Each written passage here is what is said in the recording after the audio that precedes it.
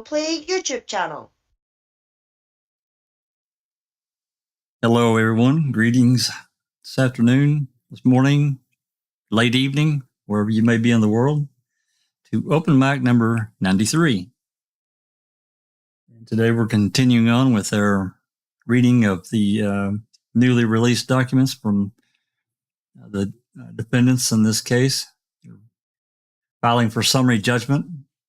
I personally don't see how it can survive summary judgment and it won't be granted, but you never know. We can only speculate as to what Judge Ludwig may question or may ask. But from what I've seen so far, it's not good, and we're not done yet. There's more to come. And this is all, showing the judge why summary judgment should be granted for the defendants, the filmmakers, so forth. So anyway, hope everyone's doing well today. And I kind of waited around for a minute or two. I know Susan wanted to be here. She's trying to get finished with work so she can get back and join us. She went to work a little bit early, so I'd imagine she's finishing up and hopefully will be joining us soon. But that said, let's say hello to everyone here in Discord. Alice? Hi, everyone. Hi, everyone in chat. Great to see you all. Looking forward to seeing what comes up next. And Jinxie. Hello, everyone. Hope you're all well. Short and sweet. We got a short panel today, huh? A little one. So far, I would imagine some may be joining us as we progress on. I'll say hello to everyone in the live chat. I see Galataki. Yeah, you watch that guy. And Darkside, the lovely Darkside, Jennifer Manning. Londa SD, Colette, Pete Moss, Doc Silkman. Hey, Doc. I know it's early for you. You're certainly welcome to join us on the panel if you wish. There's Clairview. Hey, thanks for coming, Claire. Really appreciate it.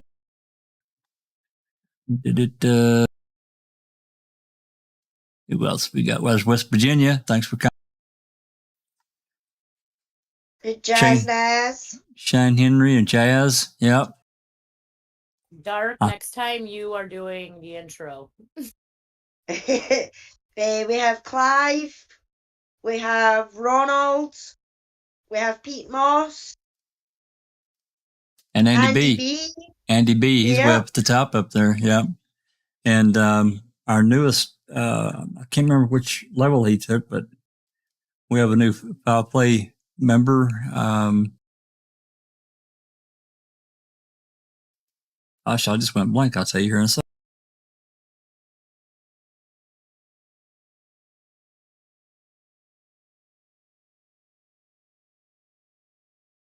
Share and Katie did it, joined us in chat. Tuco is our newest member. Nacho Loco Tuco. Foul play addict.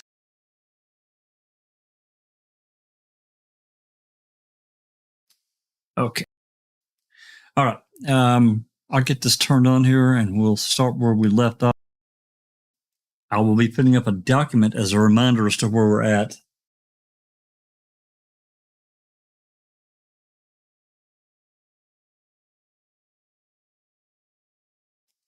Okay, this is what we're reading from. This is document 289, and we're reading the exhibits that were attached to his declaration. So this is a reminder. And there's, I think, 5 more left in this one. So we're going to get started on. We're on exhibit 28. Remember, exhibits 24 through 27 are restricted, so we didn't bother to get them. Nothing to see anyway. So exhibit 28 is a release that Colborn signed, and we're not going to read all of it, but you can, I'll post all these later. But basically, we can use your image. This isn't about convicting a murderer, for good, valuable consideration, receipt of which hereby acknowledge I hereby irrevocably authorize Transition Studios LLC and its respective parents, affiliates, subscribers, licensed, so forth, to make use of my appearance in a production tentatively called Convicting a Murderer program, and in connection with producer or otherwise. And it goes on and it outlines various things. We can share your appearance in the program and to promote the program. You cannot sue us. You cannot take a lawsuit. I wonder where that came from. Oh, wait.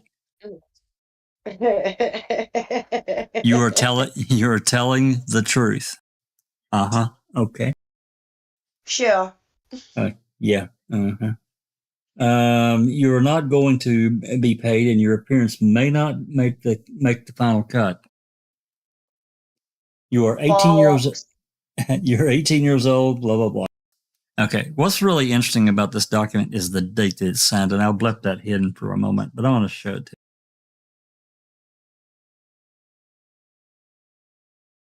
March 2nd, 2018.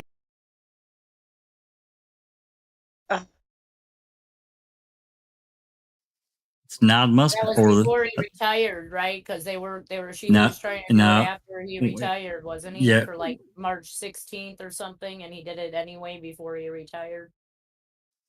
I think he retired March 16th. Yeah. Oh, yeah. He post-dated it, and they said they wouldn't share the document. Yeah, that's what it said in that those text messages we were reading. That's correct. So what's interesting is that, this is signed 9 months before the lawsuit was filed. Not quite to the day, but, close enough. I thought that was interesting. Anyway.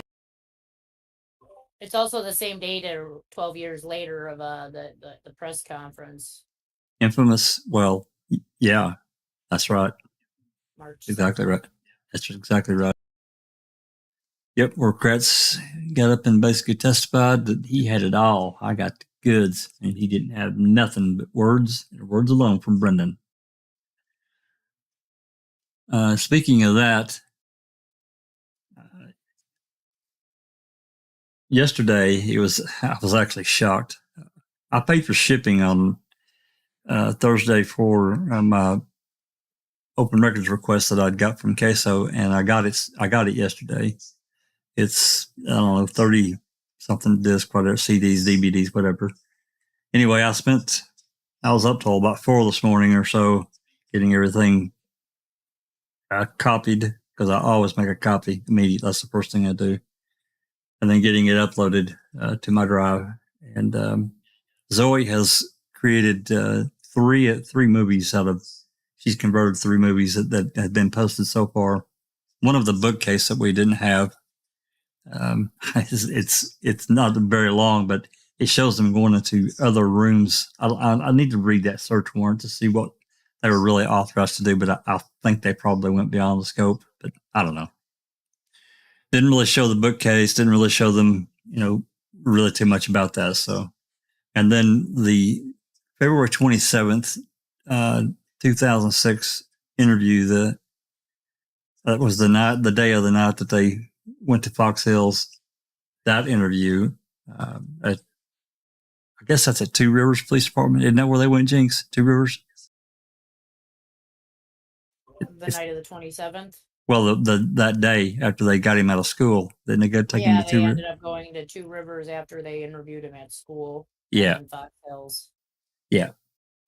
And then the May 13th, 2006 interview with Fassbender and Uyghur that O'Kelly and Kaczynski set him up on. So those 3 videos have been uploaded. They're difficult to watch. I won't lie to you. I did watch most of, I watched all the first one. Of course, it's very short, but I watched most of the other 2 as well. Anyway, as we progress on, we've got some other interviews that haven't been seen. Specifically one, we've got a few of Jody. One of them is in August of 2006. That's a new one. I think the February one, when she's still in jail, I think that one may be out there somewhere, but I'm not sure. But we got that one as well. It'll be uploaded.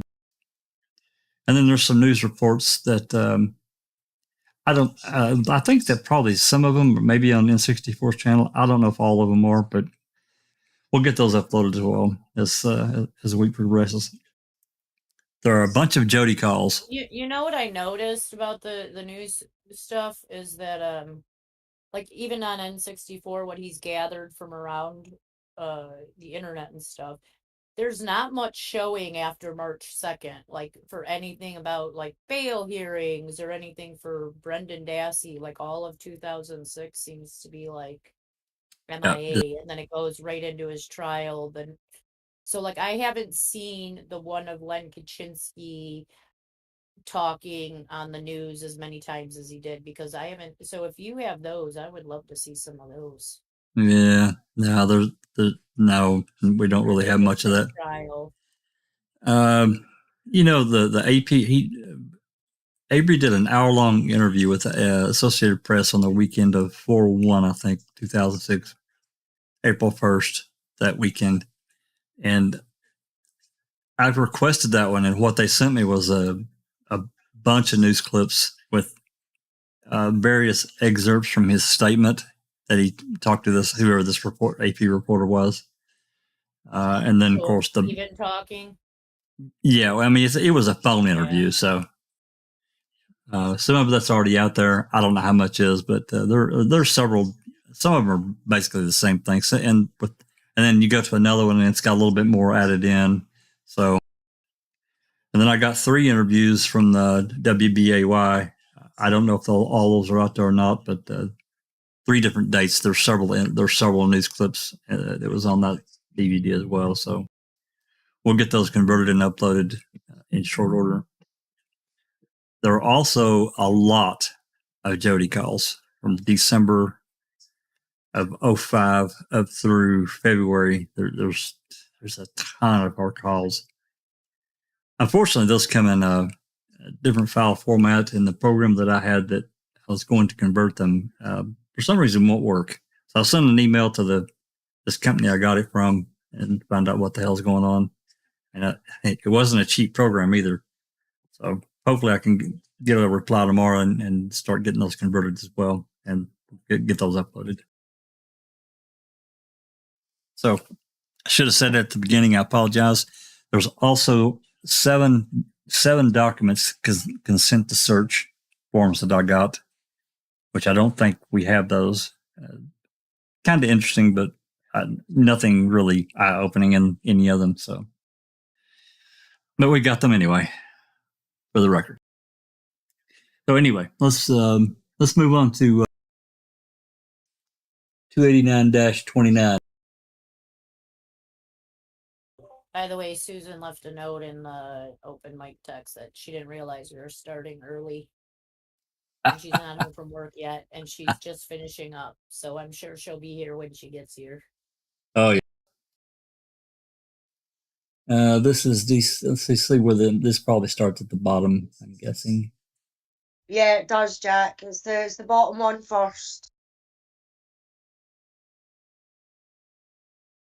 That's it. It's only 2 pages. That's it. That's where to start. Yeah. Okay. This is okay. Yeah, Susan and I were talking. Yes. Yeah, Susan. Yeah, Susan and I were talking about this earlier. Greasebach had sent an email to Stephen Glenn. He's writing it. He says "Dear all." I'm guessing he carbon copied other people. Having binged my way through all 10 episodes of Netflix documentary, I wanted to send a note of appreciation to each of you. You certainly don't need any compliments or praise, but I know that the system would fail more often and more miserably than it already does if it weren't for tenacious and skilled lawyers like yourselves. We really do need a counterweight to what Dean referred to in the documentary as the system's quote-unquote unwarranted certainty about life's events and the character of each of us as human beings. As to the documentary itself, as my 9th grade daughter likes to say, quote unquote, holy crap. If any of you suffered through the entirety of my book, you know my focus was Stephen Avery's wrongful conviction, which I researched to death. Not so with the murder case, which, other than the suspense it heaped upon the story, added little of substance, and was not intended to further explore the legal fairness issues raised in Avery. I went into the documentary determined to see through any bias the film might employ, but I came out of it more conflicted than ever, not so much as to either defendant's guilt, but whether they received a fair trial. I know of no additional information beyond what has been disclosed during the trials and now the documentary, and certainly nothing exculpatory. But speaking more as an observer from the outside looking in than an ADA in the county where both crimes occurred, there is even more to chew on than I had thought before. All the best, Michael Griesbach. That's a note he sent to Stephen Glenn. And Glenn replied, "Thanks for your kind and thoughtful words, Mike. The series ended up being more powerful and interesting than I thought it would be. Your participation was very professional, and it showed what an honest and straight shooting prosecutor can accomplish. As I said before, you're a good man." I wonder what he thinks of him now being 7 years almost later. Yeah. Given what we know now, I'm just going to leave that one alone. It was nice of him to send the note for sure, but I don't know so much about the good man part of it. I don't know. I don't want to knock the guy down too far, but man, there's some quite really questionable things in my mind. Some things He's not a good man, because if he was a good man, Jack, he would be continuing to fight. He says that he's seen questionable things. Okay, maybe no questionable enough as exculpatory, but he's seen questionable things to whether they got a fair trial or not. You know what I mean? So why is he still not jumping on that same bandwagon? You know what I mean? It's like he's completely done a U-turn. Well, And think he's about taken it. up Think law about enforcement's arse. He comes out looking kind of like a hero in Ma'am, because he's the one who cites, Gregory Allen and went through that whole thing with, with Vogel. Part. So he's like in the beginning he comes off as a hero, whereas Colborn never came off as a hero at all. Oh, so we're nowhere in that fashion. So they have two different experiences, in my opinion, Mike and Colborn. Yeah, I think Griesbach was I think Griesbach was assigned the role of whistleblower within the DA's office, expose the prior, because how do you stop the dam from leaking? You plug the hole, right? How do you plug the hole the easiest? You plug it by saying, yep, they were bad guys. They really screwed up. We're not that team anymore. These are all new folks. And I'm disgusted by what they did, right? But we all know he was just as much a part of the Stephen Avery, Penny Bernstein, Gregory Allen stuff as he was in this stuff, whether it was behind the scenes or not, because these are not massive counties. These are DA's office with probably 20, 25 people tops. Okay. So what's bothersome to me, Christina, is that he readily admits that Stephen got screwed in '85. But then he turns around and says that can never happen again, like in 2005. No way. That's basically what he's done. That's contradicting in itself, which I can't stand with him, is like, no way the jury got it wrong this time. No way they could do it this time. But they did it in '85, and he knows it. And yet he's so willing to just, same with that Mark Gundrum, he kind of comes across as the same way with, like, here you have these people who know the system's tunnel visioned and screwed, but yet as soon as Avery was put in jail, they were all like, oh, well, the news says he's guilty, so he must be. It's like they forgot all about what they had just been working on. Working for. Yeah. And you know what that says to me? And this is just my opinion. That says the fix was in from the top. They couldn't go to anyone and say, hey, this needs to be investigated, because at the top, they were either playing deaf, dumb, blind, or mute, or they were saying it's okay that we're going to frame him. There's no in between, because all of these people had the opportunity to reach out to try and make sure that this didn't happen, and yet no one did. No one did. They all jumped on board. Stephen's guilty. Yep. All right. Moving on to Exhibit 30, another email. And this is from Griesbach. This looks like between Griesbach and Goldfarb. Goldfarb's a lawyer, if you guys remember. Alice, you want to read this? Yep. Hey, let me make sure. 15-minute Let me make sure I got the time right here. I think it starts to. Yeah, it does. It's Tuesday, January 5th, 2016 at 12:29 p.m. Yeah, it does. Yeah. So, 15-minute interview I did with Milwaukee WTMG this morning will give you an idea of where I'm coming from. Thoughts always welcome. A Milwaukee TV channel wants to do an interview tonight or tomorrow. And then Ronald Goldfarb says, you need to know and tell me what your position is, guilty or not guilty. I debated this for a week with my wife and children, and in my own mind, I'm convinced he is guilty. I said the same in the interview I sent you, but I'm nowhere near as certain that the cops did not plant evidence to bolster their case. There is also the alternative suspects issue that Avery's defense team is shaking down as we speak. Interesting. We read this one. This one sounds familiar to me. I remember this. Yeah, I think They basically I don't. asked him, like, how is the public supposed to believe that they didn't plant evidence when your own lawyer is telling people that they don't believe you didn't plant evidence to bolster your case? Yeah, I mean, if he suspects that the cops planted evidence, that it calls it all into question the integrity of the investigation. And I don't know how, as a prosecutor, that he can't see that. Maybe he does and won't admit it because of politics or whatever. Well, I have to wonder what politics are all involved with Griesbach. Griesbach was technically supposed to win the DA. He should have been the DA in 2003 when Avery walked free.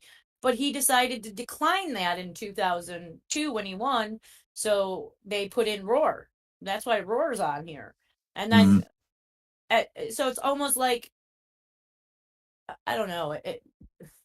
And then he's the one who, like, comes out and breaks the news. It's like, I wonder if that whole thing was a sham. The whole, just to get someone else on there besides the DA that was there in the first place. Like, they didn't want that DA on like, they wanted someone to run against him, so throw Mike in there.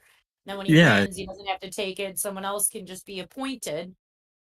And then he's the one who whistle blows. It's like, maybe he's mad because he wanted to take the DA and they told him not to.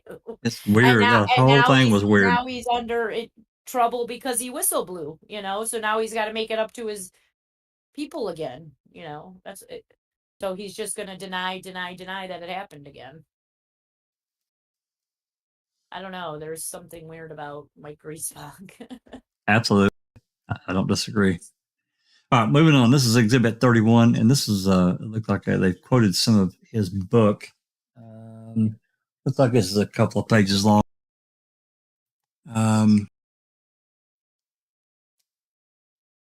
Alice, you want to read this?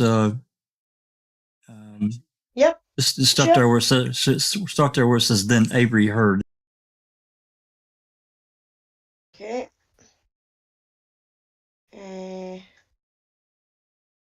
Then Avery was heard speaking on a more recent phone call from jail to the documentarians, most likely. Quote, a lot of people told me to watch my back. Most of the time, I didn't even believe them. But then, sitting and doing depositions, I don't know, it kind of changed my mind. They were covering something up. and they were still covering something up, even with the sheriff who's on there now. He's covering something up, unquote. By the end of the night, I had seen clips of videos from several of the officers' depositions, and I had to admit they looked like they were being defensive. They were not happy about being grilled by a room full of attorneys concerning a very black mark on their department, especially not with Stephen Avery sitting there watching them squirm. It's a rare cop who does well when the tables are turned, when they are the one on the receiving end of a blustering interrogation by their accusers. Most people do get nervous when being deposed. It's not much different than testifying in court, especially with the lens of a video camera peering into your eyes from 3 or 4 feet away. You are sworn under oath, and intense lawyers start by grilling you about uncomfortable topics that you may or may not know anything about. But as I tell witnesses before they testify during trials, if you stick only with what you know and tell the truth, you have nothing to fear. If you don't understand the question, say that. If you don't know the answer, say that. And by all means, don't let the lawyers get under your skin. On the other hand, nearly all of them looked more defensive than they should have if they had nothing to hide. At least in the video clips and the documentarians chose to include in the series. When I later watched the complete video of the depositions of the officers who were directly accused of wrongdoing, either in the first Avery case or in the second, my concern that they had something to hide, though significantly reduced, was not completely alleviated. This was not simply a case of only selective editing to make them look bad. They say lawyers are the worst witnesses on the stand. Well, either too wordy, too full of ourselves, too prone to analyse questions before we respond, or all of the above. But lawyers can have their fair share of these occupational hazards and still be a halfway decent witness on the stand. On the 3 or 4 occasions I had to testify, I did not find it difficult at all. It helps, of course, if you have no skin in the game, which is the position I was in when it was my turn to be deposed in Stephen's wrongful conviction lawsuit. Almost a year to the day after Stephen Avery was exonerated, my boss, DA Mark Ruhr, and I were both subpoenaed to appear for depositions at the local branch of the large Milwaukee law firm. Walt Kelly, one of Avery's lawyers, who was prominently featured in the early episodes of Making a Murderer, would be our inquisitor that day. Whether at trial or in depositions, when it comes to grilling reluctant witnesses, Kelly is one of the best. He's an aggressive attorney, but he's not just a hired gun. Kelly passionately believes in his client's cause, and to the extent he pushes the limits of civil advocacy, that's why his grey beard and piercing blue eyes match the personality of this aging but still vibrant activist of the 60s. And although we'd never met, I liked him immediately. Besides, my feelings about what happened back in 1985 weren't a secret. I'd been open with the Wisconsin's Department of Justice in the DOJ's independent review of the circumstances surrounding Stephen Avery's wrongful conviction. I intended to be Sorry, I intended to be the same day day I was deposed. I walked into a not big enough conference room where a crowd of red-eyed and weary attorneys were sitting around a table with pens and legal pads poised in front of them, ready to have at it. Yep, that's the end of that. Interesting passage. I've never read his books, any of them. Interesting though that interesting that Vic included this as an exhibit, but I think it was important that he do so too. I'm not saying he's trying to throw shade on Griesbach, but he's kind of throwing shade on Griesbach. What I see is, I don't know, Jinx may see it differently. I just see a flip-flopper. Yeah. You don't know wind his watch or scratch his butt or scratch his watch and wind his butt or however that's saying. Well, either. Yeah. All right, let's move on to 30. And this is the declaration of Andrew Colborn. I read through this earlier. Just give it a quick scan through, and it starts at the bottom, and basically without going through and reading all of it, because you'll see the date. What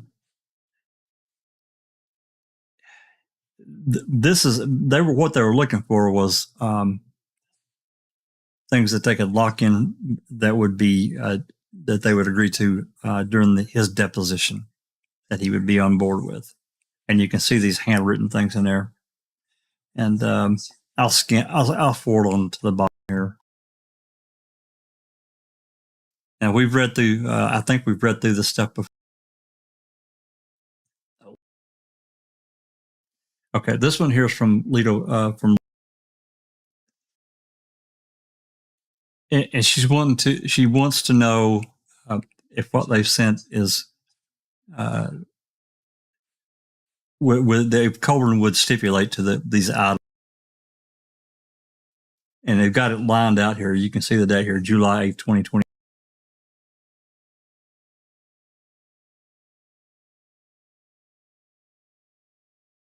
And then April response.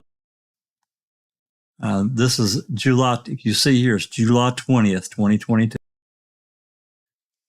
And she says, Lita, in reliance in your representation that you will use proposed stipulations to streamline your deposition questioning of Mr. Colborn, I'm attaching a document that lists those of your proposed stipulations that Mr. Colborn will agree to and enter into, referenced by paragraph number in your initial correspondence, proposing them, and also reproduce below the list of numbers, as well as several stipulations that Mr. Colborn would agree to enter into if revised as shown in the attached document, also referenced by paragraph number from your original proposed stipulation list.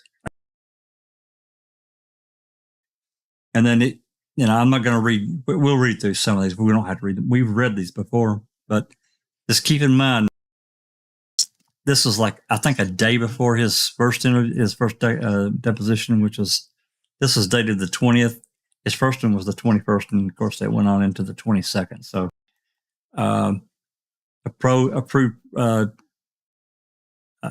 proposed stipulations, and it gives the numbers there.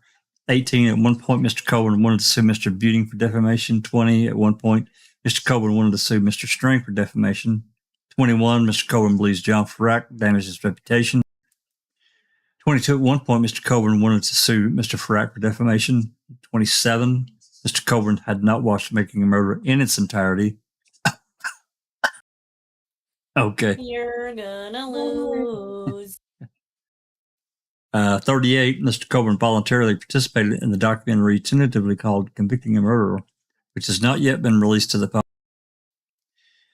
48, Mr. Colborn voluntarily retired in 2018.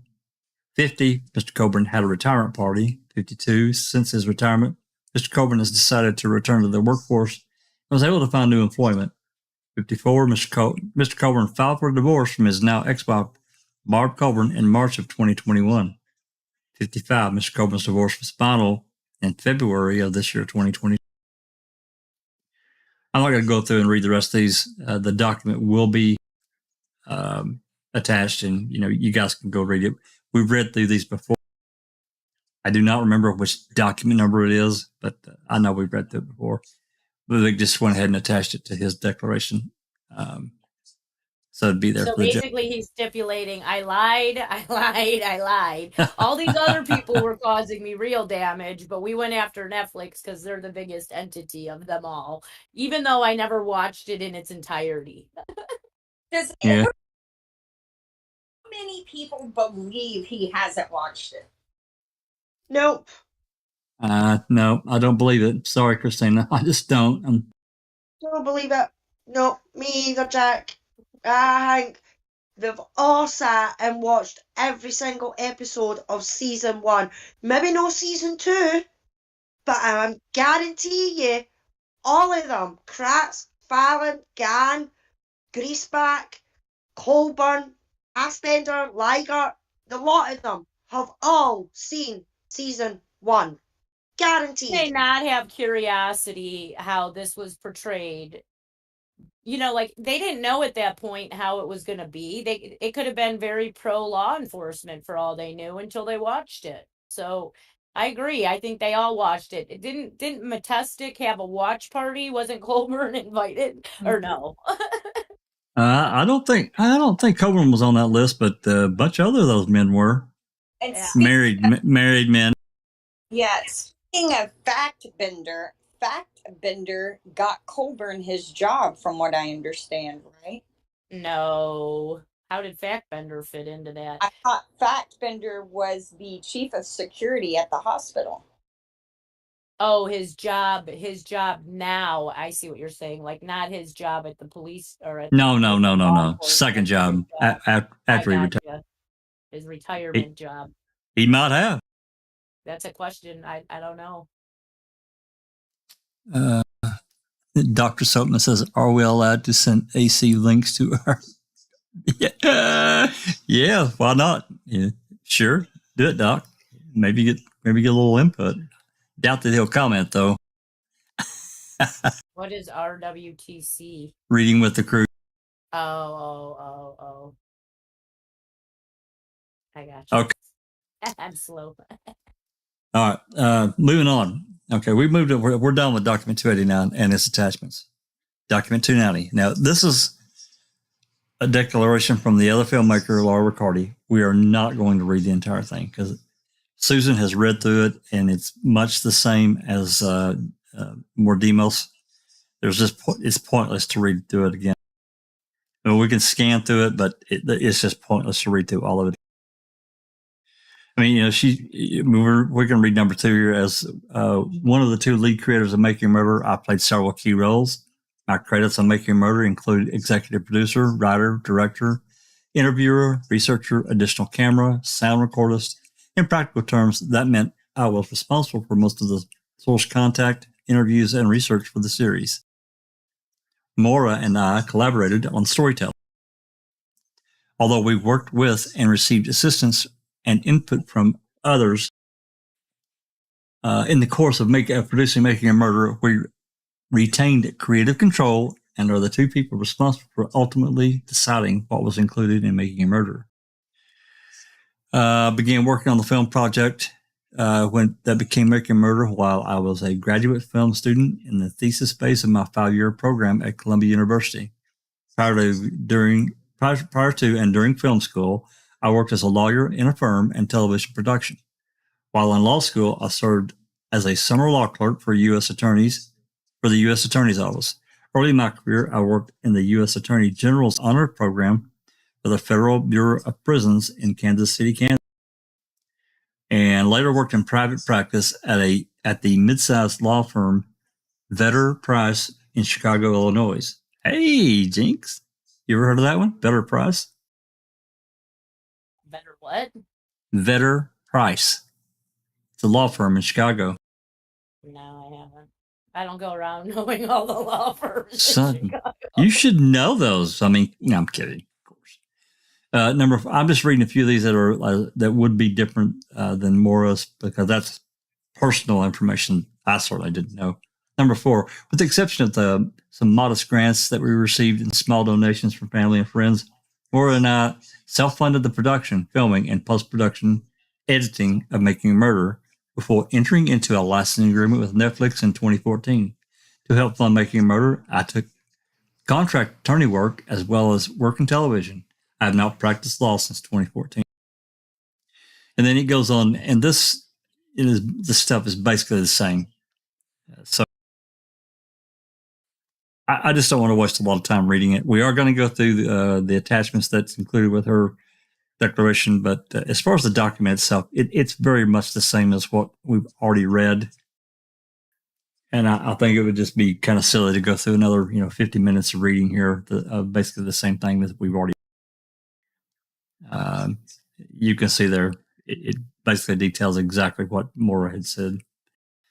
So anyway, I'm going to close this off. And I'll open up the exhibits that are attached to document 2. Okay.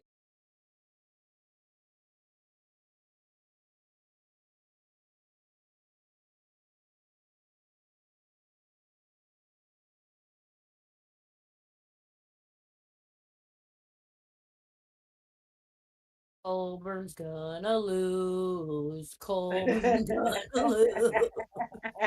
I don't know how many of these will be different than what we saw in Maura's, but there's 35 attachments. I know that there are a few more in hers than there are in Maura's. Those that are the same, we're not going to read. We're going to waste everyone's time with that. But we'll go through them and see what we see. All right, we'll go through 1 through 8.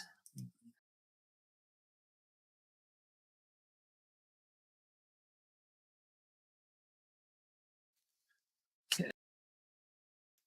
Wish I had 2 screens, guys. I'd be faster at this, but I don't. All right, there we go. That's going to pop.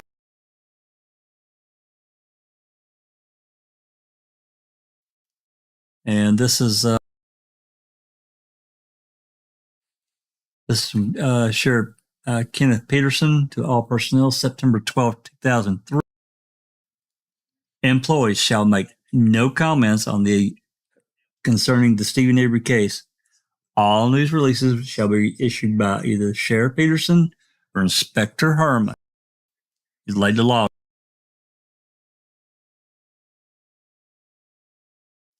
Which is not surprising. No, not surprising in the least.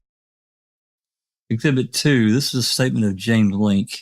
This is new. This wasn't in Maura's declaration. This is 9/12/2003.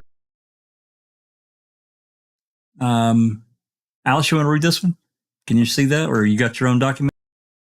I've got my own document. It's just a case of whether I can read his writing or not. Give me a sec. I need to 290. make it bigger.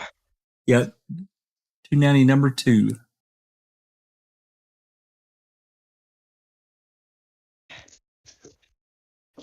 Okay. I, Lieutenant James Link, was talking to Sergeant Andrew Colborn in my office regarding one of the detectives. Can't make out that word. The subject of the Stephen Avery something came up. And during the conversation, During the conversation, Sergeant Colborn gave me the following information. That when Sergeant Colborn, was working in the jail division, probably 95, that he received a telephone call from a person who said he was a detective, and Sergeant Colborn says he thought he might have been from Brown County, but he isn't sure. He said the detective told him that he has a person that he has a person in custody who told that stated that a few years prior that this suspect had committed an assault in Manitowoc County. This detective also told Sergeant Colborn that he believes someone was arrested for this crime already. Sergeant Colborn said that the detective wanted to speak to someone in the detective unit, but Sergeant Colborn can't remember who he advised and passed this information on to. Sergeant Colborn says he was later informed by someone that the case was already solved and the right person was arrested. I later went to Sheriff Peterson to pass on this information. So there you go.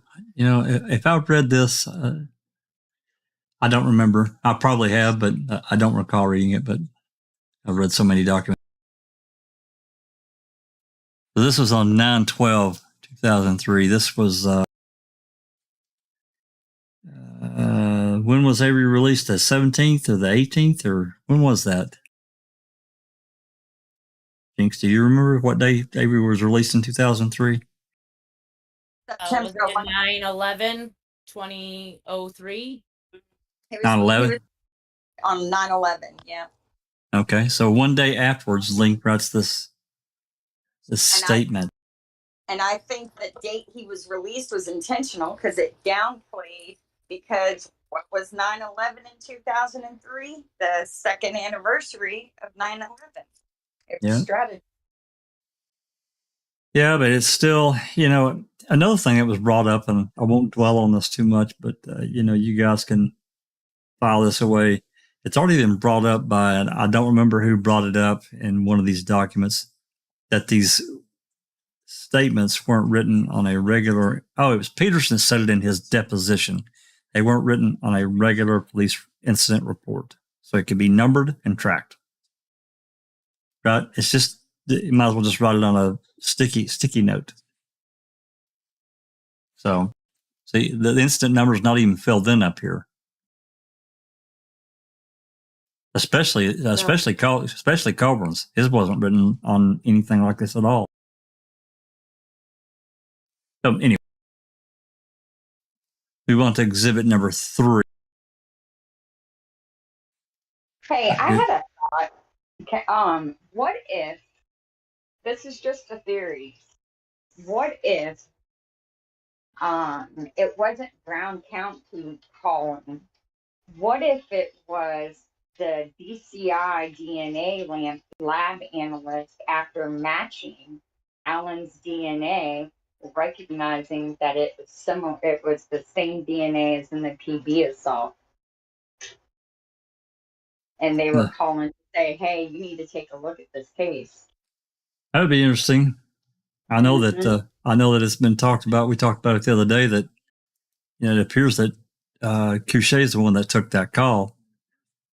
Yeah, because he pulls those detectives in, interviews them, but then does nothing else. They don't go back out and re-interview any suspects. They don't do any sort of follow-up. They don't explain at all why he does these interviews. And it's just, the whole thing is bizarre. It is. Well, yeah, I've questioned, you know, making this statement at all 8 years later. If it was of no importance in 95 or 96, whatever the hell, why make it now? It's not worth it. If it was a nothing, then why report it? Sorry, I have a problem with it. Can't prove anything, obviously, other than it's just, to me, it's flaggy to do it so far. Yeah, unless you're trying to deflect and keep it localized instead of it becoming a far-reaching um, a far-reaching attempt to keep a man wrongfully convicted in prison for an additional 10 years, you know? Well, another And thing, this all kind of makes sense. I've made the statement before. Again, I can't prove any of it, but they may very well have been thinking to themselves. I'm talking about Manitowoc, the sheriff's department, whatever.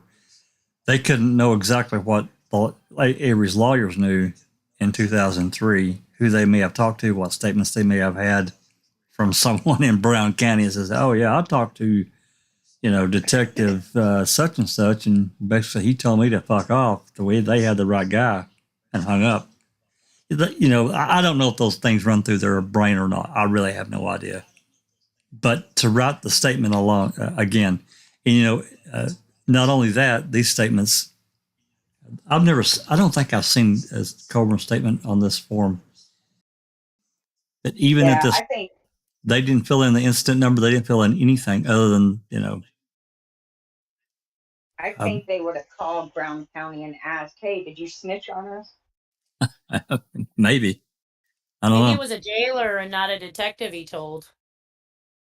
And it was a jailer calling the other jail. I don't know. It's just something really weird about it to me, but I can't prove any of it. So And we know those jailers don't write reports. It's speculative. Speculatory. Himself that said it was a detective.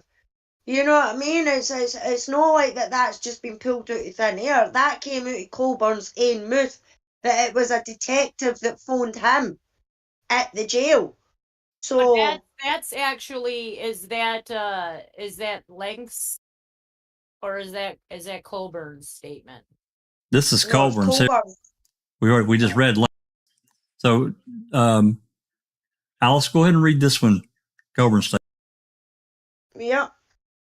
In 1994 or 1995, I was working as a corrections officer in the Manitowoc County Jail. I recall receiving a telephone call in the central control area from an individual who identified himself as a detective employed by an agency outside the Manitowoc County area. This detective stated he had received information that a person they had in custody in their jurisdiction had been commenting that he had committed an assault in Manitowoc County and that someone else was in jail for it. As I had no knowledge of what case this detective was referring to, I supplied the detective with a telephone number to one of MTSO's detectives. I do not specifically recall, but I may have tried to transfer the call as well. I don't recall the detective mentioning any names to me. And that's it. Yep. But he wrote this one day after Avery was released, but he doesn't know that it was about Avery. But why not write about it the day after Avery was released? Because it had nothing to do with Avery. Right. Yeah. Exactly. I don't know. I just I have all kinds of problems. Hey, there's Susan. Hey, Susan. You made it. I made it home. Sweet. Now, see, I would have been home just in time if it had started at 5. Sorry. That's okay. Well, we finished 289, all the documents, and now we're on 290. We didn't, as you had already reviewed Laura Riccardi's declaration, we just read a little bit of her personal stuff and moved on. So we're on her exhibit. We're on her exhibit. I've been listening on my way home. Oh, okay. So this is Exhibit 4, 290-4. And it looks like we got DCI number report 28, investigative, DCI 2, safe docs, and it's approved date of 4/12/2004.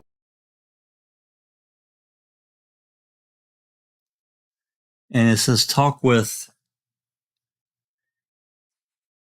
Andy. Can't read the ARG. I don't know what that means.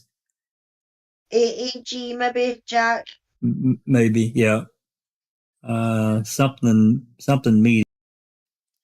Anyway, this document Yeah. here, this document here is from Deb Strauss, Monday, September 22nd, 2003. So this is just a few days later, like 10 days later, whatever the hell. Special Agent Deb Strauss met with Manitowoc County Sheriff Kenneth Peterson. During this meeting, S.A. Strauss told Sheriff Peterson the Attorney General's office had been asked to review the events which had occurred between Penny Berenstain assault on July 29, 1985, through the Stephen Avery prosecution. Strauss assured Sheriff Peterson the Attorney General's office was not going to reinvestigate the crime. Wow. Okay. S.A. Strauss asked Peterson for a copy of the Manitowoc County Sheriff's Department case file regarding the assault and subsequent investigation. Peterson went to his safe because that's where he thought the entire case file was being kept. What? Sheriff Peterson pulled out a small stack of documents regarding Avery. Sheriff Peterson, a small stack of documents in 2003, that thing would have been huge. They've quoted us a price of almost $5,000 for that case file. Sheriff Peterson then went to his second location to obtain the entire case file regarding to the assault and conviction. Sheriff Peterson said he would be willing to provide Strauss with a copy of the documents in the safe, but Sheriff Peterson would need time to have the case file copied. Peterson would not release the case files to Strauss because it is policy of the Sheriff's Department that the case files need to stay in-house. The following is a list of the documents which were being maintained in the safe in the office of Sheriff Peterson. The first document examined by Strauss was an affidavit of Michael Ernest Lucero. This document is dated June 14th, 2000. As part of the affidavit, Lucero states that while he was an inmate at Green Bay Correctional Institution, he met Stephen Avery. During one of Lucero's conversations with Avery admits to raping a woman on a beach in Manitowoc, Wisconsin. The next document examined by Strauss was a statement by James Link. This statement was dated September 12, 2003. This statement was regarding the conversation Lieutenant Link had with Sergeant Colborn regarding the phone call that Sergeant Colborn had received from Brown County. This person from Brown County was talking to Sergeant Colborn because Brown County had a person in custody who stated that a few years prior, he committed an assault in Manitowoc County. The third document examined by Strauss was a one-page statement signed by Sergeant Andrew Colborn. This statement was prepared on 9/12/2003. Quoted the statement in 94-95. Well, all right, we're not going to read through all that. We just read it. The next document examined by Strauss was dated 9/12, and this is the one by, this document is a memo from Manitowoc County Sheriff's Department to all department personnel from Kenneth Peterson about not talking about the Avery case to the media or anybody else. Another document examined by S.A. Strauss was a press release by Mark Rohr, Manitowoc County District Attorney. This press release is regarding the release of Stephen Avery. The press release states that according to DNA test results, Gregory Allen had actually committed the sexual assault and attempted homicide, not Stephen Avery.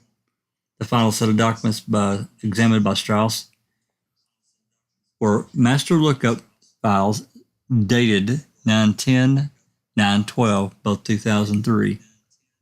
The printout of which was prepared on 9/10/2003 was regarding Stephen Avery. The master look file dated 9/12/2003 were regarding Gregory Allen, date of birth 11/17/1954. A copy of the previously mentioned documents can be found in the main case file. Interesting. So he's kept all that in, or at least a good chunk of that in his safe, which I don't, I'm not really quite sure I understand why a case file would be kept in a safe or parts of a case. Because it had things in it that he didn't want anybody else to see, i.e. the possibility no one that is Gregory Allen that has done this, because they gave him the nickname the Sandman. They were watching him and everything like that. Not only that, Penny Bernstein phones the cop shop because she was getting freaky phone calls, the same MO as Gregory Allen, breathing down the phone and everything like that. So she phones them and says, "Are you sure you've got the right one in jail? Because I've been getting freaky phone calls," which is his MO. No, you're fine, darling. We've got the right man in jail. That's why that was hidden in the safe, so that nobody else could see but him how much of an arsehole he was being and keeping Stephen in the jail. I find the snitch letter quite interesting. So Stephen Avery, they're claiming, snitched to some dude that he sexually assaulted Penny. And if I remember right, this is the guy that came up to Penny after Penny went to the prison to talk to men who had been convicted of sexual assault about her experience, which to me just sounds bizarre all the way around. What? Like, I mean, what do they think that's going to do? And let's have a woman go in a men's prison and relive her assault in front of men who have committed similar assaults. I don't see Get how. off on it. Yeah, right? That's what it sounds like to me. I mean, I don't see how that's therapy for her or them. I think it's quite sadistic. But I do find it interesting that that snitch letter was kept in the safe. It's like the things they knew were going to be issues if they were made public, he pulled out and kept private. Well, doesn't that show a But real why the distrust? snitch Doesn't that show? letter from Doesn't that show? Doesn't that show a real distrust of your own people and that work for you? I mean, seriously. when was the snitch letter from? Because why 2000, keep that private? 2000. I don't know. Year 2000. I don't remember the date or the month. They already knew he was innocent. That's why. That's right. That's right. It's a guilty move, man. It's a consciousness of guilt. That's what because they should have used it to say, look, Stephen Avery, we've got inmates telling us Stephen Avery is confessing to this crime. Why, this is why we never question the conviction. But yet instead they take the stance, which says to me that they knew that snitch was either put up to it by who? Penny? By one of them? We know they like to. Could have been any of them, really. Yeah, right? They like to bring snitches in. Oh yeah, absolutely. He could have done it just on his own after talking to her, just because he's sick. Yeah, and he wanted some one-on-one time with her, right? Yeah. Okay, this is the next. This next one is report 27. What the hell is this? DCI 2 Telly Bernstein approved this. Okay, this is approved about the same time, April 12, 2004.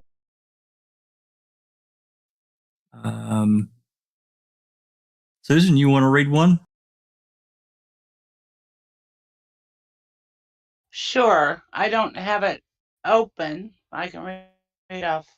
You can read off the screen. Read off, yeah, off of YouTube. Is that big enough, or you may blow it up a little bit? That's fine. Are you talking about DCI? This report. It says S.A. Strauss made contact with Bernstein. Yeah. Excuse me. On Tuesday, September 23rd, 2003.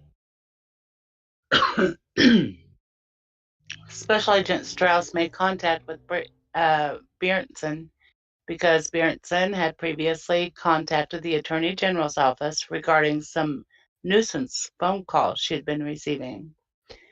Bernstein stated she would like to speak with the special agents, but her attorney, Janine Geske, would like to be present during the interview.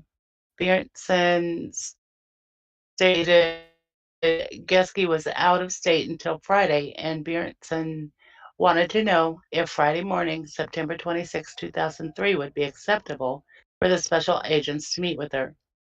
Special Agent Stroud told Bjornson that would be fine and that Bjornson should contact Dassey to determine when and where the meeting should take place. It was later determined this interview would take place on Friday, September 26, 2003, in Dassey's office. During the phone conversation with Bjornson told Special Agent Strauss that after Stephen Avery had been sent to prison, it was almost as if someone had been watching her house sometime during 1986 or 87. Does it continue? It does. It'll come. You're just lagged a little. Okay. I might be lagging a bit.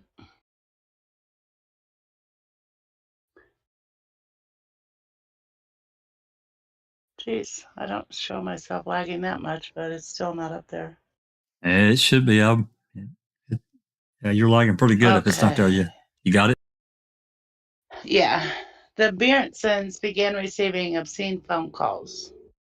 Bjornson told Special Agent Strauss calls were of a sexual content, such as asking Bjornson if she gave blowjobs. Bjornson said in hindsight she was wondering if Gregory Allen had been watching her house. Bjornson said that within 5 minutes of Bjornson returning home from work, her phone would ring and it would call her with obscene messages. Bjornson stated she has recently been receiving telephone calls where no one says anything. The phone will ring and Bjornson will answer it, but the caller will not speak. All Bjornson can say is breathing, it can hear, is breathing on the other end of the line. Bjornson stated she has received 3 of these calls on Saturday, September 20th, 2003, and one on Monday, the 22nd, September 22nd, 2003. Stephen got out, what, the 11th? The 11th, yeah. She's still getting them at 03? Well, Yeah, how that's- can it be Greg Allen though? Because he's in prison Yeah. too, and Stephen Avery has no reason to do this. Right? Right. I don't know. Weird. Well, these are calls where nobody says anything. They might Maybe just Stephen was trying to get up the balls to call her or something. I don't know. Interesting. Yeah. Bjornson told Special Agent Strauss that she has offered to meet with Avery and that if Avery agreed to a meeting, Avery could contact her through Bjornson's attorney. As of this date, Avery has not accepted this offer, and all Bjornson has heard for a response is what Bjornson is reading in the newspaper. Bjornson had no additional information, and the telephone contact was terminated. Interesting. That is interesting. Yep. Okay, that's the Yeah, end of. if she was still getting funny phone calls in 2003. Was it only the quiet calls in those 3? The ones before that were all. It sounded like she had just gotten 3 out of the blue after it's been a while, and Yeah. Okay. that's what it sounded like to me. Like she had just happened to get 3 the other day after Avery got out. There was 3 missed calls on Saturday. Yeah. Trying to point at Avery still. Well, that's what it sounds Someone? like. Yeah. Someone is. Yeah. This next one is document 5. We're not going to read through it. This is the from Mark Roars from Penny Luggage Slugger. This is the statement that they released after their investigation. So we've read this through this. The one that had notes all over it from Mike Priestbach the other day that we saw. That's right. Yeah. Yeah. It seems like there's quite a bit of stuff in this 290 that's like actual trial testimony too. You'll see it soon enough. I was going through them earlier. Yeah, I started going through them, but I didn't have time to really do it. Exhibit 6. looks like deposition.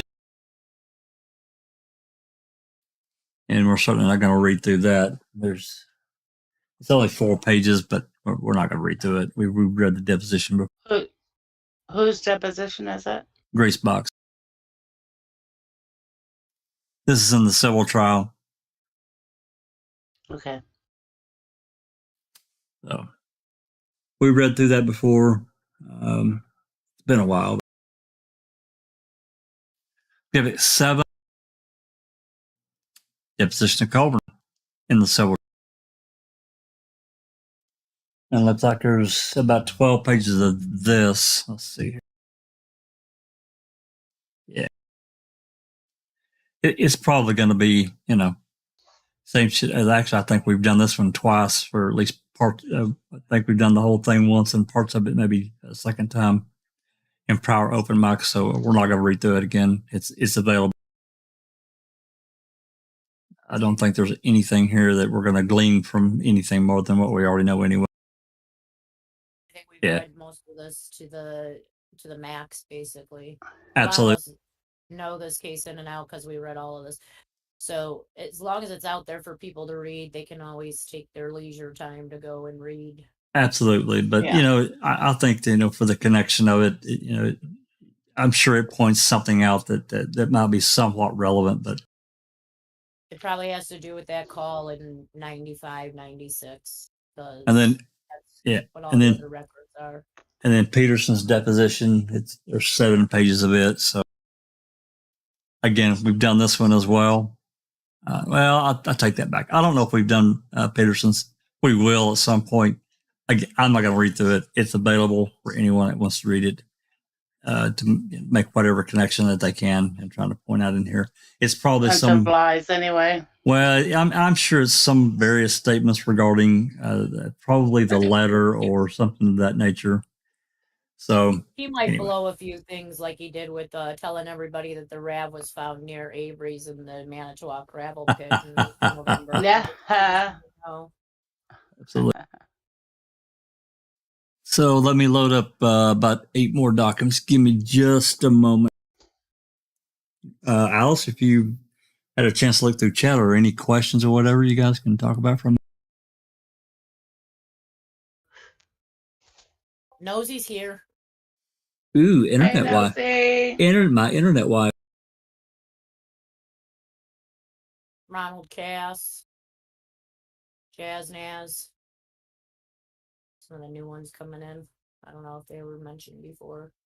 Yeah, they were here. Yeah, they were here.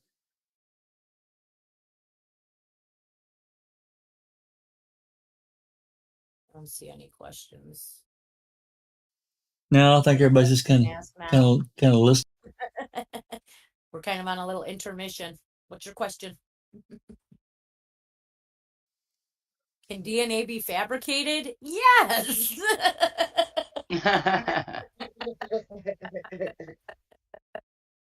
Oh, that was Couché's question and answer to himself. Crockett Thompson says, my memory, law enforcement blames Stephen or his brothers for stalking phone calls from jail. In the beginning, they said that's basically in that did he do it, right? Like they said that it could have been one of his relatives that was calling her to make it look like Avery wasn't guilty. But not in 2003 though. That's that was such an awful show. Clive. I have a link to anybody who wants to watch that now. Clive has got a good one. He says, hear this. Stephen Avery and Andrew Colborn are going to make a pop song cover each. Stephen's is Please Release Me, Let Me Go. Oh my God. Andy Colborn's is Jailhouse Rock. And then he'll follow that up with a Ring of Fire. Hey, I see we've got a new one, Gloria Glenetsky. Hi, Gloria. Hey, Gloria. Hi, Gloria. Disco's joined us as well. Hey, Disco. Crockett. Nosy has joined us too. Justine, hi Justine, nice to see you. Hi Carol, nice to see you. Thanks for joining us. Great to see you all. Paul Ward has joined us as well. The Doc, so great to see you all. Thanks very much for joining us. Okay, and Lori starting. was part of the first group I got to hang out with when I was at the rally in 2019. Oh, sweet. Nice. Iced coffee's here. Yeah. Hi, Iced Justine Coffee. J. Yeah. We got Cyril just joined us here in the last few minutes. Excellent. Well, this next one here, this next document is another deposition from the civil trial of Eugene de Pencil Couchet. Maybe he's talking about the framing of his frame. I doubt it.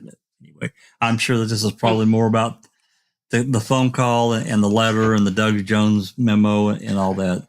I'm not going to read it.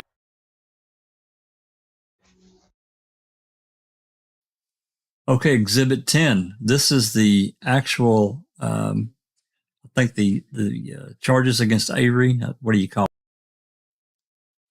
Criminal complaint. Criminal complaint. Thank you. And we can look at these right quick. The first count one, first degree intentional homicide, and hold on. This is November 15, 2005. Number 2, mutilating a corpse. I thought there was a third charge. The third charge he got on the 9th when he was arrested for the firearm. Oh, that's right. That's right. Yeah. Anyway, I'm not going to. Just scroll to the part where he talks about finding the key, because that's all in question in this lawsuit. Let's see what Kratz put in his legal document to have him arrested. Probable cause. Yeah. His criminal complaint. So go to where it says the 7th, because that's when he says the key is found in this criminal complaint. I think the whole probable cause should be read. Want to read it? Maybe. You want to read it? Yeah.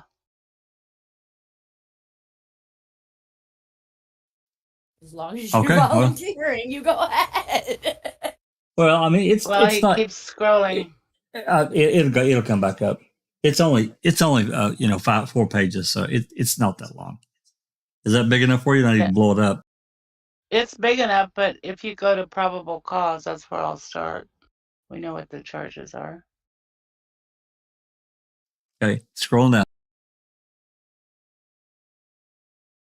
Yeah.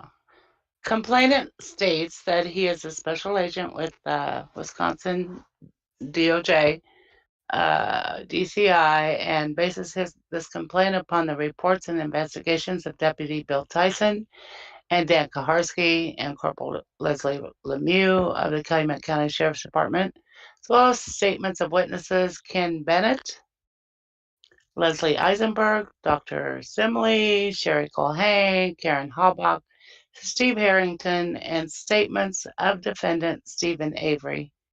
The statements of Deputy Tyson, Deputy Kaharski, and Corporal Lemieux are presumed to be truthful and reliable as made by sworn law enforcement officials. The statements of witnesses Ken Bennett, Leslie Eisenberg, Dr. Simley, Sherry Colhane, Karen Halbach, and Steve Harrington are presumed truthful and reliable as citizen informants. And the statements of defendant Stephen Avery are presumed truthful and reliable as they were made against his penal interests. Complainant is informed that on November 3, 2005, Karen Halbach contacted the Calumet County Sheriff's Department. Halbach stated that her daughter, Teresa Marie Halbach, date of birth 3/22/1980, had not been seen or heard from since Monday, October 31, 2005. Halbach said it was unusual for Teresa not to have had personal or telephone contact with her family or friends for that length of time. Halbach stated that her daughter was driving a 99 Toyota RAV4 dark blue in color, bearing Wisconsin license plate SWH 582. Complainant is informed that Corporal Leslie Lemieux of the Calumet County Sheriff's Department obtained Wisconsin Department of Transportation records for Wisconsin license plate SWH 582. The records outlined that the vehicle with Wisconsin license plate SWH 582 is owned by Teresa M. Halbach, and the VIN for said vehicle is as follows. Complainant is informed that on November 5th, 2005, officers received information from volunteer searchers that they had located a vehicle matching the description of the vehicle owned by Teresa Halbach at Avery Auto Salvage, located on Avery Road in the town of Gibson, County of Manitowoc, Wisconsin. Volunteer searchers had received verbal consent to search Avery's auto salvage yard by Earl Avery. Law enforcement was provided with a partial VIN number and detailed description of the RAV4 located at Avery Auto Salvage, which was consistent with that belonging to Teresa M. Halbach. During a visual observation of the vehicle, law enforcement officials noted that there were tree branches covering the vehicle and also vehicle parts placed alongside of the vehicle, which looked as though someone had attempted to conceal the vehicle. On November 5, 2005, a search warrant was obtained and executed for Avery Auto Salvage, which included the residences, outbuildings, vehicles, and property. During the execution of the search warrant, Teresa Halbach's 99 Toyota RAV4 with her van was found partially concealed. The vehicle was subsequently seized, secured in an enclosed trailer, and transported to the Wisconsin Crime Lab for subsequent search and analysis. On November 6, 2005, a preliminary report was received from the Wisconsin State Crime Lab indicating a presumptive positive finding of human blood located within the interior of Teresa Halbach's vehicle.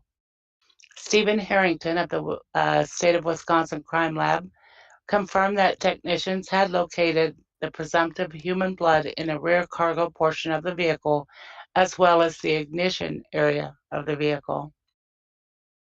Complainant is informed that during a search of the residence of Stephen Avery, law enforcement also identified a dried red substance, which appeared to be blood, on the bathroom floor in front of the washer and dryer, and also located items of restraints within Stephen Avery's residence, including handcuffs and leg irons.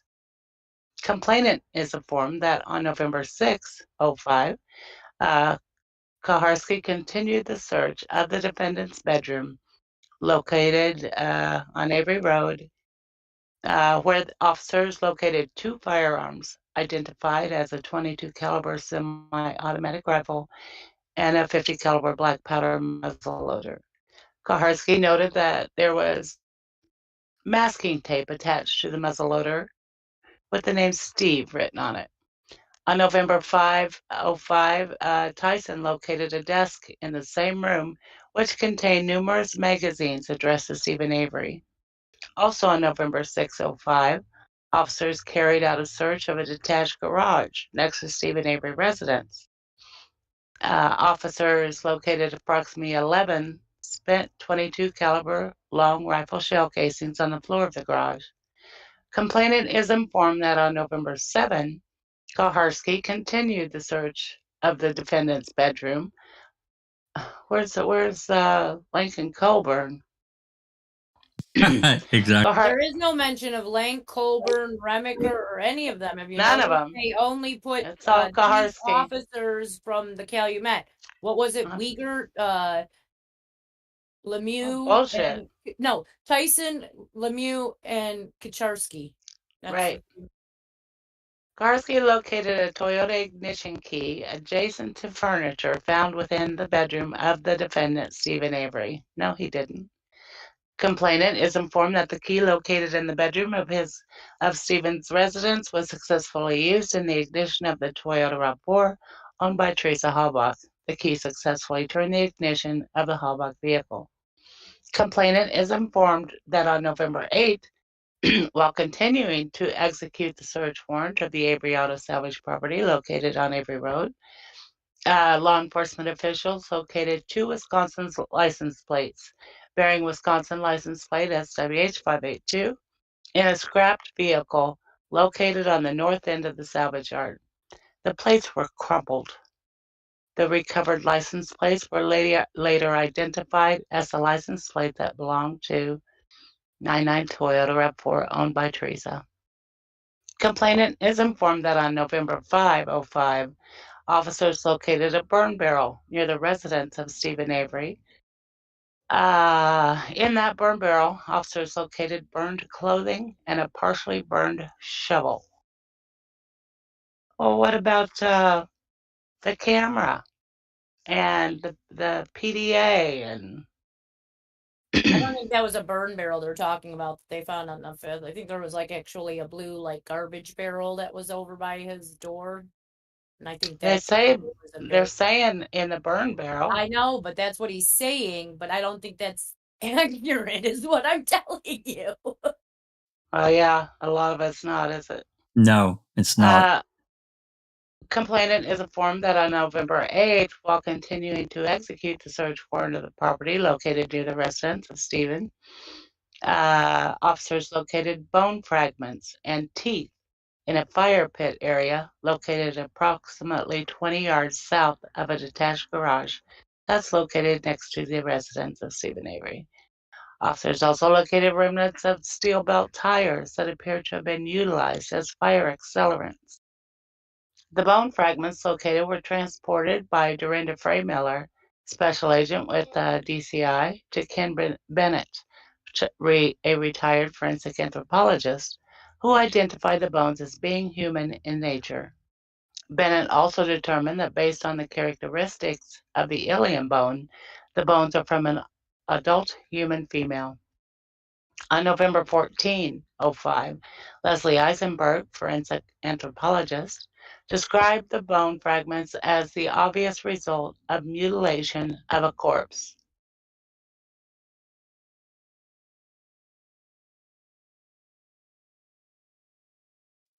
Uh-oh, my lawsuit.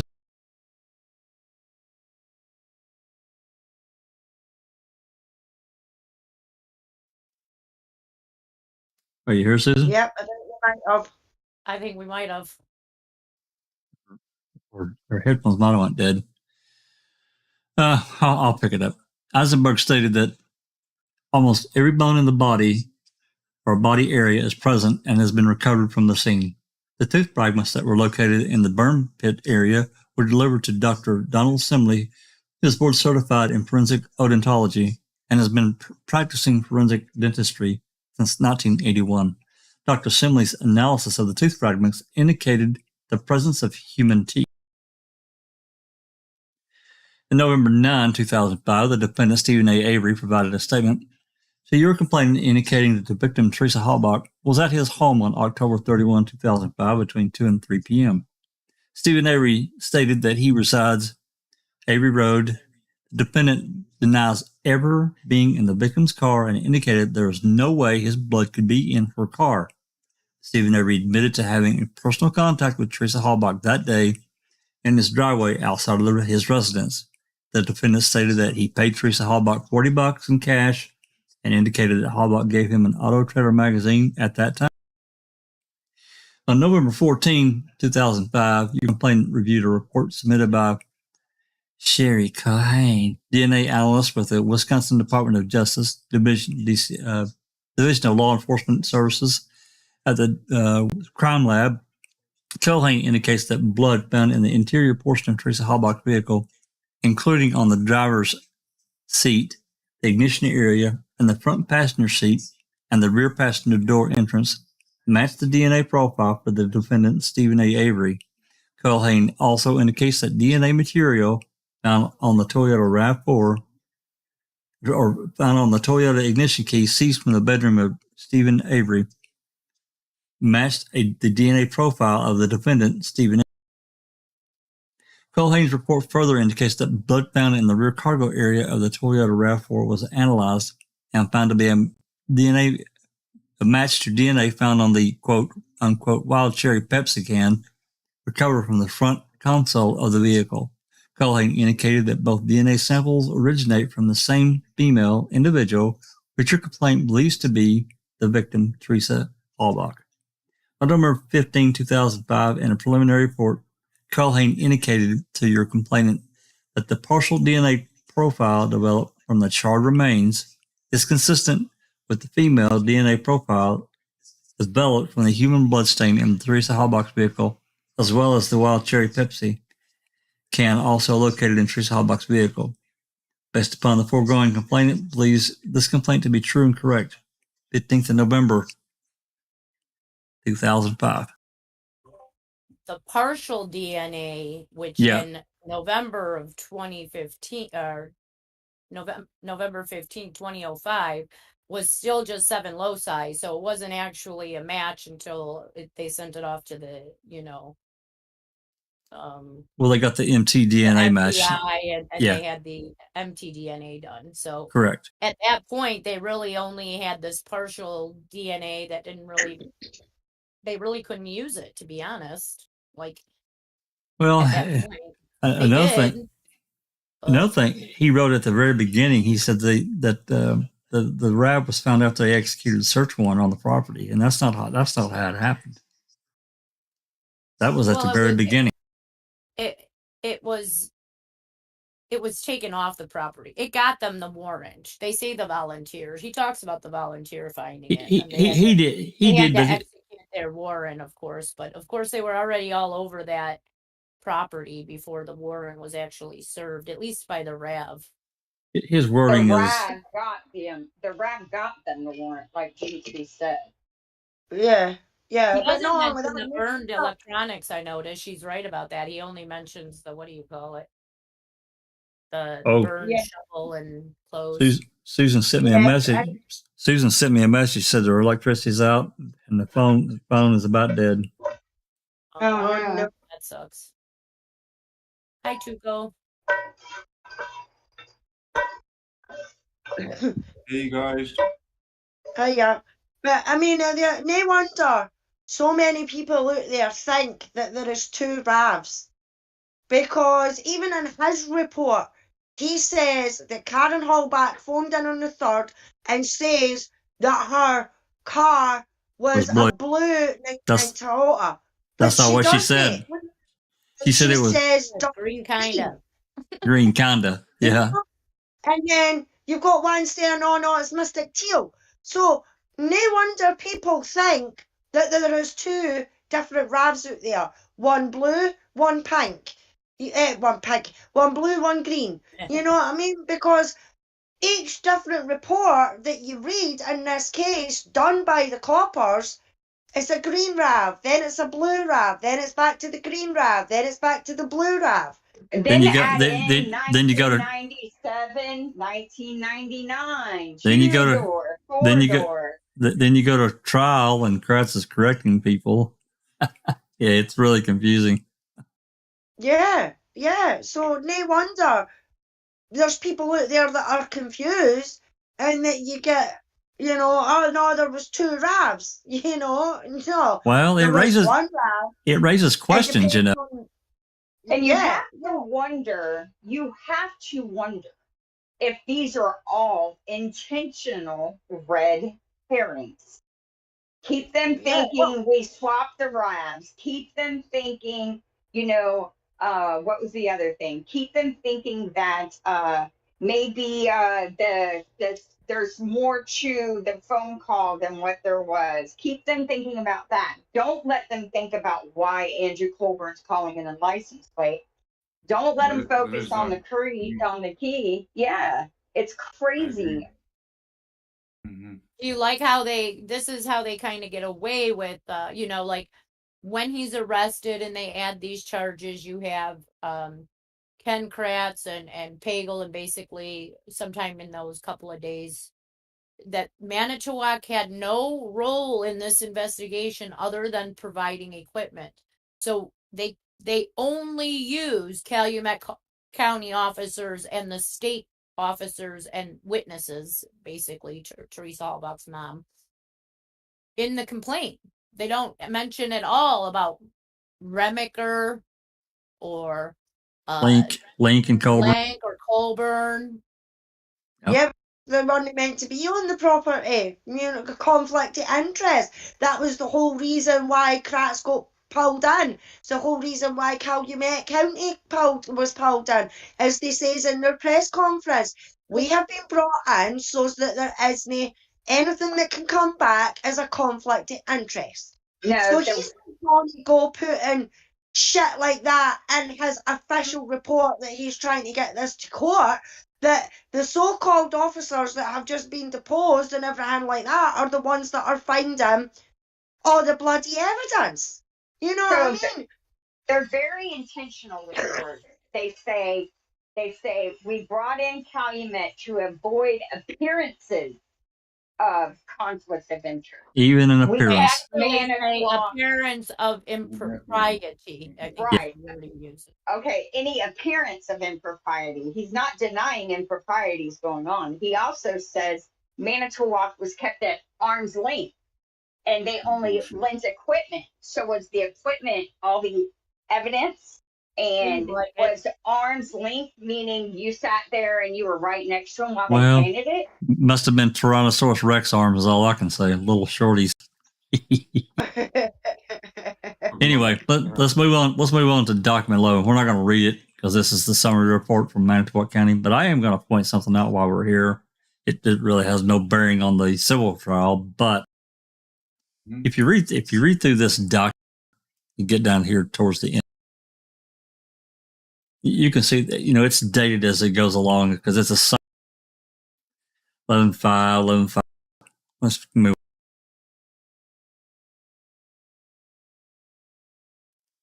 And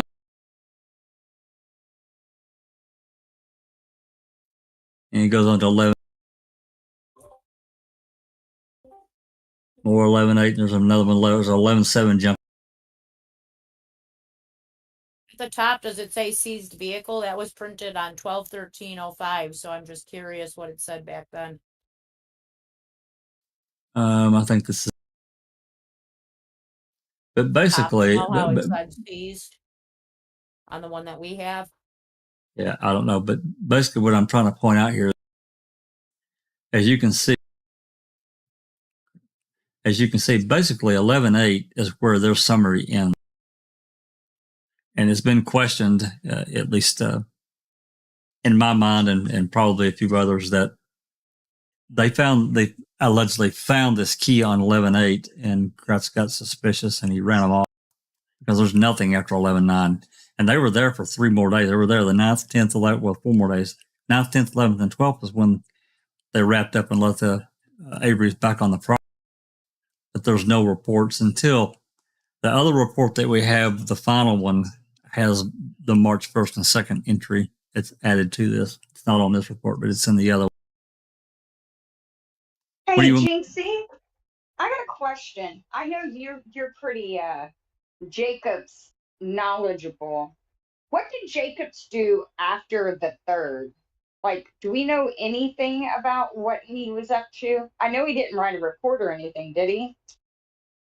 He didn't. No, he went to the zippers. Not at all.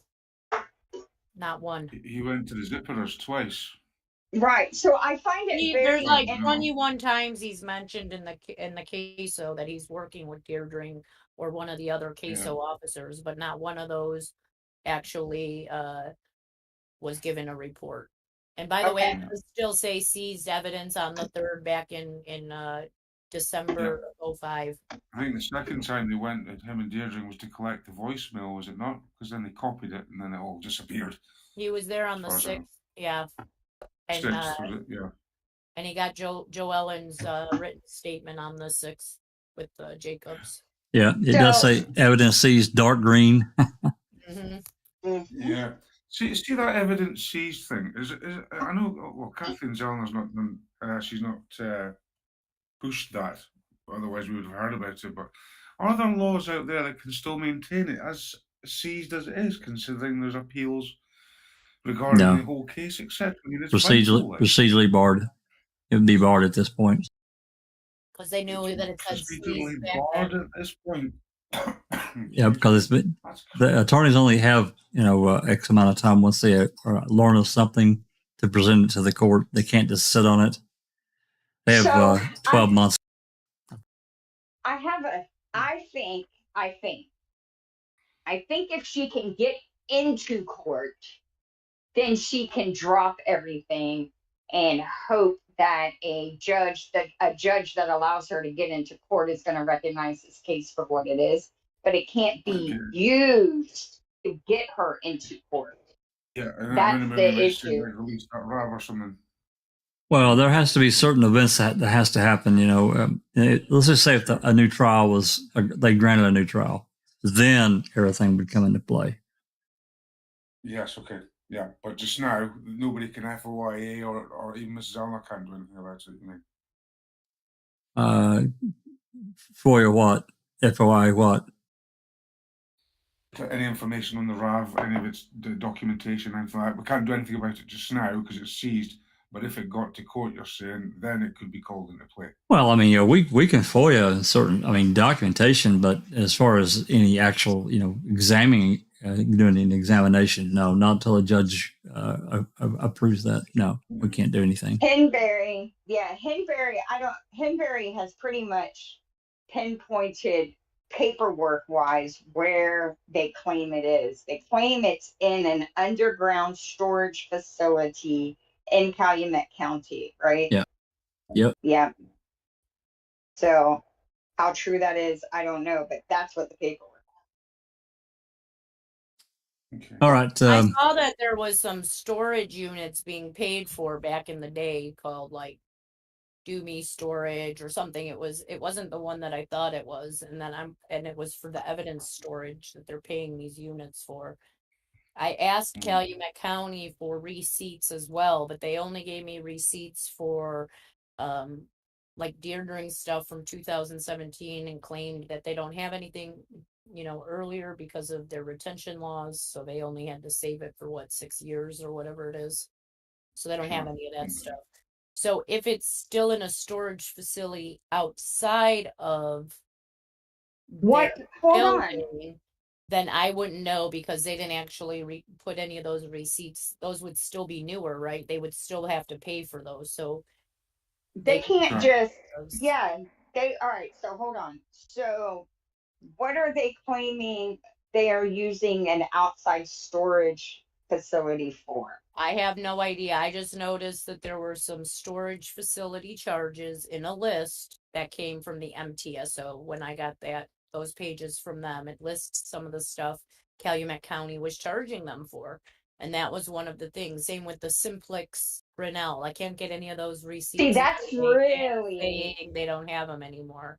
Have you shared that stuff yet, Jinxie? Or have you shared that with anyone?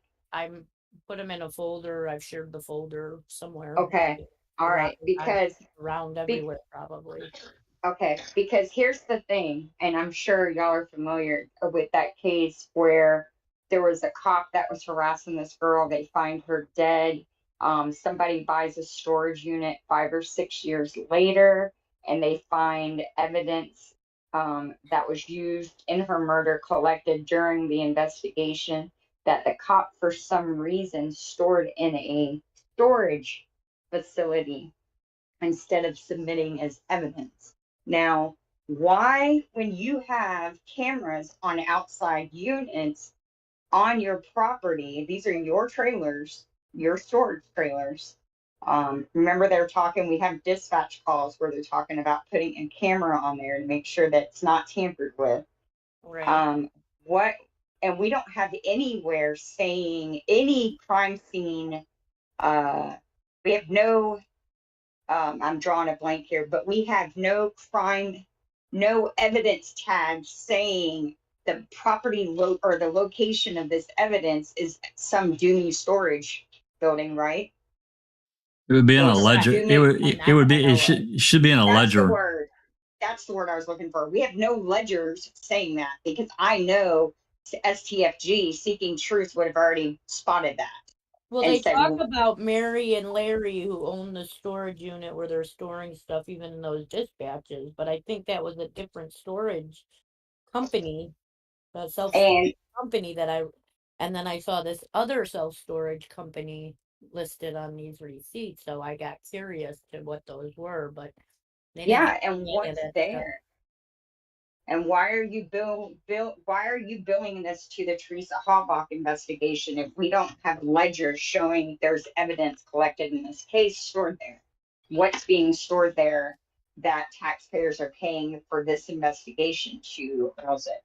That's a really good find, Yeah, good we angle. could always That's a write good back. angle. Sorry, go Yeah. ahead. Sorry. You go. Go ahead, Tick.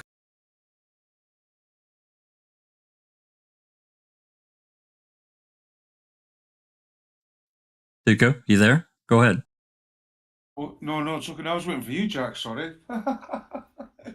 Yeah, no. I just thought that was a good angle. Yeah, but maybe this paying for storage at taxpayers' expense, just what was collected, you know. So yeah, so that would be a good angle to look at that. And was there names against those storage names against those receipts you've got, Jinxie? I didn't get any receipts, just a name on a list with how much A they name on a were list, paying for company these names. storage units. When I asked Yeah. for Calumet's receipts, they didn't have them, so And maybe what we came can up when you ask them Googled the what name? storage units they're paying for evidence storage in general and see what they come back with. Mm-hmm. I don't know. And you had a quick Google of those company names, did you? I haven't gotten that far yet. There's been a lot going Oh, on sorry, here, right. so, No, I get you. Okay, no rush, like, okay. you know, Yeah, we're busy right. talking about Colborn's. Like everything came in all at once, Colborn's thing, and then that Sure. list came in, and Well, they no and then I pressure was from me, hoping to yeah. get receipts to see what they were exactly charging for, like how many units or what units, but they Yeah. don't have any, so Yeah. I'm kind of disappointed in that. Well, So I'm that's gonna interesting. ask CI next time, I think, for all of their receipts that they have for this case and see what they have, because they might have stuff from Calumet as well that Oh, Yeah. like you know, Manitowoc did, like we don't know. you know, another interesting thing about that list you got is just how many hands were in that pie of money. It's nuts. It's crazy. Everybody had their hand out. Everybody. It turned out to be just Calumet County Sheriff's Department alone from 2006 to 2022 when they printed out this list. I guess it was in March of this year that they had paid to them already like $250,000. Crazy. It's absolutely crazy. Anyway, yeah, let's move on to this is document 12, and this is again part of the summary report from Manitowoc County, but there's some additional pages added in here. 62906. I, Sergeant Colborn, attended a pretrial conference at CASO, referenced this case while describing my involvement with this case. I mentioned that I had made initial contact with Stephen Avery on Thursday, 11/3/05. It was suggested that this sergeant on 629 that I make an entry on this case narrative describing my initial contact with Stephen on 11/3. So 8 months later, he writes, or 7, whatever the hell it is, he writes a report, which we've all made fun of on many previous occasions. You know what he didn't write a report about 8 months later is finding that key. No, that's all Kaharski. I'm not going to read through all this. This is another summary report. We're not going to read it. It's going to be posted. I'm not going to read through all this one. So let's move on to document 13. And this is, looks like a hearing. Did it tell up there? It's the judge's decision. Sorry, I missed. And it looks like this is a 85-page report. Not reading it. Sorry, guys. It's the report basically where Willis says, sure, you can name those 2 officers. I'm pretty sure it is. Yeah, he allows them to explore their involvement in activity without, going so far as a Denny, but he did allow it. And because there was some motions back and forth on that. Yeah, I'm pretty sure that's what it is. But nonetheless, we've got that we've got this document. It's been out for forever, and it'll be included in after the live is complete, and I'll post all the documents that we go. So moving on to Exhibit 14. Let's see what we got.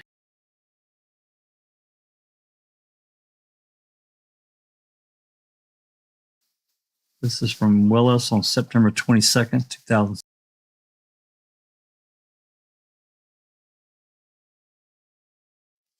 And this is a 20-page document. Enclosed, please find the court's decision and order. State's motion to allow introduction of 9 items of other acts in the above mentioned reference.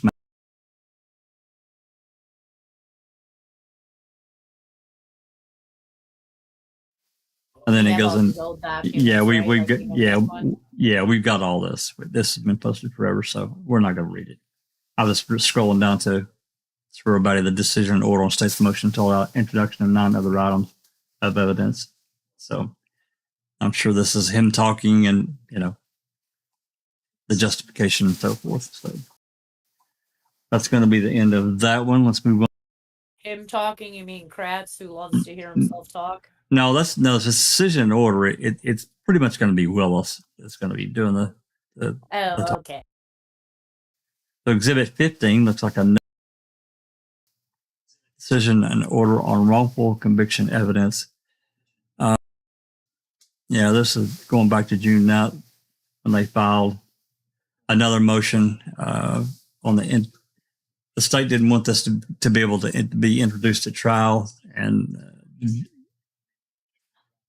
I think that I believe in this decision here, Willis decided that it couldn't be brought up. See here, this is a 10-page document. We'll scroll.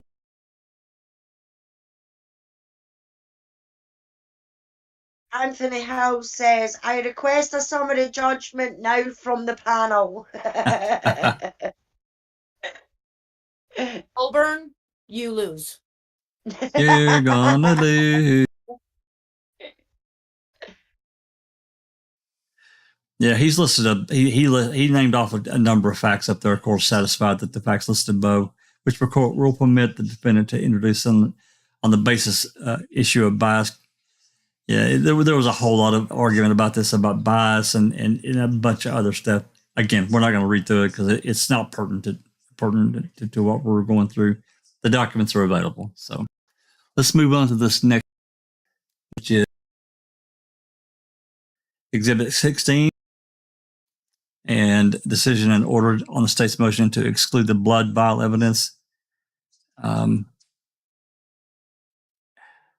Which did get, the blood vial evidence, everybody knows the story about this. It did get introduced. The FBI comes along all of a sudden, right after this time, says, oh, we can do it and probably have it in just a very short amount of time, miraculously, somehow, some way. So that all got changed. Again, we're not going to go through. Allowing it in with a new test before it was even peer reviewed by anybody to say if the test was legitimate or not. They don't test all the samples. They only test half. That's right. So we're up to document. And they hadn't done that. They hadn't done that test in at least, what was it, 8 to 10 years? The FBI hadn't done the ADT tests because they were inaccurate. The last time was in the Silkman case, I think, O.J. Simpson. Yeah, and that was in the 80s. There were two. So 90s. It was too 90s too. It was too inconsistent, and that's why nobody ran this test. To check for EDTA.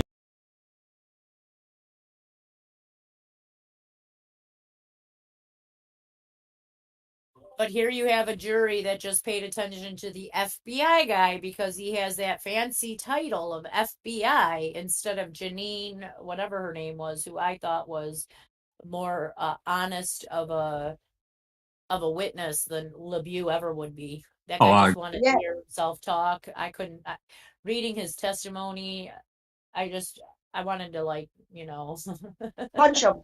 Claw your eyes out and plug your ears. I just was falling asleep. It was just like, get to the layman terms. I don't understand a word you're saying, which makes, like, to me, it's, to a jury, it sounds all legitimate because it's all scientific and yada yada. But really, what's he saying? A bunch of shit. Yeah. Yeah. And I Whereas I she think basically came out and said, well, look, to be honest, the test is a load of shit because the machines that they're using would all have to be recalibrated to pick up the tiniest amount, and that's not been done.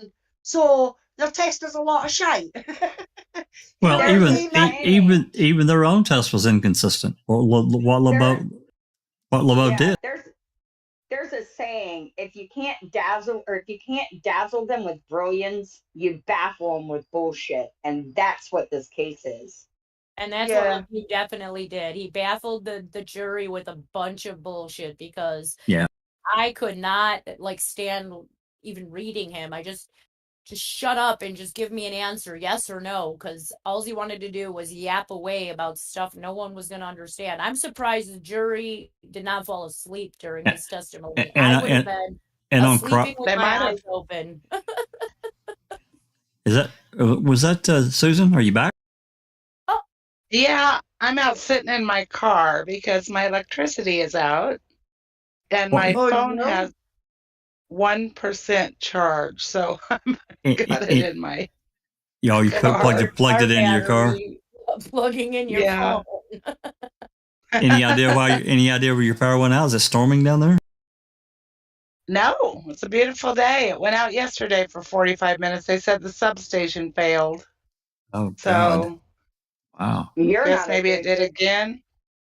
Yeah, right. Well, God, it's just quiet in the house. There's nothing. It's like, I'm gonna just sit here with nothing. So my sister-in-law works there at the power company, so I'm waiting to hear back from her. I texted her. Well, maybe they'll get it fixed in short order.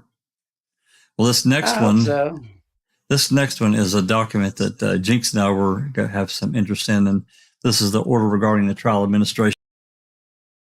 And I believe this is. I just want to let you know that I did read that full document before I saw that I was not connected. I don't know where it went out at, but I finished it. up. I read all of it. That's funny. That's funny, Susan. Yeah. But anyway, this is SCR. You're fine. SCR 6101, and this is talking about cameras in the courtroom and how they're to be handled and everything. Again, I'm not going to read this. I think we actually have looked at it before, but it goes into some detail about various things with the media and where people are going to be sitting. So people can read it if they want, but it's basically boring. Well, I mean, basically, you know, it's trying to. They're showing this document to kind of explain how cameras were set up in the courtroom and where the media was to be located. That's what it's really about. So, what's the what exhibit is this? This is exhibit 17. Okay, thank you. Moving on to exhibit 8. And this is again from the trial. This is jury. This is day 1. I don't know why this is in here. Got all 128 pages. We're not reading it. I promise. I test you, we're not reading it. So if anybody wants to read it, they're more than welcome. I don't know why they included this one because Colborn didn't testify till day 7. Not sure why this one's here, but it's probably in her declaration. We didn't read through.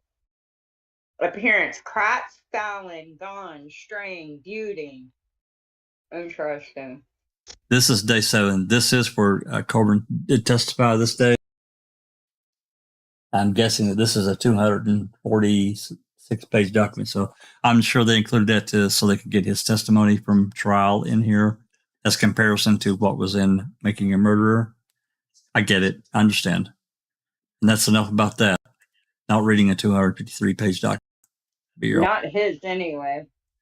We've already broke it down anyway.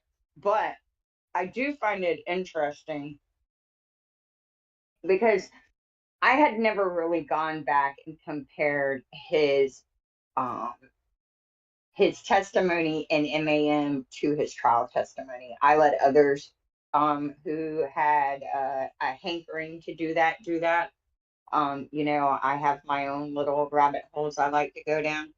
And I find it interesting that every single Gilcher post that blew the differences to extremes never caught on that most of these things that they're claiming they didn't include, they actually included in other episodes.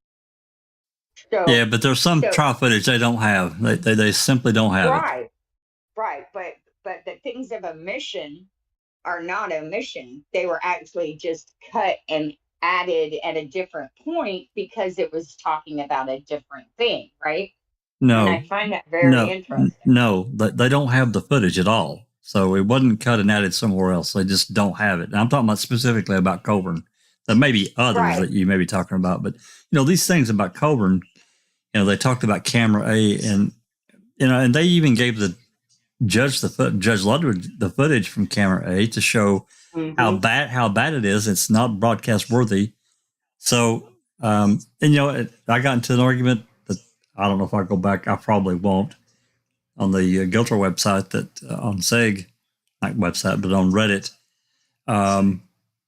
where it's ridiculous to they're trying to talk about and say, well, they're lying. The filmmakers are lying, and Netflix is lying, but there's no proof of that. If you got proof of that, I'm more than glad to listen. But there's no proof of that. They've turned over evidence to show the judge this is what we had. This is all we had, and even so far as having to go to these different news outlets and get the rights to their footage that they did capture from the mixed camera tape, and that was a live edit. It wasn't just recording all the time. They were editing as they went. So you know what's going to be interesting? What's going to be interesting is if they do have a copy of the entire trial, a copy that we have yet to be able to prove to Pamperin exists, and they try and submit it as evidence to dispute Netflix and Laura's claims. That's going to be interesting. I don't think they do. I mean, they got something. They have something because BS from Wisconsin. Well, I shouldn't say she. The person who submitted the lies and the omissions. What do you call that PDF thing? PowerPoint. Whoever designed that made mention of one thing specifically that cannot be gleaned from trial testimony. What they're saying is different, isn't able to be discerned from the trial testimony. So how do they know that? How come? The trial testimony is what we have, that's right. Versus, and that's right. Well, they're comparing the trial testimony to what's in MAM, and that's right. it. We talked about this. The thing is they're saying he said yes, sir, but they edited it with a different yes, sir. How did they know that it was a different yes, sir that he was saying it, unless they've seen the footage where he said yes, sir, when he actually answered the question, right? And there's some difference in his uniform. Maybe he didn't have glasses on for one and he did for the other. That's right, Jinxie. I'm glad you remember that. Yeah. So how do they know that if all they have is trial testimony? They can't. They can only know that if they have footage that making them that Laura and Maura are claiming they don't have. And the only footage that they could have that Laura and Maura couldn't have, I believe, is going to be the feed that would be dedicated for the court copy of this trial. A copy that Pamperin says doesn't, or Pamperin's words to me were, show me where we documented the trial with video and I'll give you a cost for giving you a copy. And we haven't been able to find that, although I do believe I found it a long time ago. I don't know. We'll see, I guess. I'm wondering, they got mixed media from Fox only, or did they get it from all the news stations? Because No, maybe one of the other news stations caught when he actually said yes, sir, and yes, sir, it's and spelled. they have access to that. It's spelled out in. I know we read Mora's. She spelled out the various news organizations that they went to and couldn't get anything, and then they found. I don't remember I guess it's Channel 5, as you were saying. I don't remember their call letters, but and they paid that $10,000. They paid that $10,000 for the rights to that footage. And they she sent emails to everybody. Like that email, she CC'd probably what 15, 20 news agencies trying to get footage from them. A bunch. It was a bunch of them. Yeah. So is it possible that they have access, them being Colborn and his crew, to another mixed media from another station? I don't know. That's why I'm going to read that exhibit to see, because from what I gathered from whose declaration did we read? Mora's. Okay, from what I gathered from Mora's declaration, there was one feed that they all had access to. They all dubbed from. And mixed feed. That's the mixed feed. Right. And then that was that, right? Well, they had camera A and camera B. Camera A is the one that got screwed up. And so they had to rely on camera B and what they could glean from the mixed footage, the mixtape. So that's what they had to work with after day 2. Day 1 and 2 were okay. And then after day 2, it went to hell. So. And then they fixed it for the last half or something? No.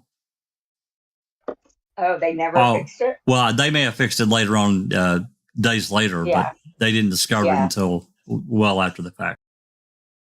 I think 1 and 2 was okay. 3, 4, 5 was messed up or something. Oh, I think it was after Colborn testified on the 7th. So anyway, all right, moving on. Exhibit 20. More trial stuff. This is day 8. Another. He's only got 16 pages. She's only got 16 pages attached. I'm not sure.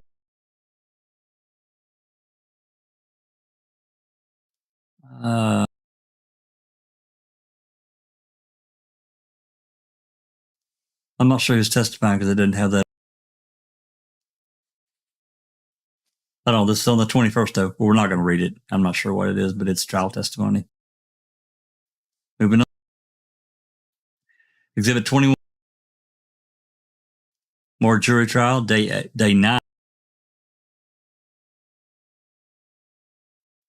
It also does not have who testified. I don't know. We can, if anybody's curious, they can sort of look at it. There's only 7 pages on this one.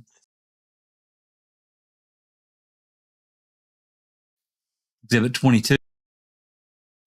More trial testimony, day 10. Okay, it's got Katie Halbach and Culhane. 30 pages in this document. Exhibit 23. More trial testimony. Only 6 pages with this. I'm not sure who's testifying. And then document 20. More trial testimony. Closing arguments. So this would have been from either, I'm not sure which one it is. Closing arguments continued. So they had already done, they'd already started closing arguments the day before. And this one's. Who cares if the key was planted? 29 pages in. 29 pages in. Yeah, true. Or yeah. That's what you beat me to it, Jinxie. They didn't. She didn't point out, how quickly. Yeah, they do it. It's not pertinent, but how quickly Kratz tried to get the jury to forget about the key.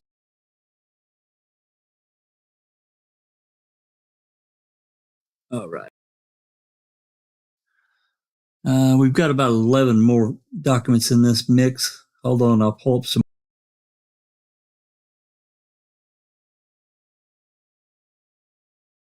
Maybe we're done with trial testimony now. I hope so. I know Maura just certainly didn't include all this with her. She had other stuff. Some stuff from the new motions that Kathleen was filing in some of these documents somewhere in here. Like the Ramlau stuff. Because he points at Colborn.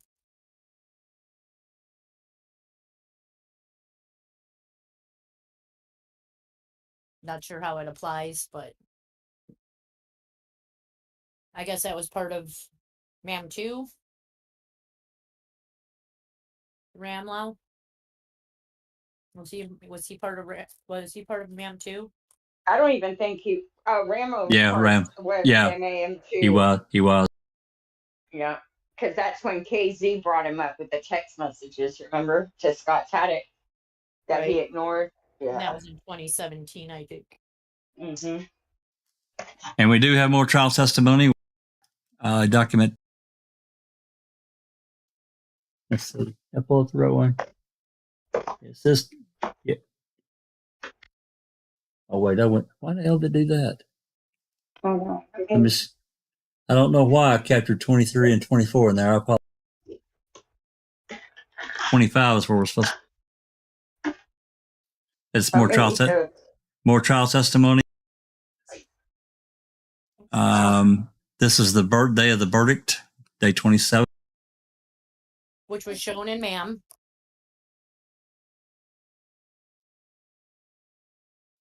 And then this is the article you sent me, Jinxie, earlier, I think, isn't it? Yeah, I saw that in there, and I gave you a fresh copy if you wanted to read that. I didn't know if you'd want. It's kind of shitty in the filing. I can't really read it, especially sideways. Let me see if I can pull that up. But I did send you a clipping in the newspaper. Did you DM that to me? I did.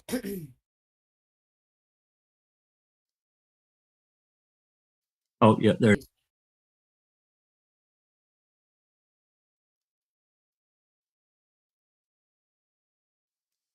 Okay.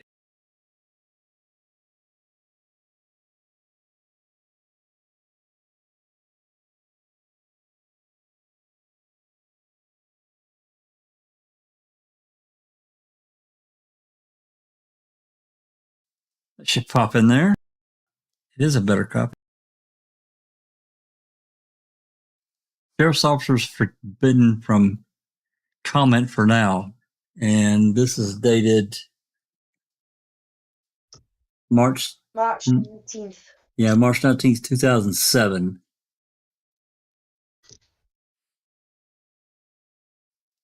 Can you read that? If I blow it up there, can you read that, Alice? You want to read that? Yeah, sure.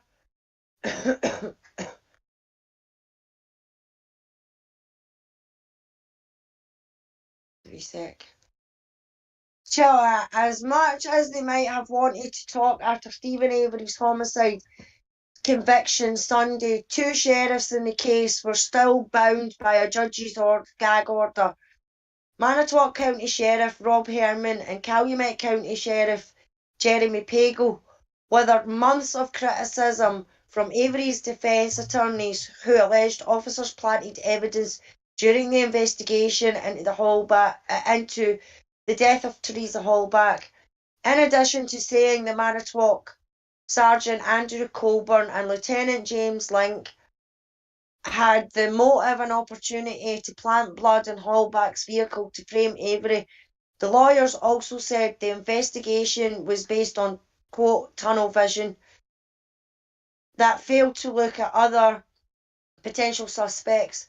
Herman was here Sunday when the verdict was announced and said neither he, Link, nor Colborn could comment because of the gag order from the Manitowoc County Circuit Judge Patrick Willis. Lieutenant Link, contacted at home Sunday, declined to comment. Herman said that the county's cooperation councils advised him and employees the order is in effect until Willis lifts it or post-conviction defence activities are concluded. That means officers can't comment until after Avery's sentencing at the earliest. Pagel had asked Willis to lift the order when the verdict was read. Calumet County District Attorney Ken Kratz was not bound by that order and praised Calumet County Sheriffs Sergeant Mark Weegar and Tom Fassbender, a special agent for the Division of Criminal Investigations who led the investigation. He also praised other officers' involvement for their high degree of professionalism, unquote. Kratz says the accusations against Link and Colborn were inappropriate. Of course it was. It was inappropriate they were even on the case at all.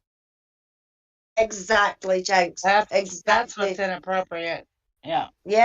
Yeah. But nobody ever talks about that.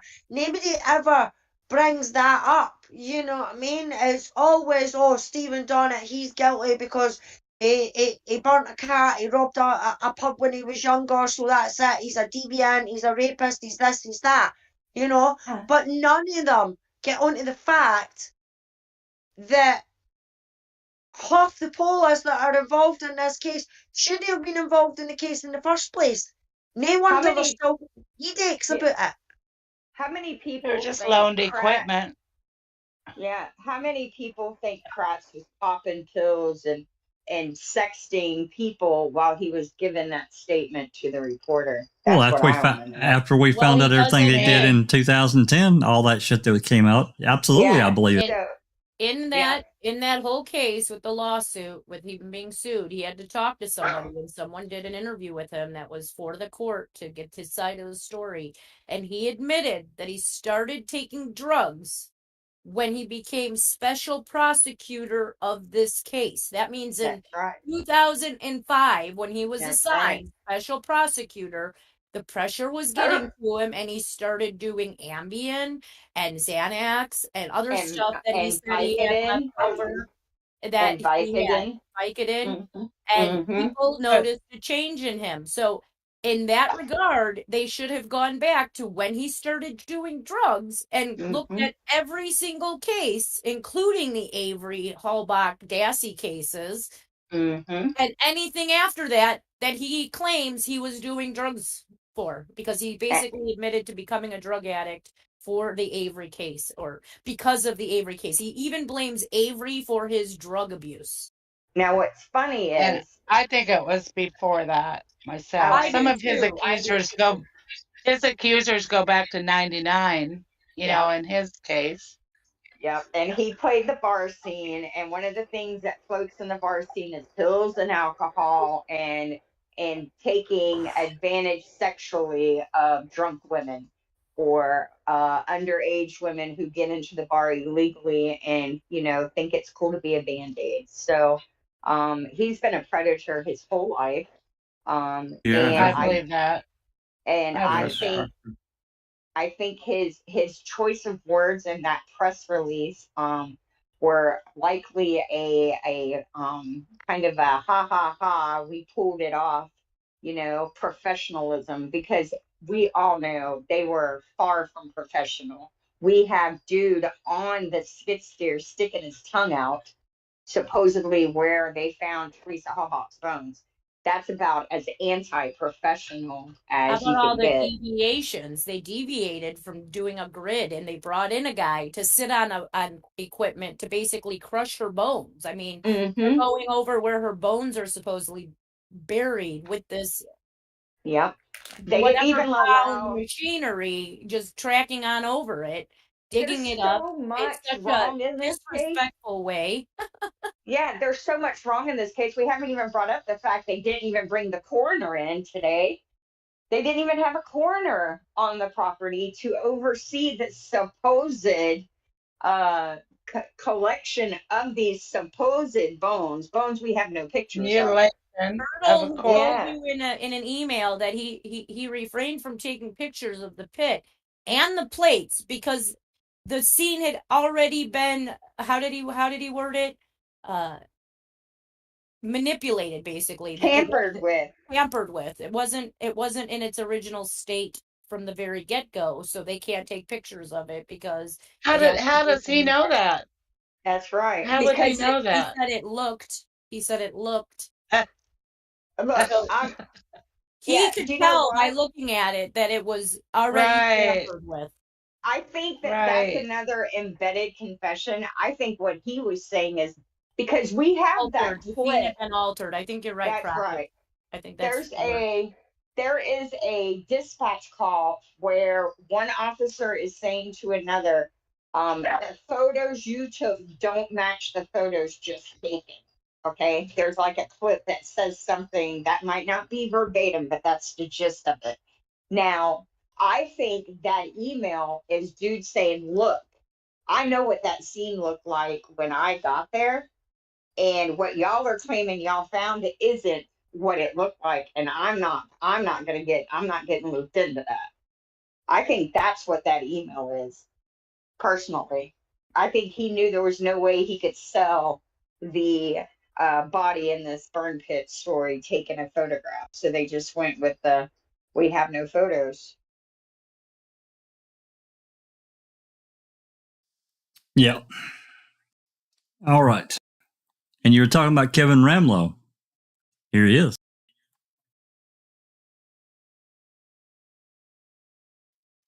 I don't.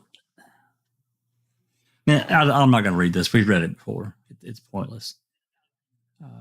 But he submitted his affidavit and talking about seeing the Rav on November 4th and talking to Colborn, and we know that whole story. So she included it as one of her.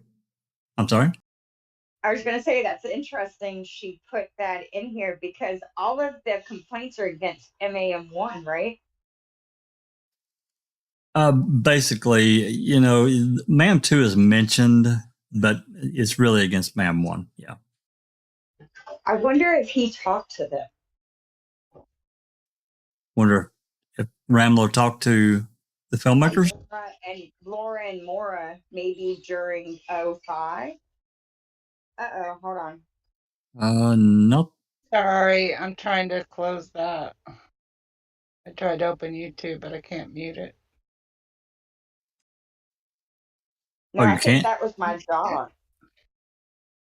You should be able to mute it.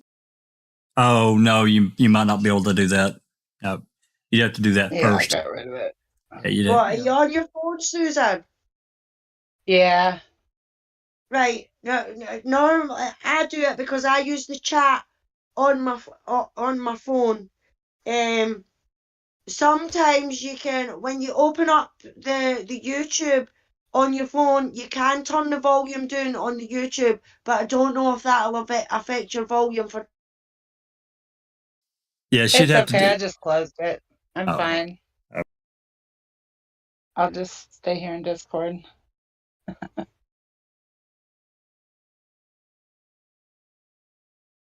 Did I lose you? No, sorry. I had a phone message. I had a phone message where they want Pizza Hut, so I'm the one that normally orders it, so they're sending me what they want.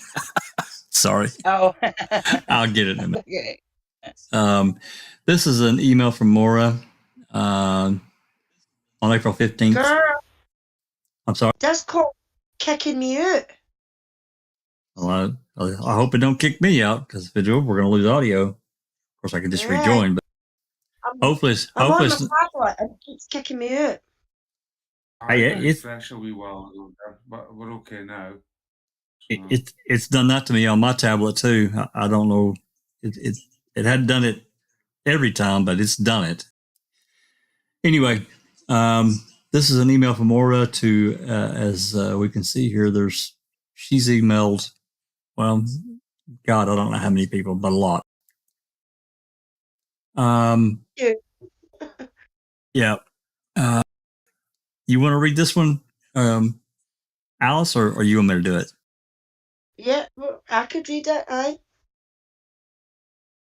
Hello everyone, sorry to bother you on the eve of another trial, but we wanted to get this out before, if possible, you start recycling all of your Avery tapes. Here at Synthesis Films, we have encountered a pretty serious problem with the footage we recorded from the raw feed of the manned witness camera. Since we were upstairs working the switcher and mixer, we were not able to monitor the feed as well as we would have liked. This problem came to light last week when we finally had the time to start dubbing and reviewing the footage. The footage from the witness cam is very high contrast and the whites are clipping. After talking to a number of engineers at the Dassey rig on Friday, it seems as if our trouble came from one of two problems. Either the multi-box for the dictated witness cam feed was not terminated, or the video gain on that multi-box was turned way up. Either way, it created a signal our deck could not tame. We are writing now with an urgent request to the stations that participated in the pool. We are hoping that whichever station was shooting courtroom pool for a certain week could allow us to dub that week of footage, even if it's from the mixed feed. This would in essence be asking each station to refrain from copying over 1 week of footage. If your station has already recycled the footage from your week, perhaps you can let us know what you still have and we can try to piece it together. Obviously, we are trying to sort this out as soon as possible before this footage disappears. On that note, just to put it out there, at the end of the day, Synthesis Films will be archiving the entire trial long into the future and would be more than happy to provide you footage should you need it down the road. Thanks in advance for your help. See you tomorrow in Manitowoc, Moira Demos and Laura Riccardi. So there you go. So back in 2007, they were asking for, they made note of this and they were trying to find the footage because something happened to camera A. So that was not a lie. Well, I mean, you know, again, going back to that argument that I got into recently on Reddit, this has credence that they're not lying. They had a problem and they knew they had a problem and they're trying to correct it as best they can. And, you know, they ended up paying, 2007, just as a guess, because this is long before Netflix or anyone else, $10,000 to these ladies was probably a real pile of money. I mean, like a real pile, not now, of course, but back then, I bet that was the world. It was a lot of money. And I also want to say it more than leads credence to this being a factual thing. That's right. This is undeniable evidence that there was an issue with the camera. Absolutely. All right, moving on. The Exhibit 29 is just a one page. It says declaration. So I'm sure they've included that. That's all there is. Exhibit 30, more declaration of Nora. I'm not sure why it's spread over to, I don't know what the hell that's about. Hold on, let me pull up. I think there's 5 more left in this list of exhibits. Hold on, just.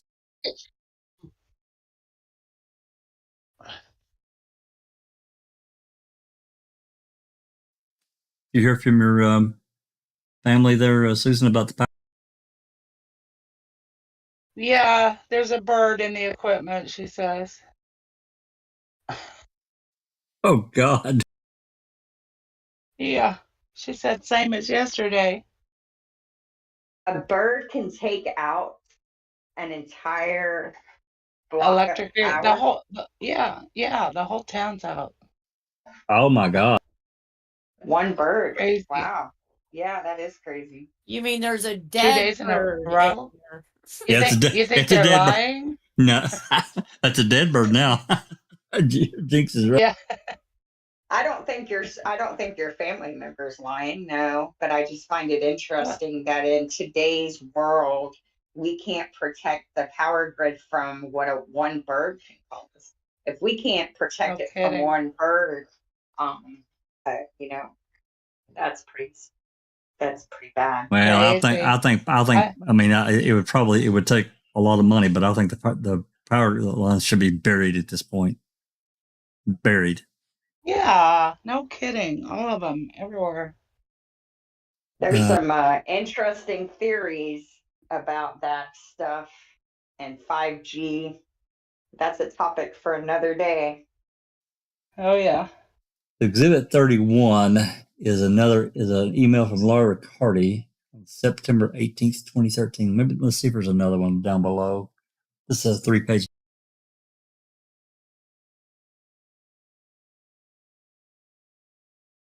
There is not.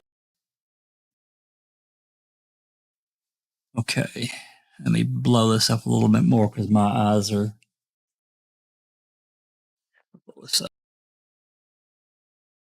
That's a little.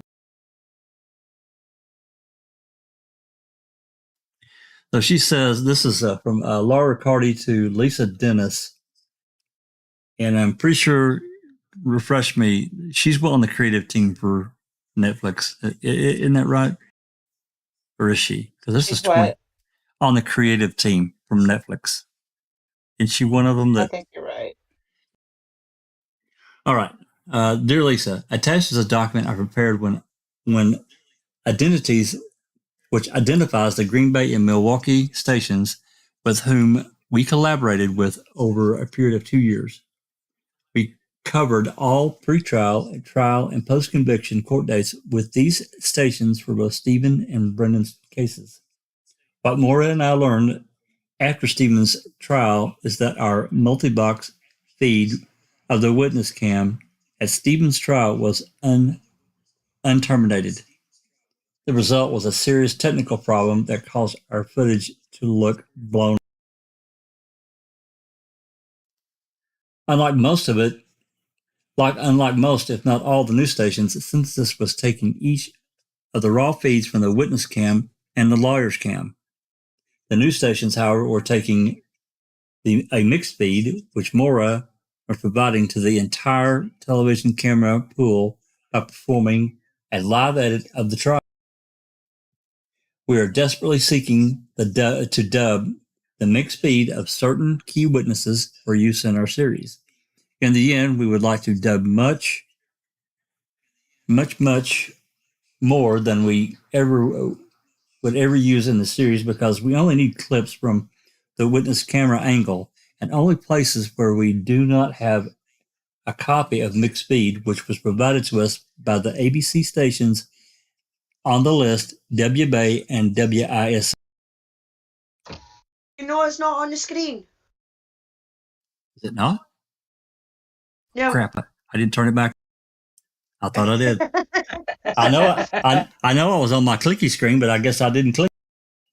I apologize. I'm like, you're reading it, but I can't see it. And if I can't see it, nobody else can. I promise I've been reading this document. I always like to have them up. I thought I clicked on it. I'm sure we read this one before as well. No, I don't remember reading this one. I guess maybe we did, and I just don't remember. I thought it was about the raw feed, and then I think we have. I don't remember reading it, but anyway, she explains where they got the footage. Based on the dubbing we did of WBay, WBAY, and WISM footage, we know that none of the news stations was rolling of the entire trial. See, and I thought they were. See, so where did it air in its entirety if they weren't actually recording it in its entirety? Like, I think they would. I think they aired the trial certain parts during news programs at 11 o'clock in the afternoon, 12 o'clock in the afternoon, 5, 6 o'clock in the evening, 9, 10 o'clock. I don't recall there being like live feed from the whole trial. I'm sure I've read that it was live fed over the internet. I think it was live fed on the internet, and I also think it was live fed on like whatever the government channel for them would be at that time. If you know how live feed, then it had to have gone through that box like they were all going through with all the cameras, I would assume. Well, I think it still could have been that multicam that they were using, because she was just doing a live edit as they went. Yeah, I mean, it's possible. Yeah. I don't know. I don't have Yeah. documentation to prove it. I think that there was They here. I'm going to mentioned mute. Court TV, but I thought they backed out. They didn't actually air the trial.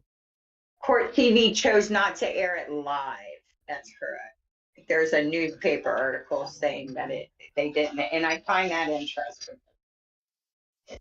Anyway, our best hope is to piece together footage from various stations, praying that they rolled and cut different times throughout the trial. As for the issue of consideration, WBAY and WISN allowed us to dub the footage at no charge. They recognized that since this did 2/3 of the work for their entire camera pool for the duration of the 5-week-long trial. Maura operated the remote lawyer cam while editing live for the news stations and Court TV's website. Oh. Meanwhile, I handled all the courtroom lavalier and audio and operated the sound mixer. This meant that all the news stations got to take turns providing a single camera person for the witness in the courtroom. About 1 week of work only for each of the news stations. I'd be happy to be on the calls with you, or to be a point person for follow-up if you could get anyone to respond to your call. Please let me know if you have any questions. Thanks, Laura. That's interesting. So Court TV got Court TV's website. I don't remember them being there. That's interesting. Well, they could have been there and had it and didn't show it. I don't know. I wasn't watching back then, so I'm not sure. Maybe they only did it on the website and not on Yeah, the TV. they aired it online. And that's also interesting because that means that Court TV has a copy. Court TV has a copy. Their archive footage should have a copy available. If they kept it.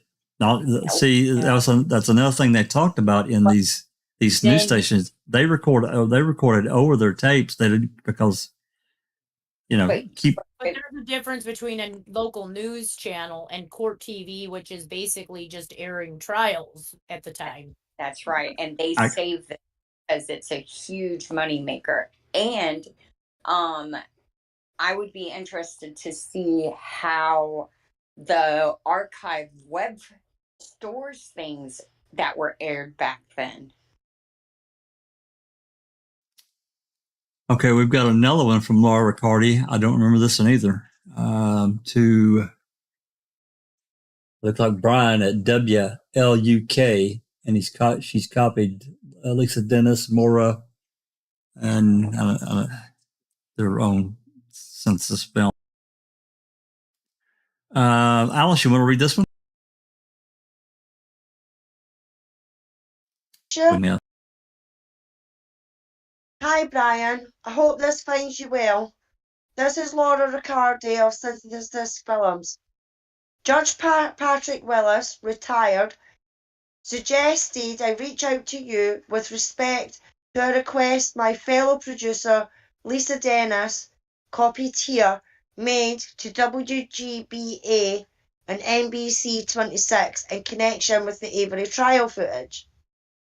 Yesterday on a call with Judge Willis, I explained to him that my company had a technical problem at the trial. As Moira and I were upstairs operating the remote camera in the courtroom and the mixer down in the media room, while lots of people were moving cables and equipment around, our decks somehow wound up with an unterminated feed. We were taking the raw footage of both the witness cam and the lawyer cam. As a result of the unterminated feed, our footage from the witness cam is unusable. We are well into post-production on what will be a docuseries, and we managed to find a NE Wisconsin station that still has Avery trial tapes. You might recall that Judge Willis entered an order regarding the setup of a TV camera pool with footage to be shared among the pool participants. I believe WGBA has a new general manager who does not know me and does not know the contributions Sisyphus made in capturing the trial.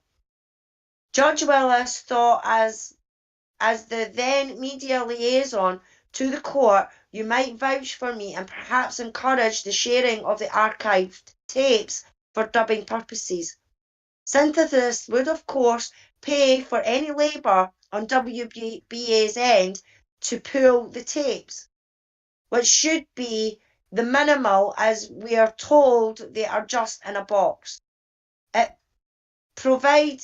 To provide copies of whatever digital files we create of the dubs and to provide an on-screen credit to WGBA. Please let me know if you would be willing to help make the introduction or provide some backstory to the GM. Moira and I will be in Wisconsin next Thursday 11/21 through Saturday 11/24, and we can be available to meet and make arrangements for dubbing the footage. Thank you in advance for your assistance with this. Brian, best, Laura. Yeah, I think he answered her, and they made arrangements to let them come and dub. If I remember the reply, we don't have that. This is all there is for. Yeah, if that doesn't show good faith in trying to get as much footage to show accurate representation.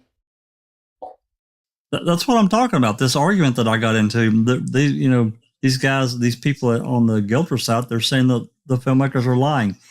But there's documentation going back where we're at, 2007. So here we are 10 or 13, 15 years later. There's documentation going back 15 years where they said that they had a problem and they were trying to get footage from these people. And come on. Anyway, actually, I'm actually pretty sure that the recording that they play of Teresa's voicemail in Ma'am is actually from the Fox News footage from the trial where they. I agree with you. I think so. Let's see where we're at with this one. This is a 3-page doc.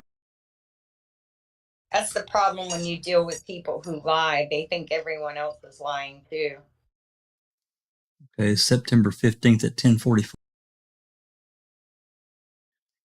September 30th. Okay. So we start with the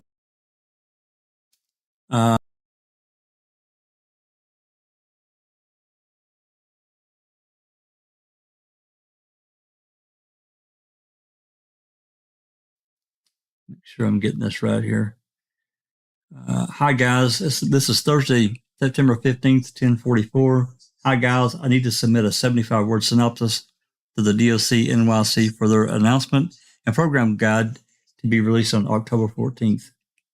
Please let me know if you have any edits or concerns about the enclosed paragraph as discussed. I will then work on a full press release for the announcement. And I remember when Making a Murder was being advertised on Netflix. Netflix presents an exclusive preview of a captivating true crime documentary series, 10 Years in the Making. Making a Murder is a stranger-than-fiction tale of wrongful imprisonment. Well, then no shit on that. Small-town corruption, oh my God, and then some, and murder, no doubt. Teresa lost her life. The series follows the harrowing story of Stephen Avery, an outsider from the wrong side of the tracks, convicted and later exonerated of a brutal crime. In the midst of his civil case against the local police department, another body is discovered on his property. Electra Gray on Netflix. I haven't heard of her. That name does not sound familiar at all. Is it to you, Susan? You remember this name? Alice? Anybody? I don't remember that name. Definitely not. Electra Gray. Yeah. No. Sounds like she's another aspect of like the PR to get it out there. And then on the 30th, which is 15 days later, she's the synopsis writer. Yeah, this looks like it's from Laura Morris Synthesis to Electra, and copies sent out, subject for approval. NAM synopsis. How Electra, sorry for taking so long to figure this out. Here's the new draft. Our main issues will be the first were, one, we are not okay using quote unquote true crime. It actually does not apply to this work as it implies dramatic liberty. Number two, we do not see any reason to use Stephen's name. Number three, we do not want to use the terms quote unquote small town as it limits the scope of the story and themes. Four, we want to include quote unquote America's heartland to indicate that this is not in a city and not in the South. Number five, we would like to convey that this is an unprecedented story. Let us know what you think. And they've got it. They got another synopsis there. Netflix presents an exclusive preview of captivating documentary crime series filmed over a 10-year period. Making a Murder is an unprecedented real-life thriller about DNA exoneree who, while in the midst of exposing corruption in local law enforcement, find themselves in the prime suspect in a new crime. Set in America's heartland, the series takes viewers inside a high-stakes criminal case where reputation is everything and things are not always what they appear. Thanks, Maura and Laura. I just think reputation is still all that matters. That's why he's suing, right? Because of his reputation. Yeah. What's that too?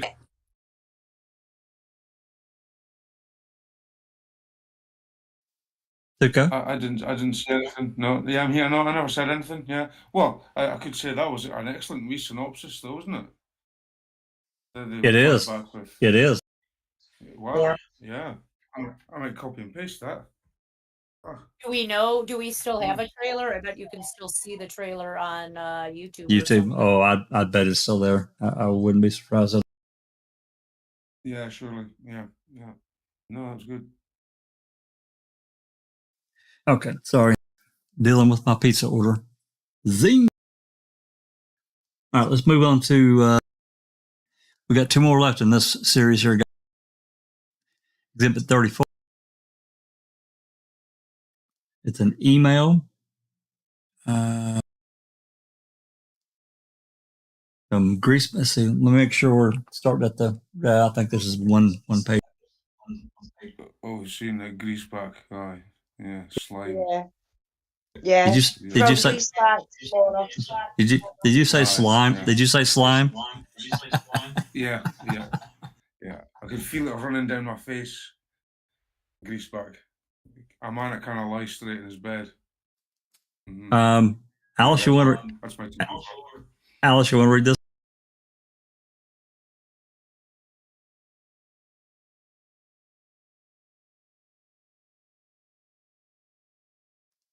Hello.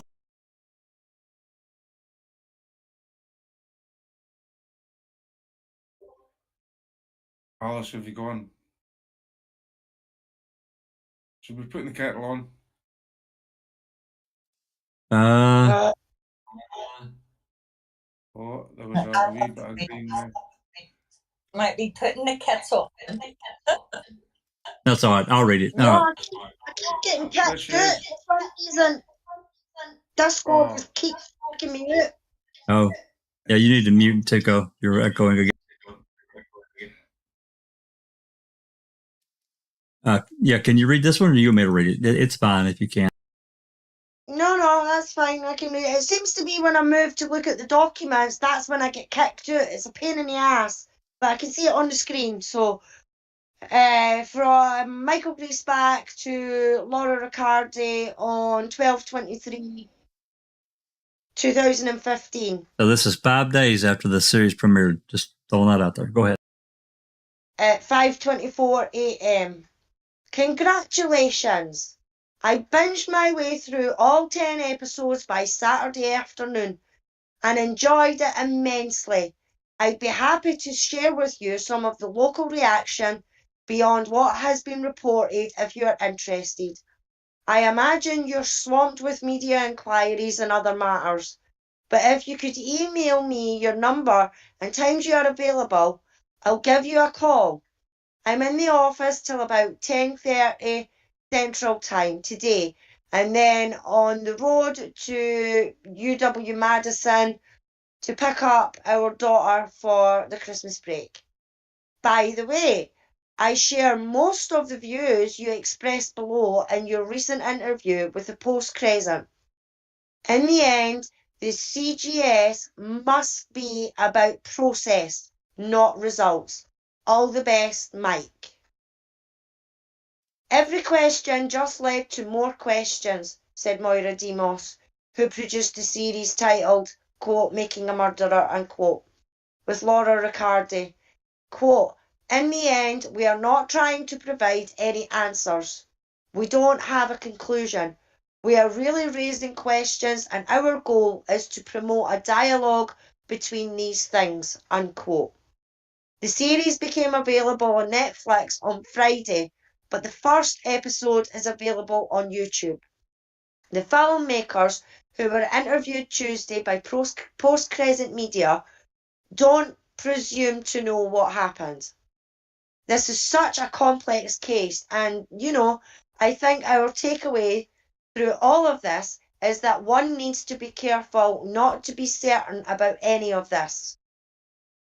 Riccardi said, quote, it's an imperfect system, it's a human system, and there's lots of room for ambiguity, and there are lots of questions here, unquote. Among the questions, was the truth revealed in these cases, and is the system working as it should? Well, that's interesting. He had said before in the other email to Glenn, or Kelly, whichever one it was, that he enjoyed the series, and I think overall, it did spur a dialogue that needed to happen. We've talked about it before, and I won't go in depth into it now, but there's been this underlying problems within our criminal justice system. Plea deals being one of them. For-profit prisons being a huge problem for me. Both of those are real issues. And then you have policing issues, police policy issues that have altered in the last 30 years here in the United States. Escalating incidences instead of de-escalating. It's just a whole array of problems that I think that Making a Murderer, it really was a catalyst. I mean, we're far beyond the series now. I mean, we still refer back to it, obviously, because there's things in it that we can't really get and we can't really show due to copyright. But still, it opened the door. It did for me. I mean, I was already following true crime to at least to a degree. I wasn't certainly on like this, but I was in different areas, read it, and different areas. And I'd comment here and there. And but man, when Ma'am hit, it engaged me, and I think it did a lot of people. I want to tell you something. I want to tell you something else too. That, and this may not be right or wrong, but it's just another thought I had about this lawsuit, and it's that some people are so jealous of success of other people because they found a proper formula for success. They want to knock that down. They can't stand it. They absolutely cannot stand it. I'm not saying that's what happened here, but it's just a thought that crossed my mind. Anyway. Does anyone else get the impression that here he is flopping again, his flippity floppity? Well, yeah, absolutely. Now he's like all schmoozing up and to Moira and and Laura, this article and how he feels like it was. He feels like it came across good, but no, let's sue about it now. It's like can't stand this guy. Absolutely. I completely agree. He's definitely got the flip-flopper going on. And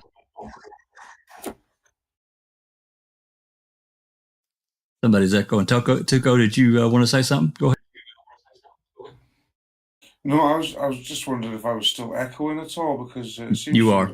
Yeah, I am, right. Okay, let me get that down. Hang on. All right, this is the final exhibit for document 290, exhibit 30. And it's another email. And let's see where we start on this one. This is August 25th at 2:43. August 25th at 12:34. Oh, this is a multi-page. Okay, so we probably need to go down to the bottom here. August 15th.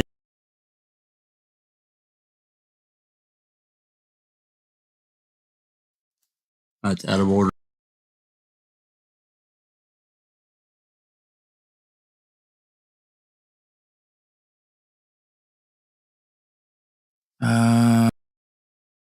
That's completely blacked up, redacted.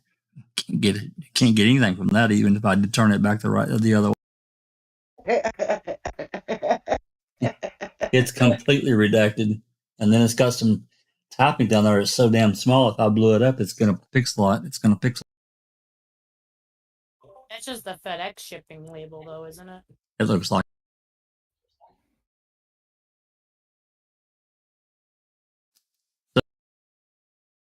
Well, we're going to start at the bottom and go up, and if it's out of order, it's out of order. And it looks like part of it's cut off. No, maybe not. Yeah, it is. It looks like it's cut right there between the two pages. Okay, this is August 24th from Laura to Dave Mame.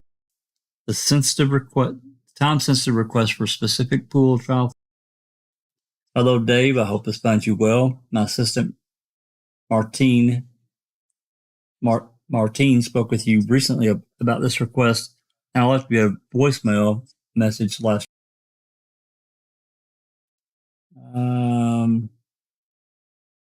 It's clipped there. December 05 through to 2007. Yeah. And later again in 2009 and 2010. My company participated in the television camera pool that covered the Teresa Hallback case in Manitowoc County and Calumet County. The defendants were Stephen Avery and Brendan Dassey, and they were tried separately. Yeah. At the go ahead. Go ahead. Yeah, go ahead. 5.5 week long Stephen Avery trial, Synthesis operated the remote camera and mixer as well as performed the live edit which local stations streamed. While my partner Moira and I were upstairs covering the trial along with the cameramen from the Green Bay and Milwaukee stations who were covering the angle on the witness, our deck, which was down in the media room, wound up with an unterminated feed. Long story short, we are now working feverishly to deliver a document series related to the case, and we need to replace at most a few minutes of footage of two witnesses. Specifically, we write to ask WFRB provides us with a copy of pool trial footage from 2/20/07 and 3/1/07.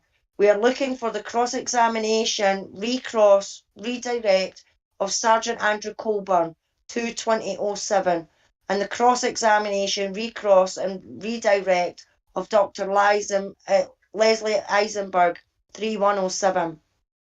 Synthesis is prepared to pay any associated fees. We ask that you treat this request as time sensitive and let us know by midweek. If you can provide the footage, we will pay to expedite. Feel free to call me with any questions or concerns. Thank you, Laura. There you go. So they're still looking for footage all the way up. This is basically 3 months before or 4 months before it was released. They're still trying to piece together to get the best, the truest version they can. And you can see that. Evidence says to me. What's that? Colborn's gonna lose. You're gonna lose. And this looks like a reply. Laura, I was not able to locate the raw pool feeds of the time period you're requesting. I have located both days. News air checks. It includes our reports from 5, 6, and 10 on those days. It includes sound bites within packages from the day's coverage. It's on DVD, and I can send you 2 DVDs, and you may use them without charge. Only fee would be WFRB News mentioned in the end credits. Let me know if and where you would like me to send the DVDs. Dave Mann. So they got feed from a bunch of different places. It looks like some of them charged them and some of them didn't. And then Alice, you want to read this? Looks like this is probably the last one here, or maybe there might be one above it, but we'll see. I don't think there is. Can you read this one? Yeah, on Tuesday, August 25th, 2015, 12:34 p.m. Hi, Dave.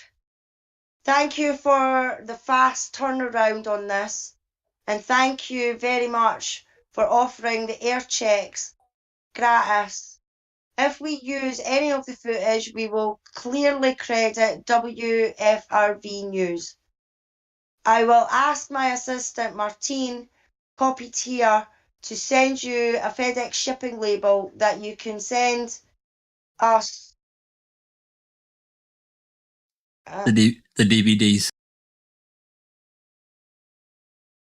the DVDs. It would be great to get them as soon as possible, as we are beginning to lock episodes this week.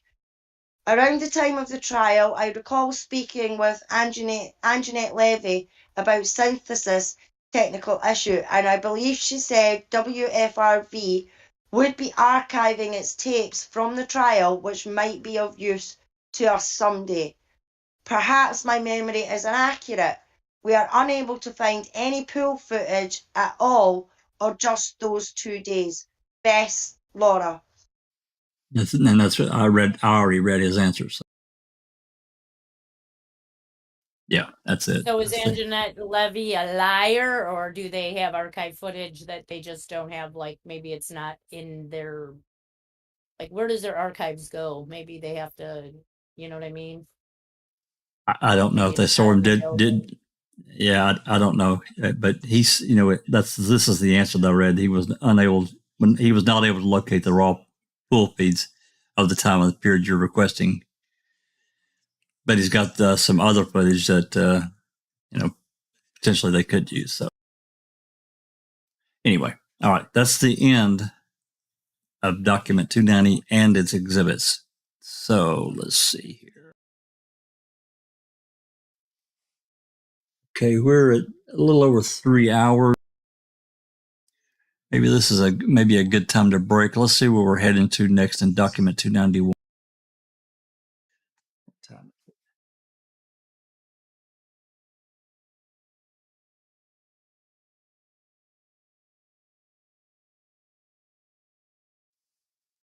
It's not quite 8 o'clock yet. Let's see here. Maybe we can do, if you guys are up for it, we can do a little bit. And I promise I'll turn the PDF back on once I get it loaded. I promise. Do you like I did? Can't believe I did that. Well, I need 2 monitors. Okay.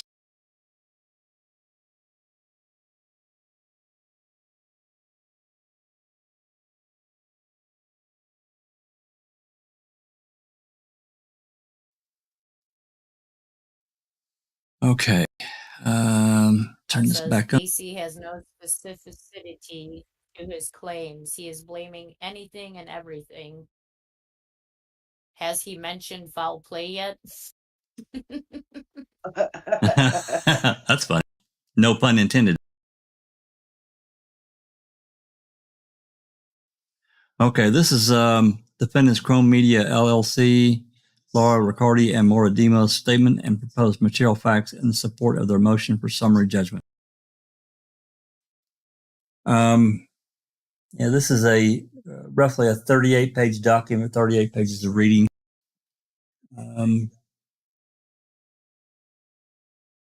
I don't think we read this before. Actually, I'm sure we haven't. So you want to start? I can help you read through some of this, Alice. If you want to trade back and forth, I'm glad to do that. Do you have this document or no? I might be better off just reading it off the screen, Jack, because every time I go to swap between the document and Discord, I get kicked out. Oh, okay. I'll start us off, and then I'll let you take over here in a few minutes. Yeah, no bother. Pursuant to Civil Local Rule 56B1C, the defendants Chrome Media, LLC, formerly known as Synthesis Films, LLC, Laura Cardi and Maura Demos, collectively, the filmmakers or the producer defendants, provide the following statement of proposed material facts in support of their motion for summary judgment in the above captioned case. The statement contains numerous time-stamped citations to video excerpts from the series Making a Murderer, Ma'am. The court may rely upon 1. The 10 episodes lodged at dockets 120-1 through 120-10, or 2. The episodes available for streaming on Netflix for definitive versions of the series. Number 1. Ma'am chronicles the story of Stephen Avery, a resident of Manitowoc County, Wisconsin, who after serving 18 years for a wrongful conviction was exonerated through DNA evidence only to be arrested and convicted for a new serious crime. Declaration of Laura Riccardi and Declaration of Laura Demos. 2. Or Roman numeral 2. 1985 through 2005. Stephen Avery's wrongful conviction and exoneration. Number 2. In 1985, the Manitowoc County Sheriff's Department, MTSO, arrested Stephen Avery for the sexual assault and attempted murder and false imprisonment of Penny Bernston, State v. Avery. Number 3, prior to July 1985, Manitowoc authorities had fielded complaints, arrested, and convicted Stephen Avery for various crimes and misconduct in Manitowoc County, Wisconsin. Conviction for recklessly endangering the life of his cousin, Sandra Morse, who was married to a Manitowoc County Sheriff's deputy. It's in the Riccardi Declaration. Conviction for animal cruelty for burning a pet cat on a bonfire. And then another citation for the Riccardi Declaration. Domestic violence complaints. Number 4, Ma'am depicted prior convictions of Avery and other misconduct for which he was never convicted, although Judge Willis later excluding all evidence of Avery's prior bad acts. Got more citations. Probation, Morris reckless endangerment, Morris criminal charges, threatening letter to ex-wife, and then more threatening letters. So, number 5, at trial, the jury convicted Avery for attempted murder, sexual assault, and false imprisonment of Penny Bernston on the basis of victim's eyewitness testimony, discounting what Avery presented as 16 alibi witnesses. Presiding Judge Hazelwood recounting Penny Bernstein's eyewitness testimony. Another citation. Number 6, while serving a 60-year prison sentence in the 1995-97, Avery filed multiple unsuccessful motions for post-conviction relief, relying on DNA evidence that revealed the victim, Ms. Bernstein's fingernail scrapings, came from DNA profile that matched neither Avery nor the victim. Avery argued that the Sheriff's Department had information that it failed to disclose to Avery regarding, quote, alternative suspect living in the Sheboygan County who matched the description of the perpetrator, end quote. The court denied the motions, and Avery remained incarcerated for 7 more years. Number 7, DNA evidence showed that Gregory Allen, who had since committed and been convicted of another brutal sexual assault, was the actual assailant of Penny Bernstein. Another declaration from her. Number 8, Avery was released on September 11, 2003, after spending 18 years in prison for a crime he did not commit. Number 9, Plaintiff Andrew Colborn testified in his October 13, 2000 deposition in Avery's civil rights lawsuit that in 1994-95, while he was a corrections officer at the Manitowoc County,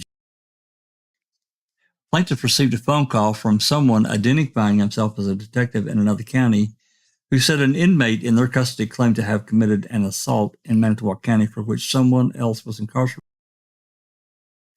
Got the jail call and various other citations. Number 10, at Avery's 2007 trial, Kratz questioned plaintiff about his connection to Avery's wrongful conviction case. As shown in the series, plaintiff testified, quote, in 1994-1995, I received a telephone call when I was working in my capacity as a corrections officer in the Manitowoc County Jail. The telephone call was from somebody who identified himself as a detective and began telling me that somebody who had committed an assault in Manitowoc County was in their custody, and we may have somebody in our jail on that assault charge that may not have done it. I told this individual, you're probably going to want to speak to a detective, and I transferred the call to a detective, end quote.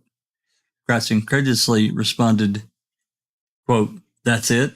That's your connection to Mr. Avery, end quote? To which plaintiff responded, quote unquote, yes, sir. Number 11, plaintiff has testified that he transferred the call to an MTSO detective number, but never heard any feedback or response regarding the call. Number 12, in this case, plaintiff has stipulated that he, quote, wrote a statement in September of 2003 regarding a telephone call that I received in or around 1994 or 1995 while I was a corrections officer at the Manitowoc County Jail. That statement was provided to then Sheriff Kenneth Peterson, who told me that he would put the statement in the safe. Shortly thereafter, the statement was turned over to investigators for the state of Wisconsin, end quote. More citations, statement stipulated material. Number 13, several others in law enforcement have testified or otherwise stated that they believed someone in MTSO, some believed it was likely Sheriff Kosarik, relayed this message to plaintiff not to worry about the jail call because MTSO, quote unquote, had the right guy. And it's got more declarations, other things that were submitted as in the declaration. Number 14, plaintiff has testified that after the publicity regarding Avery's release from prison in 2003, he told Lieutenant James Link about the jail call, and Link then told Sheriff Ken Peterson. Number 15, on September 12, 2003, Sheriff Peterson issued a memo instructing all employees of MTSO to not comment on the Avery case. Number 16, the Wisconsin Department of Justice investigation related to Avery's wrongful conviction concluded that then Manitowoc County Sheriff Thomas Kosarik and District Attorney Dennis Vogel had knowledge of Penny Berenson's actual assailant, Gregory Allen, in 1995, but they declined to consider Allen as a suspect, despite similar appearance and track record of similar sex crimes. Still, the Wisconsin DOJ concluded there was no basis for charges for either criminal, for ethical or criminal violation. Number 17, Assistant District Attorney Michael Griesbach found the resulting Attorney General's report a quote-unquote whitewash and later wrote a book detailing what he saw as serious missteps by the MTSO and prosecutors. Number 18, Avery filed a civil rights lawsuit for $36 million in this court in 2004, asserting claims against MTSO, Kosarik, and Vogel for violating his constitutional right to due process by targeting him and failing to investigate, focusing the investigation on Avery because of personal hostility against him, failing to provide exculpatory information to his defense counsel, and continuing to withhold exculpatory evidence during his incarceration. See Avery v. Manitowoc. 3, 2005 to 2007, Teresa Halbach's murder investigation. 19, on October 31, 2005, a 25-year-old professional photographer from Calumet County, Wisconsin, named Teresa Halbach disappeared after a day of appointments for Auto Trader magazine, including one at ASY Avery's Auto Salvage. And there's a citation, Avery telling local news Halbach had visited his home on assignment on multiple occasions. Number 20. On November 3, 2005, Halbach's family realized that no one had seen or heard from her since October 31st and reported her missing to the Calumet County authorities, and a search was launched. 21. As shown in MAM and first memorialized on June 29, 2006 report, plaintiff went to the Avery's Auto Salvage the night of the November 3 and spoke with Avery about the missing woman. 21. Plaintiff testified that he called Manitowoc County Dispatch and spoke with dispatcher Lynn Steckmesser. Yeah. To confirm the license plate number SWH582 corresponded to a 1999 Toyota registered to Teresa Halbach. The call to dispatch. Number 23. The series depicts Strang questioning plaintiff at trial and plaintiff responding affirmatively that road patrol officers frequently call in license plate numbers to confirm registration information about the car. 24. None of the parties to this lawsuit appear to possess a definitive written record from law enforcement of the call to dispatch that on its face establishes the date, time, and origin of the call, name of the caller, or phone number.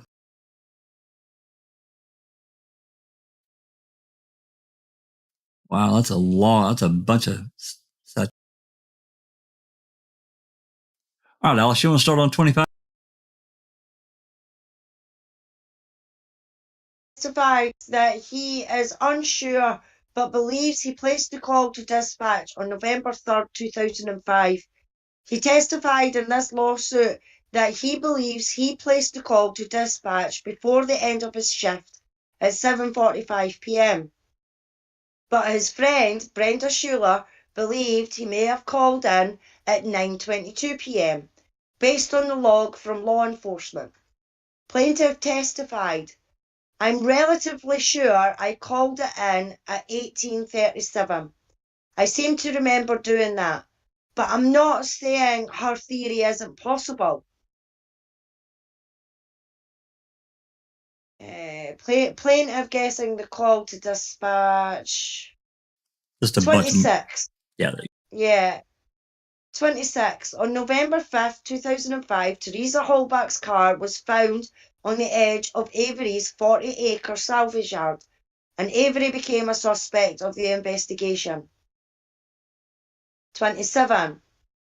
There was extensive news coverage of Stephen Avery's exoneration, as well as coverage of the state legislator's Avery Bill, subsequently renamed the Criminal Justice Reform Bill, Avery's civil rights lawsuit, the Wisconsin Department of Justice's investigation, the disappearance of Teresa Halbach, the Halbach murder investigation, and the Avery and Dassey hearings and trials.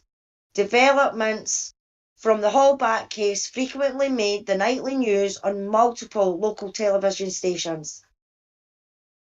Multiple headlines regarding the Avery verdict in Post Crescent. Number 28.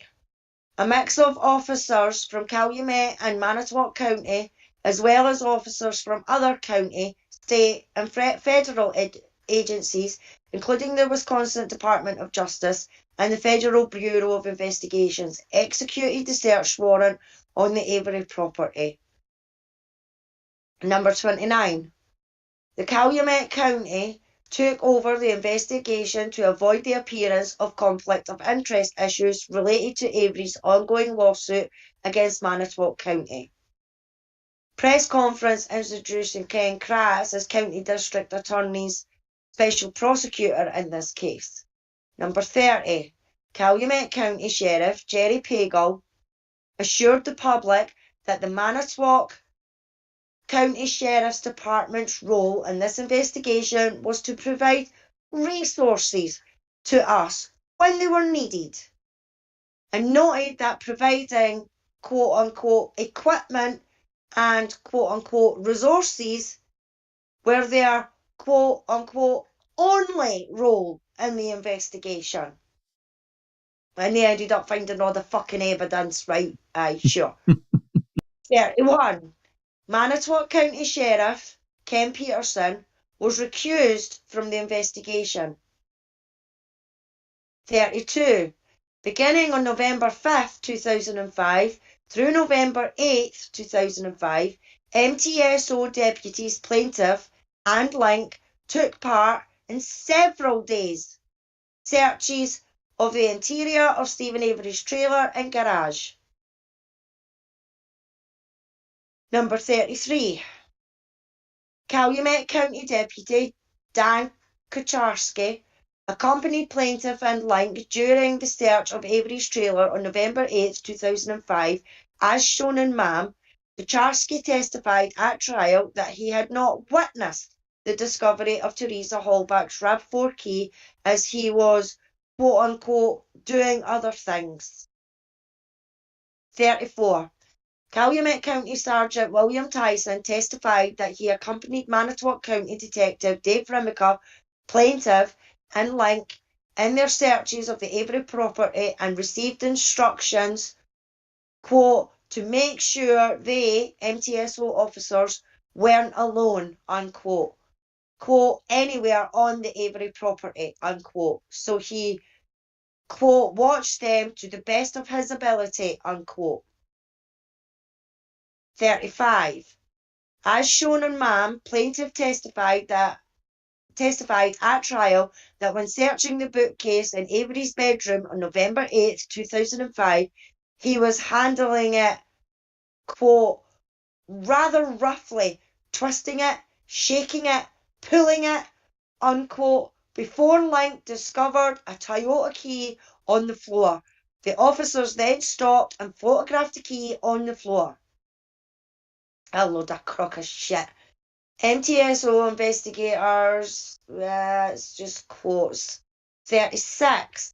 As shown in MAM in a press conference on November 15th, 2005, Ken Kratz directly addressed media reports, quote, that this key in his bedroom could have been left or planted or something of the like.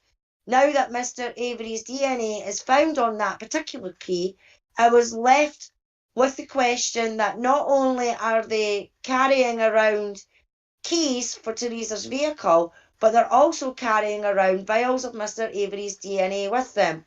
Whether it's perspiration or whatever, it's absurd. Jesus Unquote. Christ. Oh my God. 37. No DNA evidence from Teresa Hallback was found inside Avery's trailer, but her human remains were found in his burn pit and a burn barrel found behind his sister's neighbouring trailer, and blood from both Avery and Teresa Hallback were found in her vehicle. Number 38.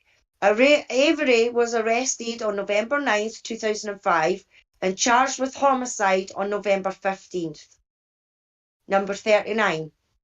Depositions scheduled for Avery's civil lawsuit after November 9th, 2015 included former Sheriff Kusurik and DA Dennis Vogel. Never occurred.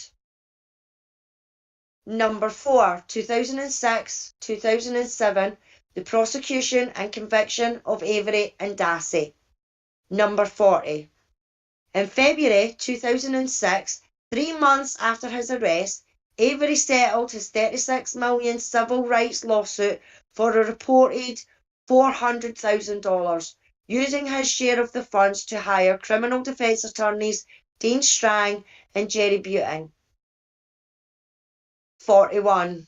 Intrigued by a news article telling the story of a DNA exoneree newly charged with murder, graduate film students Laura Riccardi and Moira Demos travelled to Manitowoc in December 2005 to begin filming the project that would eventually become Making a Murderer. 42. On March 1st and 2nd, 2006, Ken Kratz and other Calumet County officials held 2 press conferences about the involvement of 16-year-old relative of Avery in the murder, which changed the tenure of the investigation and made the case even more complex. Number 43. The March 2nd, 2006 press conference shared grisly details of the final hours of Teresa Halbach's life. Number 44. The March 1st and 2nd, 2006 press conference elicited changes in opinions from the community members who had previously stood by Avery, including Dassey's mother and Stephen's sister Barb, who was shown in the news reacting to the news of her son's arrest, addressing Stephen Avery. Quote, "I hate you for what you did to my kids, all right? So you can rot in hell," unquote. And Avery's brother Chuck, who said he was, quote unquote, pretty positive Stephen had murdered Teresa Halbach. Number 45. On August 22nd, 2006, Judge Willis held a hearing on various pre-trial motions and issued an order approving the parties' stipulation that the trial be held in Calumet County, using jurors from Manitowoc County, which addressed the defence's request that MTSO have no contact with jurors. Well, that never fucking happened, did it? 46. At the August 22nd, 2006 pre-trial hearing, Judge Willis also issued, quote, "an order prohibiting members of either the Manitowoc County Sheriff's Department or the Calumet County Sheriff's Department from making any further public comment concerning this case or the defendant, Stephen Avery, until the trial is concluded," unquote. 47. On September 22nd, 2006, Judge Willis issued an order denying the prosecution's motion to introduce evidence at the trial of Avery's prior bad acts, including his assault of his cousin Sandra Morris, his animal cruelty to the family cat, and his history of domestic violence. 48. On January 30th, 2007, Judge Willis issued an order allowing Stephen Avery to introduce evidence of his wrongful conviction and 18 years of incarceration to the jury to, quote, "adequately pursue his claim of bias against James Link and Andrew Colborn," unquote. 49.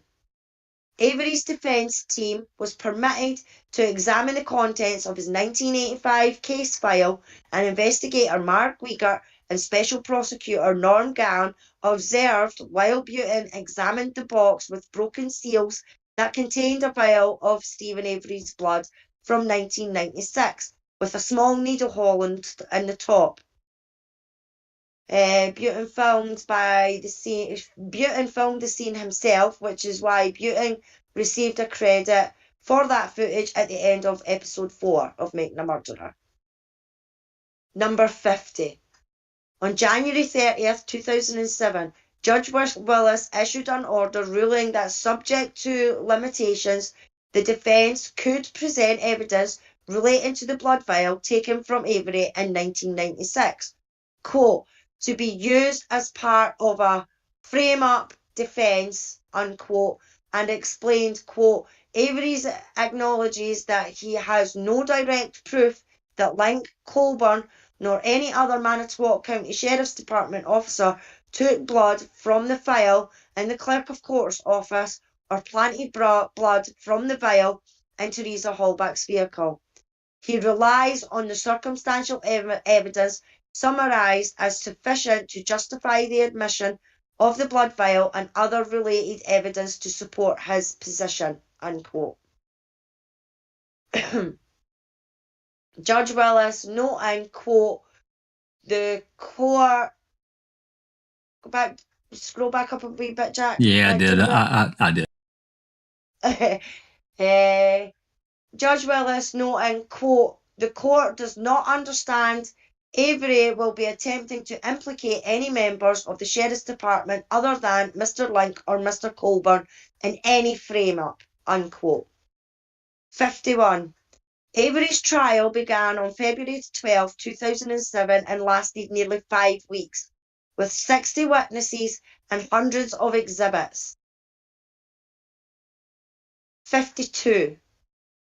Kratz stated in his opening statement, quote, "State intends to prove to you that the defendant restrained, murdered, and mutilated a 25-year-old photographer named Teresa Halbach," unquote. Quote, "When we decided who is accountable for the death of 25-year-old Teresa Halbach, Mr. Avery's past and his past exoneration have nothing to do with this case," unquote. 53. Avery attorney Dean Strang stated near the beginning of his opening statement that Avery's wrongful conviction and civil rights lawsuit brought, quote-unquote, "shame to MTSO and the 2 MTSO officers most involved in the investigation of Teresa Halbach's murder were fact witnesses in the lawsuit." And that's mere quotations.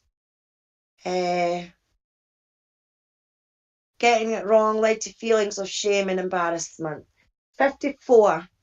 Plaintiff took the stand on February 20th, 2007 for approximately 3 hours and 40 minutes, with about 3 hours and 10 minutes spent testifying. His testimony filled 152 pages of court transcripts and covered significant ground across direct, cross, redirect, and recross examinations. He is shown testifying at trial in MAM for a total of more than 10 minutes in episode 5, starting at 53:20, and episode 7, starting at 15:23. 55. On cross-examination, plaintiff confirmed that his first written record of the jail call was not until 2003. 56. On direct closing out the MAM segment on plaintiff's testimony, plaintiff noted that, quote, "If I wrote a report about every call that came in, I would spend my whole day writing reports," unquote. You want to take over, Zach? Yep, I can. 57.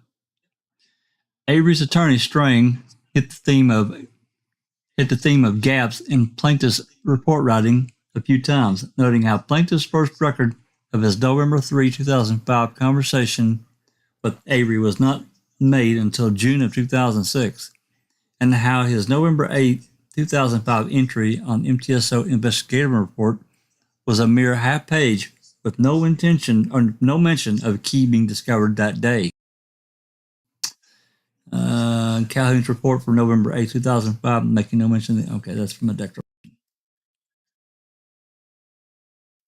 Number 58. Strang asked plaintiff whether he was looking at Teresa Halbach's car when he placed that call to dispatch, and plaintiff testified, quote, "I shouldn't have been, and I was not looking at the license plate," end quote, while making the call and expressing his belief that he must have gotten the license plate information from Calumet investigator Wiegert earlier that day when he discussed Teresa Halbach's disappearance.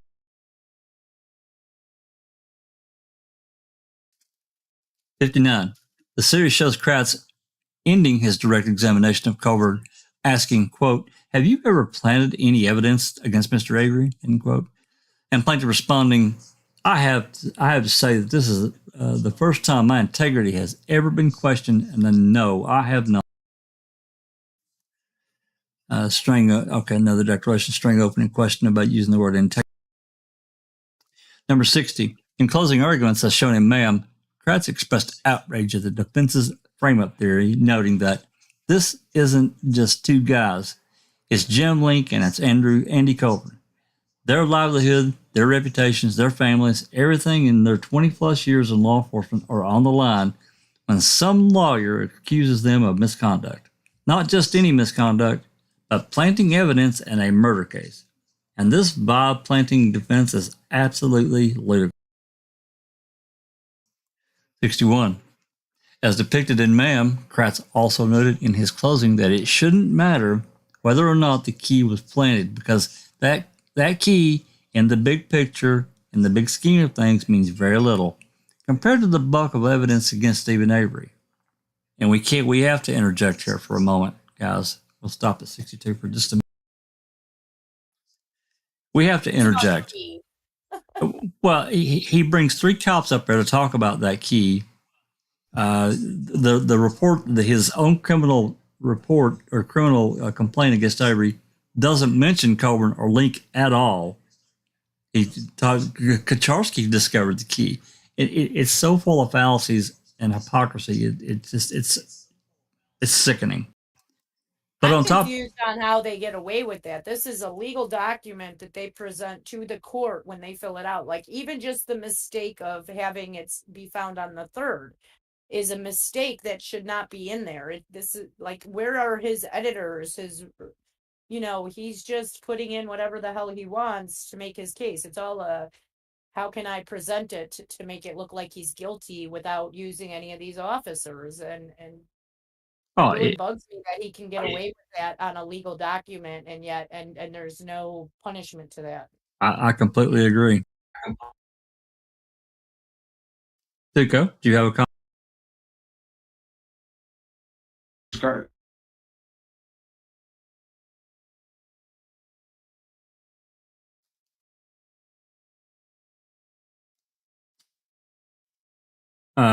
Well, nonetheless, what I was going to say to finish up my train of thought was that, as I've mentioned many times, and I probably will many more times, in Christ's closing argument, he asked the jury to set the key aside. Can't we just set that key aside, knowing he had to understand by this time, because otherwise, why would he have done what he did? He had to know how this looked to the jury. So he tried to say, oh, well, basically, so what if they helped the case? That's what I took out of it. It's just terrible. It's really bad. Other thing he says in that closing is like, it's like Dean Strang. They thought he was, they were just pushing along evidence of a guilty man. That's not what Dean Strang had said either. The way that he makes it sound, Dean Strang makes it sound like Dean Strang said he was guilty and that the police were just pushing this extra evidence. But no, that's not what Dean Strang was saying. Dean Strang was saying he's not guilty and these people planted evidence. So if one thing is planted, it's all planted. That's exactly right. You have to question the rest of it. If they're going to plant one thing, why wouldn't they plant other stuff, if not all of it? So I completely agree. Anyway. Yeah, but I think that's why he quickly jumped on the bandwagon and saying, well, I mean, come on, ladies and gentlemen. Do you honestly think that these respectable officers that work in your community are going to plant evidence? How dare this lawyer accuse your officers? And that's the way you put it. And the jury swallowed it, hook, line, and sinker. And not only that, along those same lines, he basically said, if you believe that these guys planted evidence, you're going to have to believe that they also killed Teresa Halbach, which is a lot of crap. Yeah. So he piled that on. He piled that on them, and it's wrong. But anyway. Yeah, it certainly is. All right, let's continue on. Number 62. As shown in Ma'am, Strang's closing argument emphasized that the defense's theory was that officers planted evidence, quote, to ensure the conviction of someone they've decided is guilty. In 63. The jury deliberated for 3.5 days before finding Stephen Avery guilty of intentional homicide and being a felon in possession of a firearm, but not guilty of a mutilation of a corpse. 64.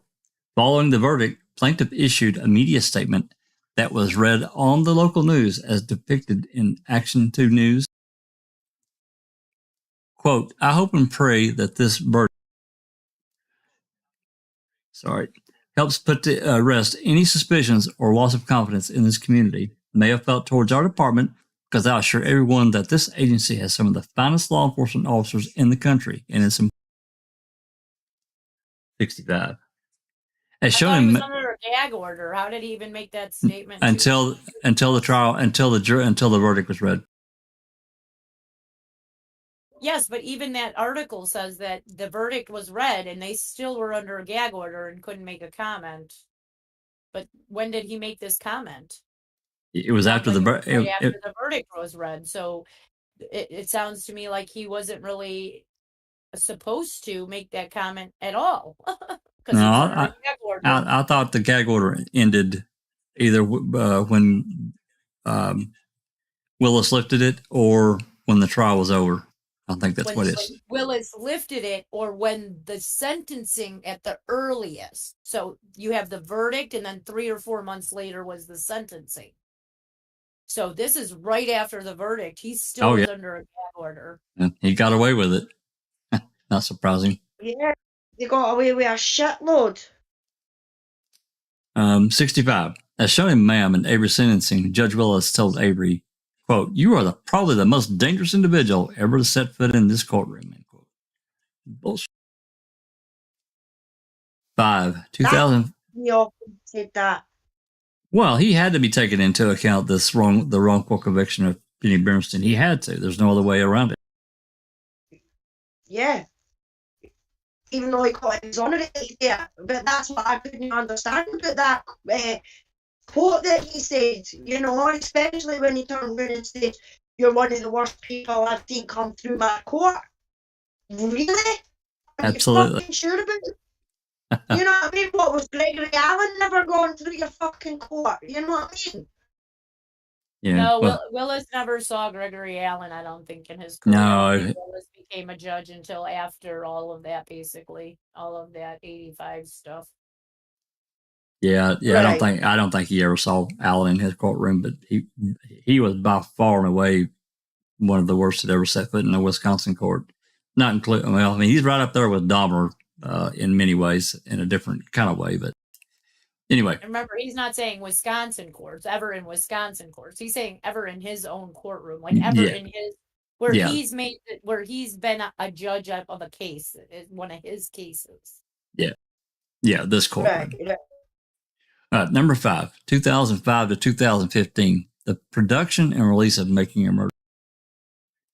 66, upon arrival in Manitowoc County, the filmmakers had sought universal access to the key players and interviewed a significant number of individuals connected to Avery's various legal matters, but the Halbach family and prosecutors in the Avery murder case declined.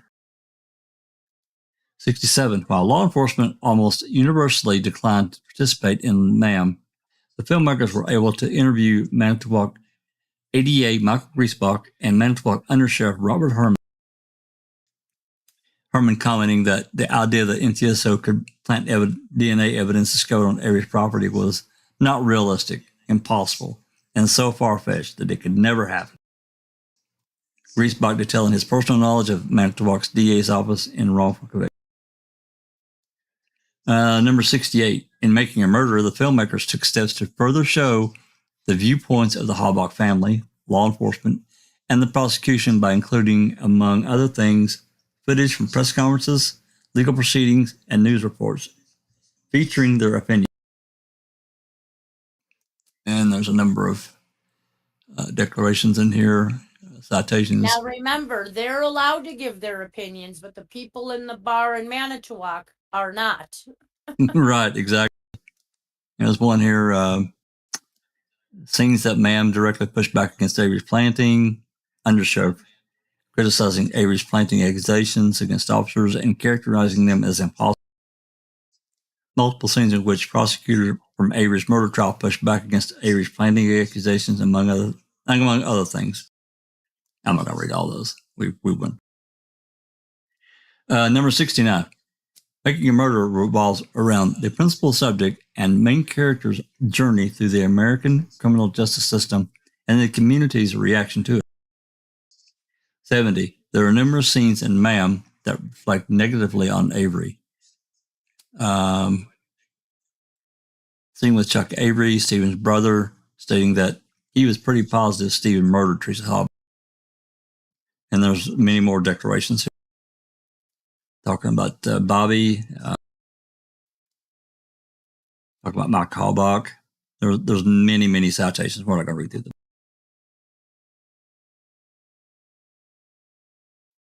Number 71. Riccardi researched and reviewed thousands of pages of investigative reports, transcripts, court filings, exhibits, legal decisions and orders, newspaper articles and video footage, audio recordings, and more. 72. Demos and Riccardi filmed hundreds of hours of footage, and Mann uses an observational documentary style and no omniscient voiceover narration. 73. Judge Willis issued a trial administration order and met with members of the media to establish that there were to be 3 cameras feeding the media pool: the manned A camera facing the witness, the remote-controlled B camera facing the attorneys, and the manned C camera to cover the rare moments when members of the prosecution or defense team left the frame of A or B camera.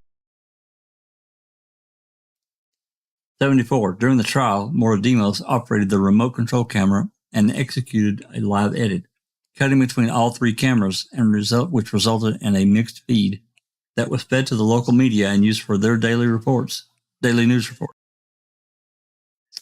And all this other things we've already read and covered. I just feel like they knew that she wasn't going to be there, and they plugged in, they messed with the box. I feel like it was on purpose. Well, there's always that potential. You know, we don't know, but there's certainly that potential, especially after, you know, they state players lost their. Leslie and Colborn on the same day. Was it that same day? I don't know if I can't remember if Eisenberg testified on the 7th or not. He was definitely day 7. I don't remember what day she was. You'd have to look. I can't recall. 75.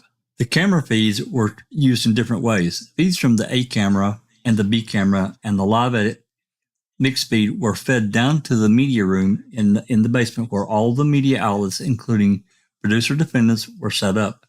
The producer defendants were recording the unedited footage of the A and B camera feeds, but not the edited mixed feed. By contrast, all of the other media were recording the mixed feed, but not the A and B camera feeds. 76. Due to a disconnected adapter between the witness cam, A cam feed, and the multi-box, the witness cam footage feed was unterminated, making the witness cam footage discolored, of insufficient and technical ability to meet broadcast standards. 77. With the exception of a few witnesses on the first 2 days of trial, none of the A camera footage or witnesses from the remainder of the 4 weeks of testimony was used. They didn't discover it until after the fact. 78. In response to the unterminated feed issues, filmmakers made repeated efforts, first in 2007 and again in 2015, to reach out to people working at local television stations who had covered the Avery's trial in an attempt to obtain or make copies of their station's mixed feed footage. 79. The filmmakers were able to duplicate footage from WISN and WBAY and pay a license fee of $10,000 to WGBA for their footage, but it still consisted of the mixed feed and did not always show the witnesses or their full testimony. That's from the Demos declaration. 80. As a result of the producer defendants did not have every witness answer on camera, and it did not have many moments of witnesses listening. 81. A review of the footage itself demonstrates this problem visually. The unterminated feed footage from the witness cam A is discolored, while lawyer camera B and mixed footage are clear and defined. But often the B camera and mixed feed footage do not show the witnesses speaking, listening, or reacting on screen. 82. And that came from a restricted Demos declaration that we didn't see. 82. When editing and responding to the unterminated feed issue, the filmmakers took steps to portray the testimony accurately and to not materially alter the witness demeanor or the meaning of any of their testimony, including that of plaintiff.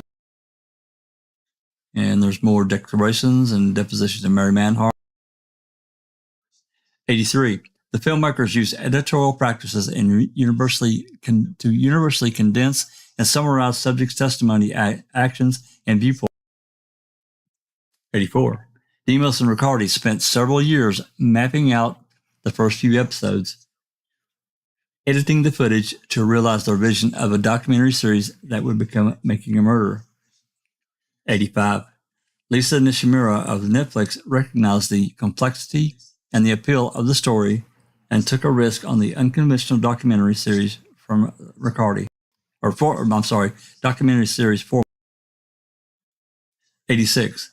The Netflix deal provided Demos and Riccardi with financing after more than 8 years self-financing the project through small grants and gig work as a contract attorney, Riccardi, and lighting technician, Demos. 87. Throughout post-production, Netflix creative executives provided notes that the filmmakers chose how to implement them and retained creative control. 88. While they had initially planned for 8 episodes, MAM expanded to 10 episodes to devote more space for Avery and Dassey's trial. 89.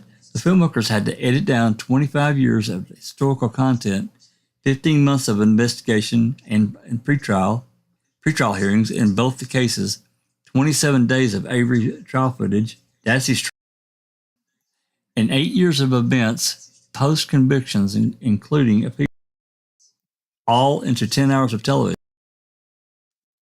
90.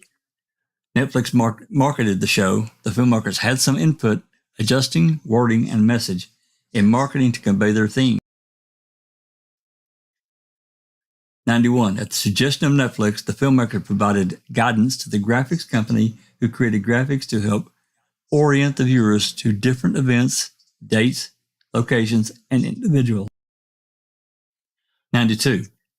Making a Murder became wildly popular within days of its release, December 18, 2005, and Demos and Riccardi were invited and participated in many interviews. 93. Demos and Riccardi received many messages, both positive and negative, after the series was released. And he goes, Griesbach messaging the filmmakers congratulations, knowing that he enjoyed the 10 episodes immensely and agreed with a recent interview describing the goal of the raising questions and promoting dialogue about ambiguity in the criminal justice system. All right, Alice, can you read for a few minutes? Yep. Number 6, 2015-2022, Plaintiff's Lawsuit and Conviction Counter Documentary. Plaintiff has never watched Making a Murderer in its entirety and does not intend to. 95. Plaintiff watched only snippets totaling less than 30 minutes before bringing this lawsuit and has since watched no more than an additional 30 to 45 minutes. 96. Beginning as early as January 2016, plaintiff tried to bring a defamation lawsuit related to Making a Murderer, but several attorneys turned him down.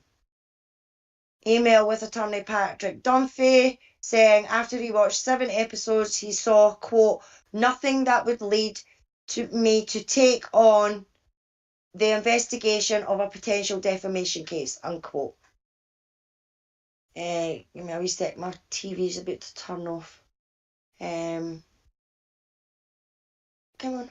97. Plaintiff has stipulated that he previously had wanted to sue Jerome Buting, Dean Strang, and post-credit reporter John Farrack for defamation. Email with attorney Patrick Dunphy explaining his ire at Buting and Strang, quote, in short, the defence was that I had another now retired police officer planting the evidence that led to Mr. Avery's conviction. 98. Plaintiff has acknowledged that the planting allegations in MAM that offended him, quote, mirror those claimed by the defence during trial, unquote, and were, quote, already in the public record, unquote. And then it's the email with Dunphy. 99. In response to an inquiry for defamation representation, an attorney whom plaintiff approached, Matthew V. Fisher, responded that if plaintiff was, quote, looking to generally counter the movie's presentation, then he might be better suited consulting with a public relations professional, unquote. 100. Following the verdict, as an MTSO employee, plaintiff was bound by department policy and could not speak about the Avery case publicly until his retirement on March 16, 2018. 101. Other members of law enforcement and the prosecution team who appeared in MAM sought out avenues to share their narrative with the public. Message in Kratz, Dateline, message with Marla Link, and Greaseback. 102. Colborn's former counsel of record, Michael Greaseback, wrote in a January 2016 email to his book agent that while he was, quote, convinced Avery is guilty, I am nowhere near as certain that the cops did not plant evidence to bolster their case, unquote. 103. Plaintiff is voluntarily participating in a self-professed, quote-unquote, counter-documentary convicting a murderer, including by sitting for 2 interviews for the documentary with cam producer Brenda Schuler.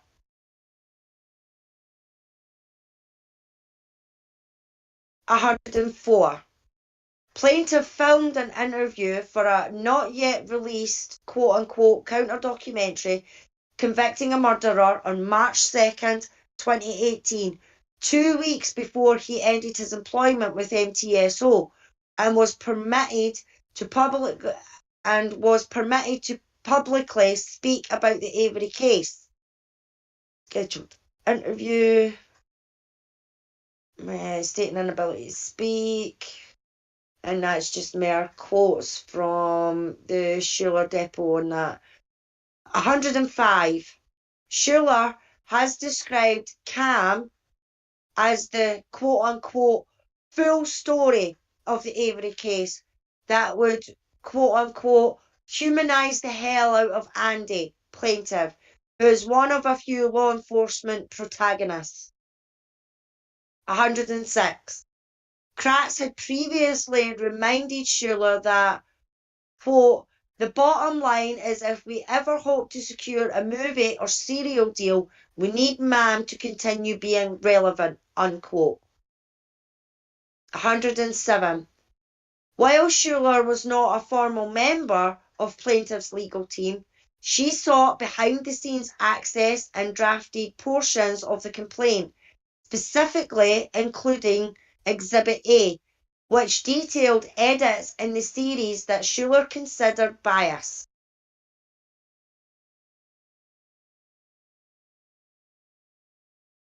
Number 7.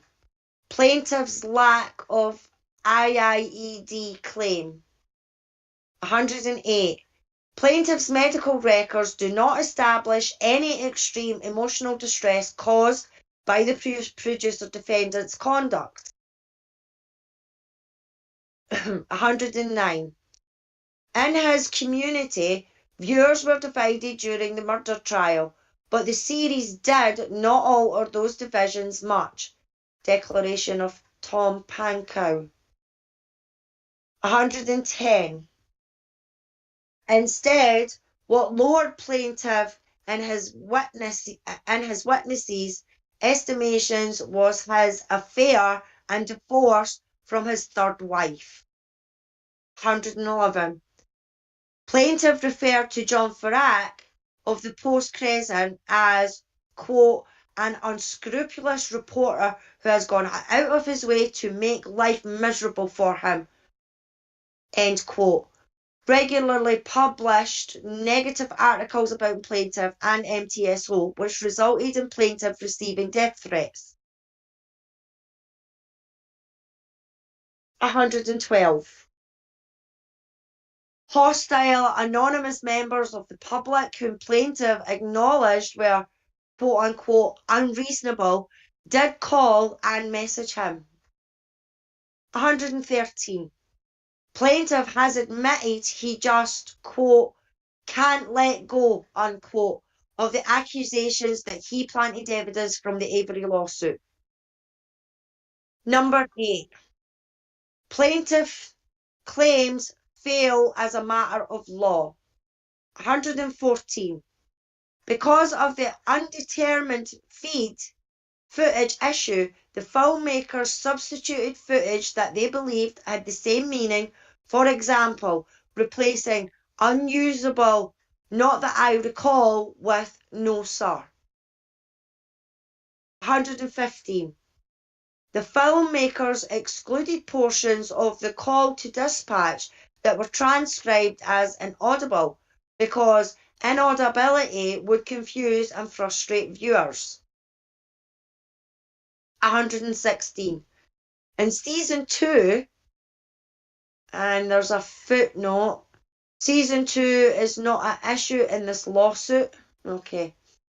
In season 2, MAM includes information from a post-conviction filing by Avery's appellate attorney, Kathleen Zellner, including a sworn affidavit by a witness, Kevin Ramlow, who claimed that he had encountered plaintiff at a gas station on November 4, 2005, and told plaintiff he had seen a car matching the description of Teresa Hallback's about a mile from the Avery salvage yard.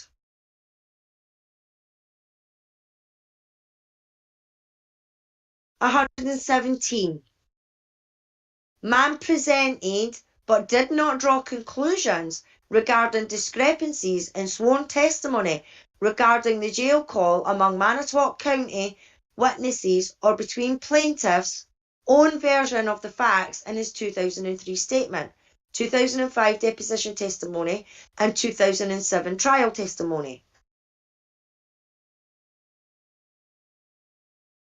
Yeah, it's just a bunch of citations. Yeah, it looks like citations. 118.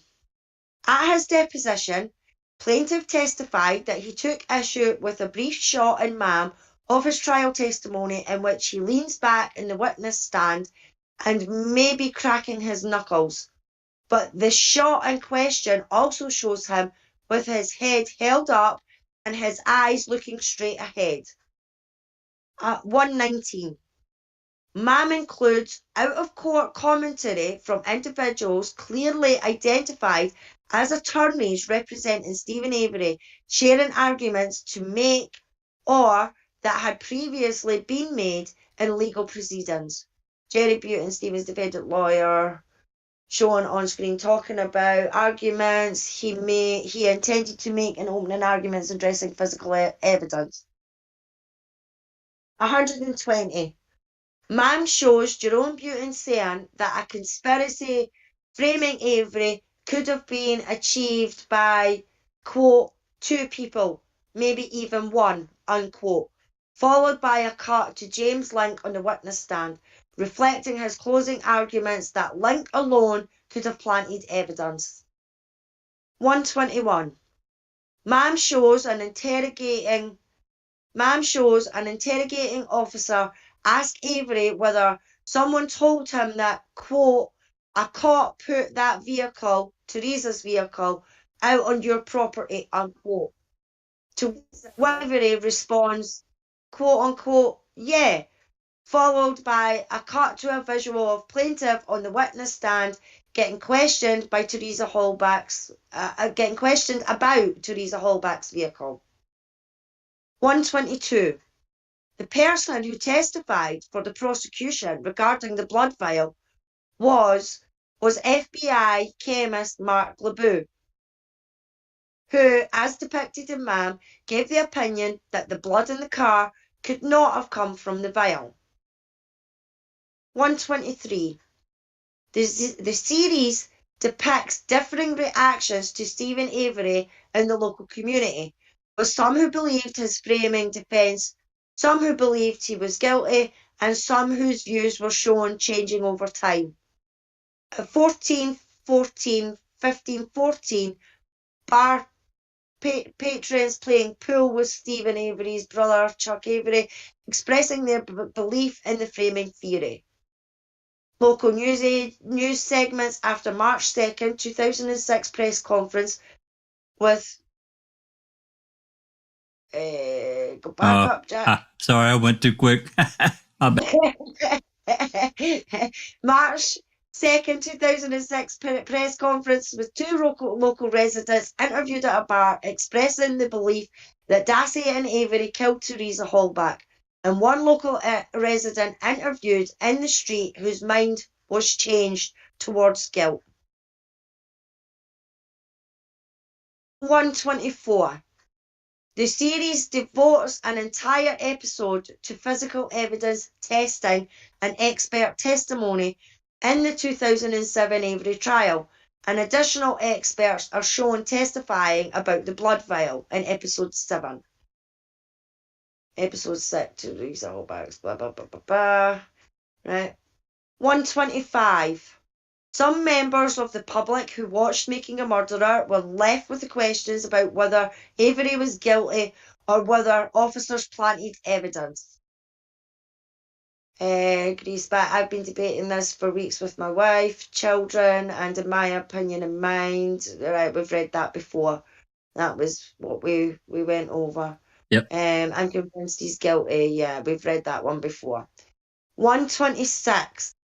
To the extent there are material inaccuracies resulting from their editorial steps to summarise events and compress testimony in MAM, although the producer defendants do not believe there are, such inaccuracies were inadvertent, and the producer defendants entertained no doubts that MAM accurately captured the gist of the parties' contentions. And then cites for the pages. Yep. 127. The producer defendants' editing choices were made with the intent to summarise and compress voluminous material in a comprehensible manner for viewers. 128. The producer defendants believe that MAM accurately portrays the jail call, including how it acknowledges slight differences in testimony between plaintiff and others on whether anyone from MTSO communicated to plaintiff that they had the right guy. 129. The producer defendants believe that as of the time of MAM's release in December 2015, there was no other evidence contradicting the information they had presented regarding the jail call. And that's mere citations. 130. To the extent any details regarding the jail call in MAM are inaccurate, the producer defendants did not intend to present those inaccuracies. 131. The producer defendants understand that plaintiff has presented testimony in this case that might constitute new information about the jail call. Hi, guys. Hi, Hello. Everly. Hi, Doc. Hey. Good to see you. Hey, we got some I people can sneaking in help here. reading. Yes, I can help reading because you guys are doing such a great job. But if you're tired, let me know. Sure, I'll do a couple more, Everly, and then Well, I I'll will let do you know. This document's just 134 and then yeah. jump in. This document's about dumped. That's great. Go ahead and she can take over at 134. Yep. The producer defendants believe that MAM accurately portrays the call to dispatch, including how it acknowledges that there is no definitive time and date to confirm when the call occurred.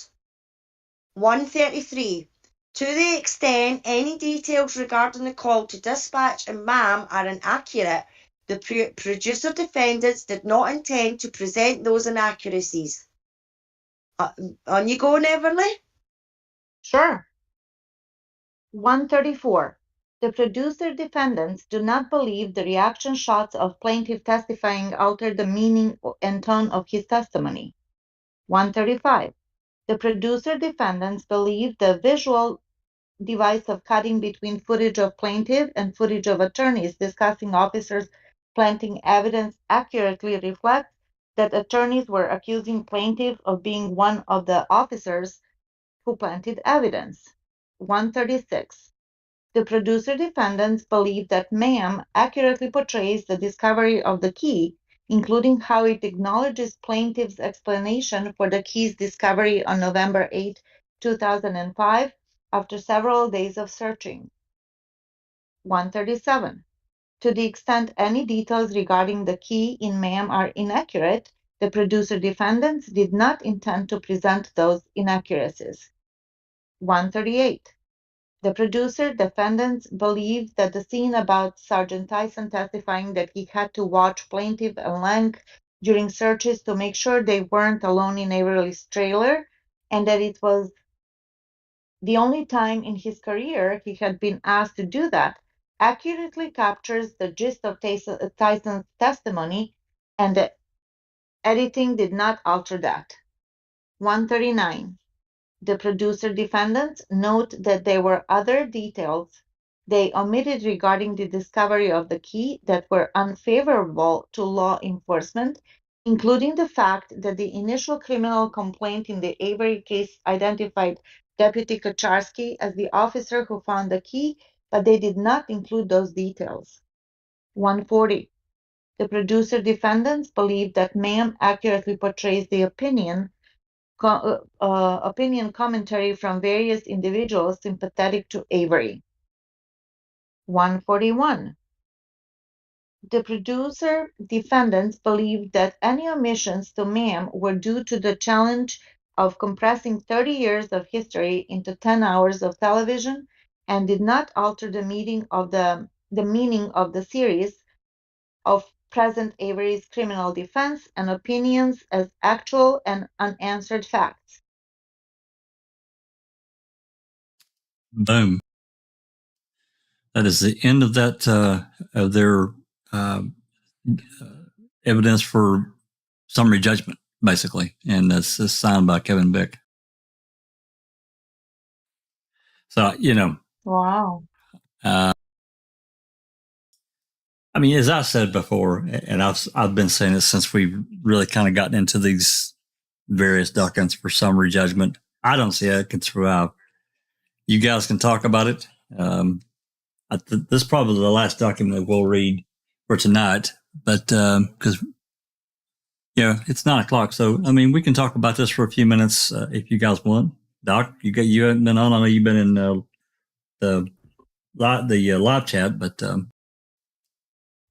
yeah, I had to, I listened to as much as I could. I had a couple of errands to do, but to me, you can summarize it very quickly. It's a judge looking at this is probably shaking his head that the producers and the directors had to essentially justify every type of edit or cut that they had included or not included in the documentary. And we all know, right, when you're looking at any type of filmmaking, it is a form of compression, right? You can't put everything in a documentary, otherwise it's going to go on for months. But you know what is impressive? What is impressive is the consistent message that the directors and producers stated, and that the gist of the arguments from both sides were present. That's the important thing. I think a judge looking at this will say, okay, look, you got your message across. The defense had their messages come across. The state had their messages come across. There were people who were sympathetic against Stephen. There were people who were sympathetic for the state. I believe that there was a fair balance. And at the end of the day, guys, what they can't deny is the fact that the producers gave a lot of people the chance to come on the program, come on the docuseries, present their viewpoint, and they didn't, right? And you can clearly see this is something which I reckon came from law enforcement, because remember what Peterson said, right? After Stephen got exonerated, no comment. No one is to make a comment. So therefore you could see that there was a code of silence, no talking to anybody. So, guys, there's no point in Colborn trying to come up with saying, oh, Netflix did this, Netflix did that. I think a lot of the damage actually came from law enforcement themselves. Just an opinion. Well, and not only that, Doc, but as we think about that's called SAC, and it's the second amended complaint that was filed last year. And Colborn making these claims, he's now had to backtrack. That the judge has to see that. How's that going to affect his judgment? I think you hit the nail on the head. You can't have a civil suit or a lawsuit with non-specific claims. This is the weakness of Colborn's argument. He actually can't pinpoint what he's complaining about. Whereas if you have a look at Stephen Avery's civil suit, you can see that his attorneys documented absolutely everything. They had all the proof, they had all the documents, and they laid down exactly why Stephen was suing Kacerik, Vogel, and the MTSO, right? Colborn has got this general malaise where he doesn't know what has caused him the harm, and this is going to count against him because it means, guys, and as I said it before, and we talked about it yesterday in reading with the crew, if you're not specific in your complaint, a judge looking at this thinking, well, how am I going to rule in your favor, Mr. Colborn? I can't actually pinpoint what you're complaining about. Yeah, and on top of that, you've claimed numerous times throughout the whole thing, you didn't even watch the documentary. So what are you complaining about? Yeah, and you see that that's ammunition. That's ammunition for Netflix, right? You would want to make sure, but I mean, I've got my own opinions about what's happening. There are individuals in the background who are pulling his strings, right? Just a feeling. Oh, and no I doubt. believe he's being used as bait, right? Because if Colborn is successful in his civil suit, he won't be the last. It will have a domino effect, right? And it's ridiculous, in my opinion. Like, for example, to strengthen Colborn's suit, they should have done a class action. Do you agree? Absolutely. Class action against Netflix. Fuck it. Let's get 10 or 12 people that they felt were aggrieved by Netflix. Let's do a class action, right? Therefore, we can all appear, right? We can all give our depositions. We can all give our reasons why. None of them, absolutely none of them stood next to Colborn. They're just waiting in the wings. And you know what? If Colborn is unsuccessful, you watch everyone disappear. They'll all disappear. Oh, absolutely. There'd be nowhere near this. But I just, from a legal standpoint, as far as documentarians, right, wrong, or whatever documentary that we're watching, whether we like it or not, I still think that it's a real risk.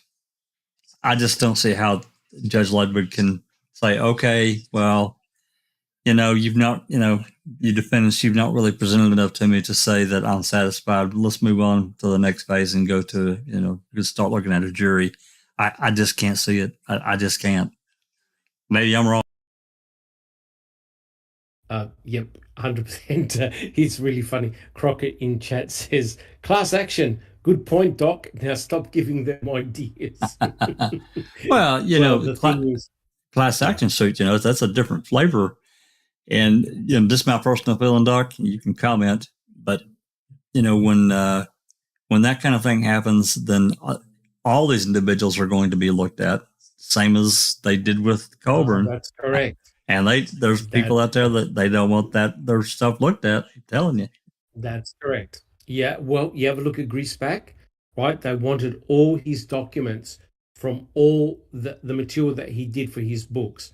Yep. He basically refused, and he said, goodbye, Colborn, I'm going. So you can imagine people like Fallon, Garn, Kratz, Kaczynski, O'Kelly, if they're all part of some type of class action lawsuit, oh my God, they'll have to reveal a lot of stuff. You've got professional attorneys who are going to ask them some super embarrassing questions, right? No. They don't want any part of that whatsoever. Hell no, they don't. They don't. You know, the funny thing is, guys, I actually feel sorry for Colborn. I feel sorry for him because he's now, like I said yesterday, he's the worm hanging off the hook, right? He's the bait, and they're all waiting to see the outcome of what's going to happen to him, and that's truly disgusting. Yeah. We've been saying for quite a while now, many weeks, that he was used, and I do feel bad for him that he couldn't really recognize that, or maybe he doesn't. He's willing to do it, but I have a feeling that that's not the case. But I do also think that it's really meritless. I mean, this whole thing is meritless, and it's brought out. Well, I mean, we found out a lot of things that we probably would have never found out about, and some really interesting inroads because he signed this contract. We had it up earlier this afternoon. He signed that contract with Convicting in March of 2018. So basically 9 months, or whatever it was, March or April. No, it was March. Basically March. 9 months before they filed the lawsuit. So,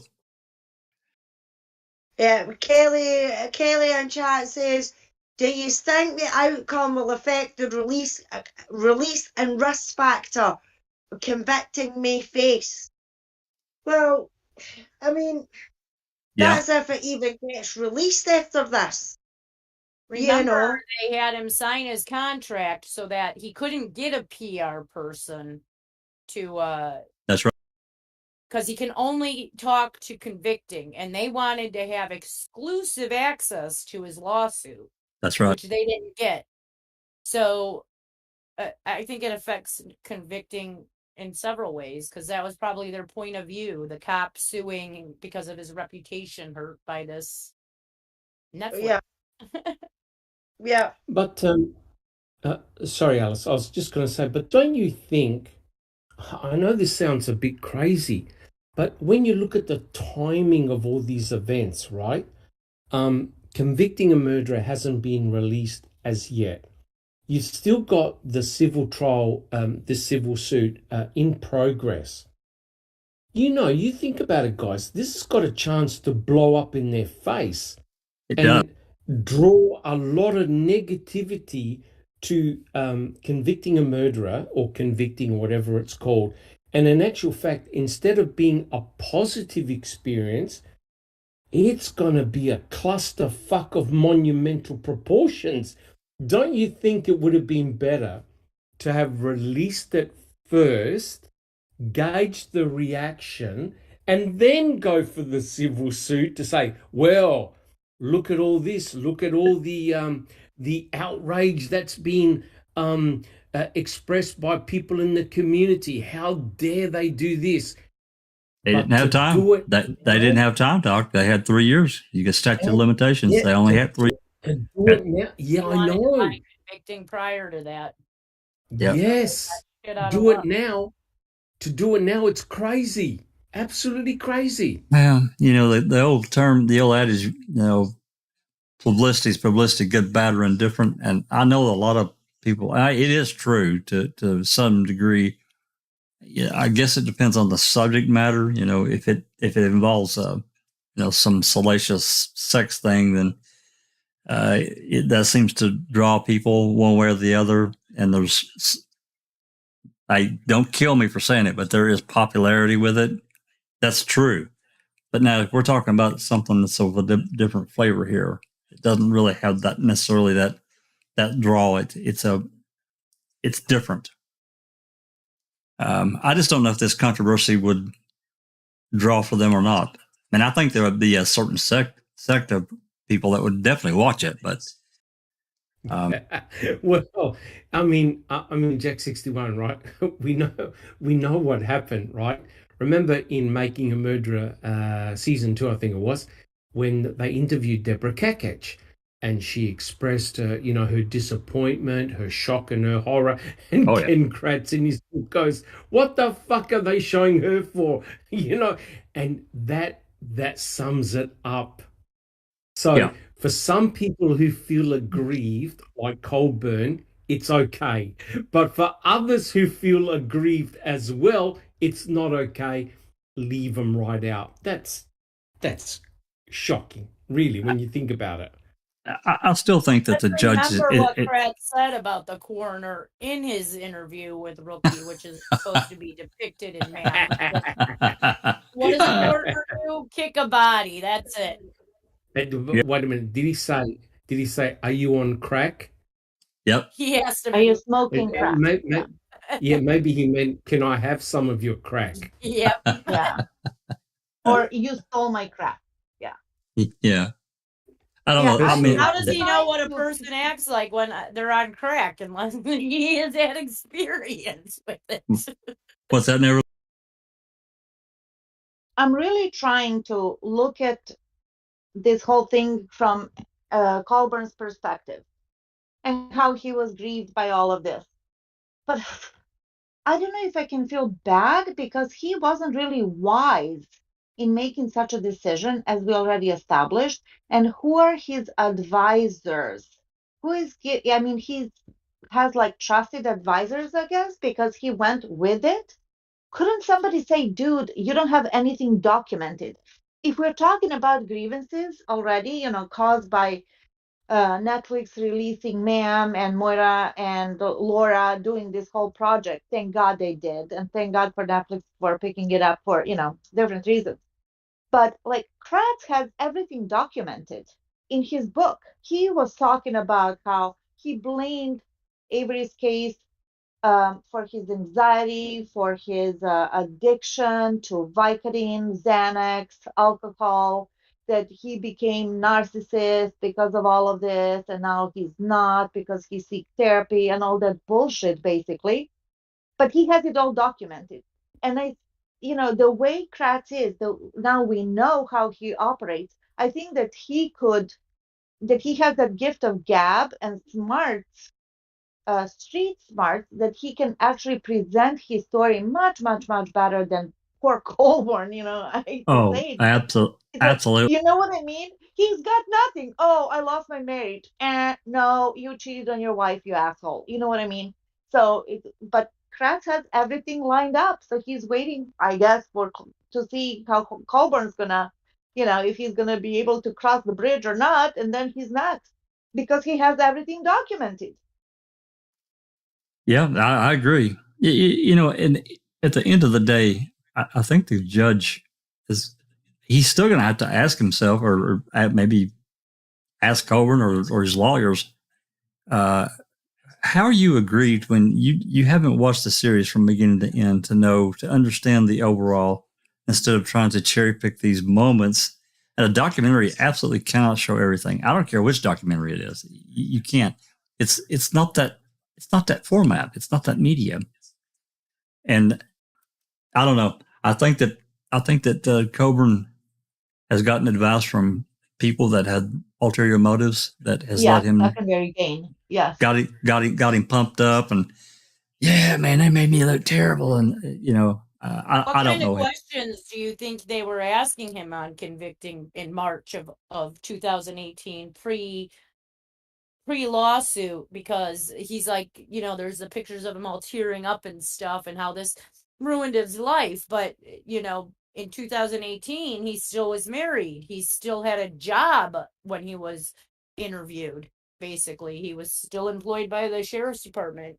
And so, like, what kind of questions do you think he lied in his interview as well with convicting? And are they going to air it in truth, like that he lied or what? Yeah, like I'd be curious to watch Convicting just to see what these guys said and what lies they told on it.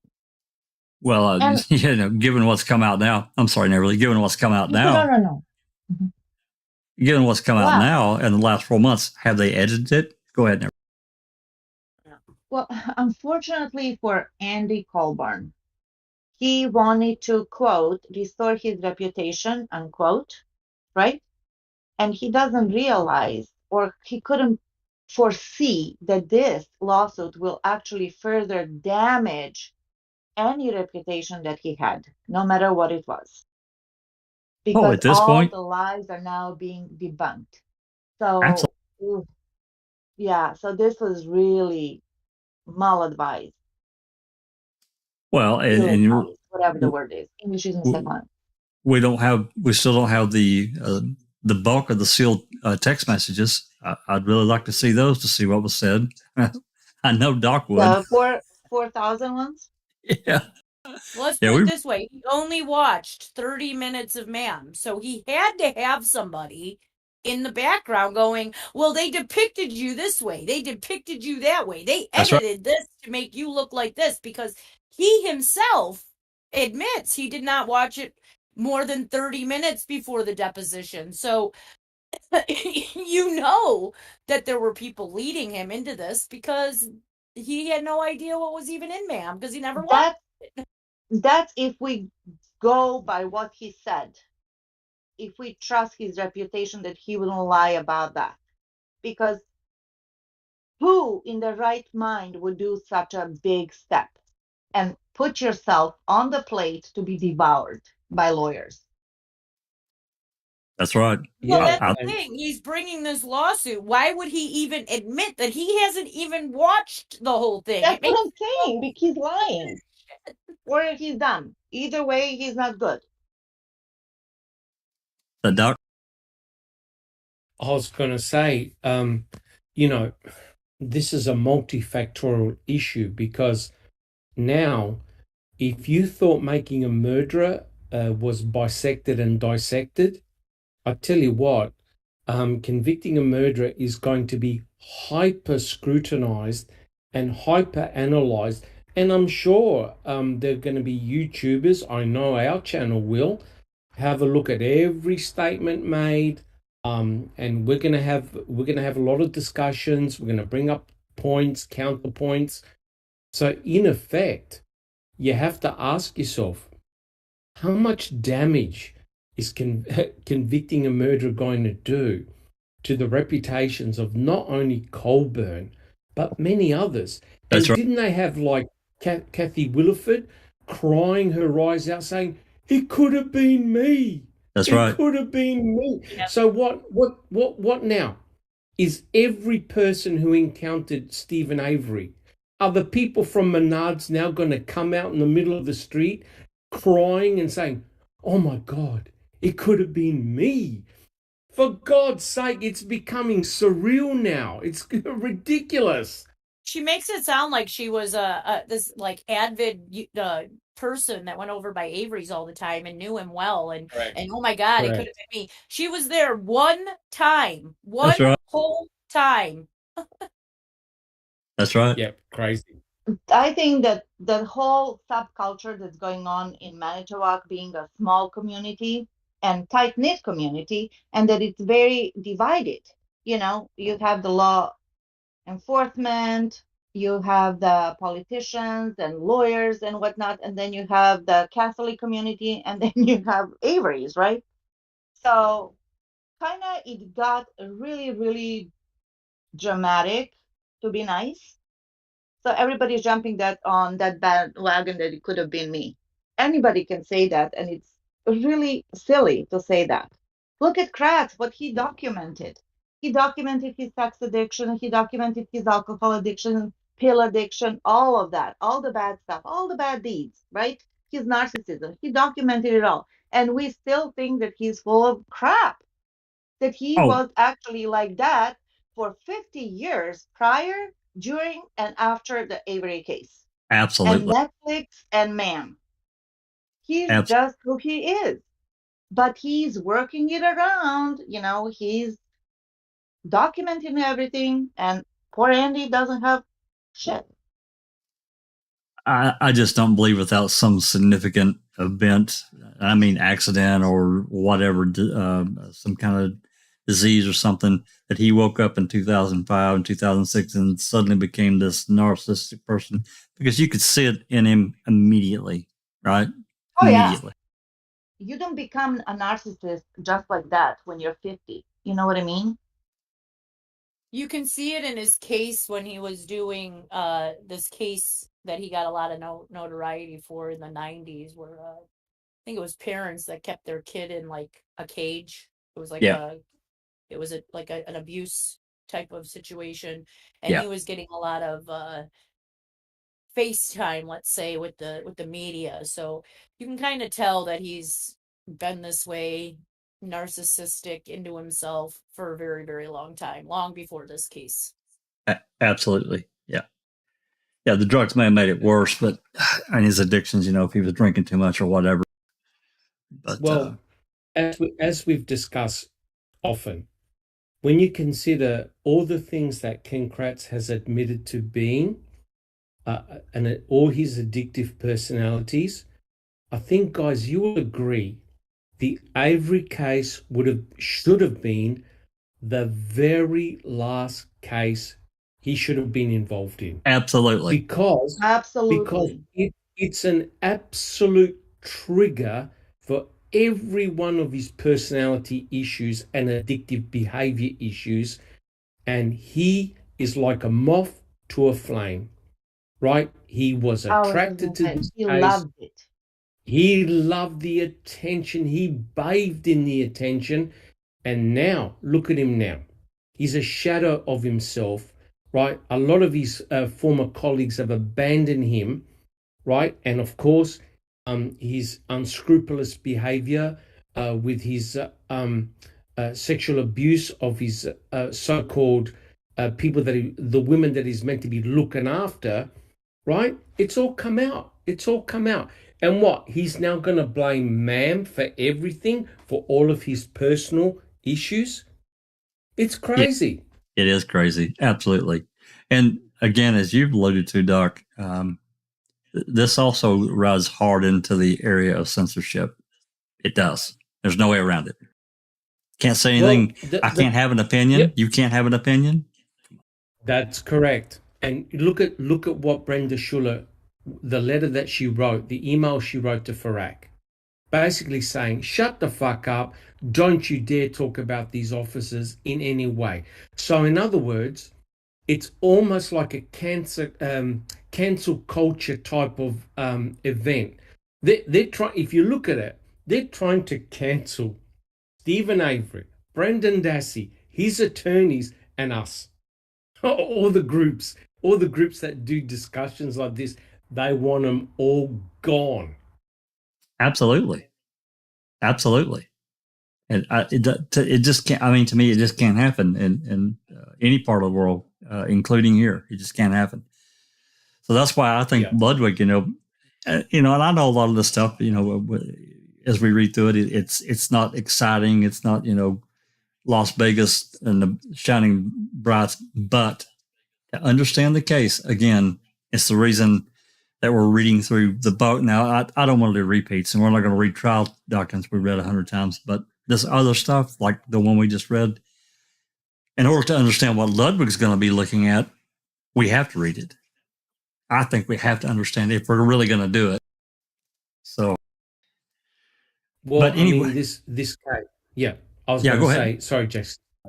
This case is a watershed case, not only against Netflix, but it's against really free speech. It's also against the ability to analyze and to criticize, but to be fair, right? To be fair, right? If you criticize something without having read the documents, the background material, then shame on you.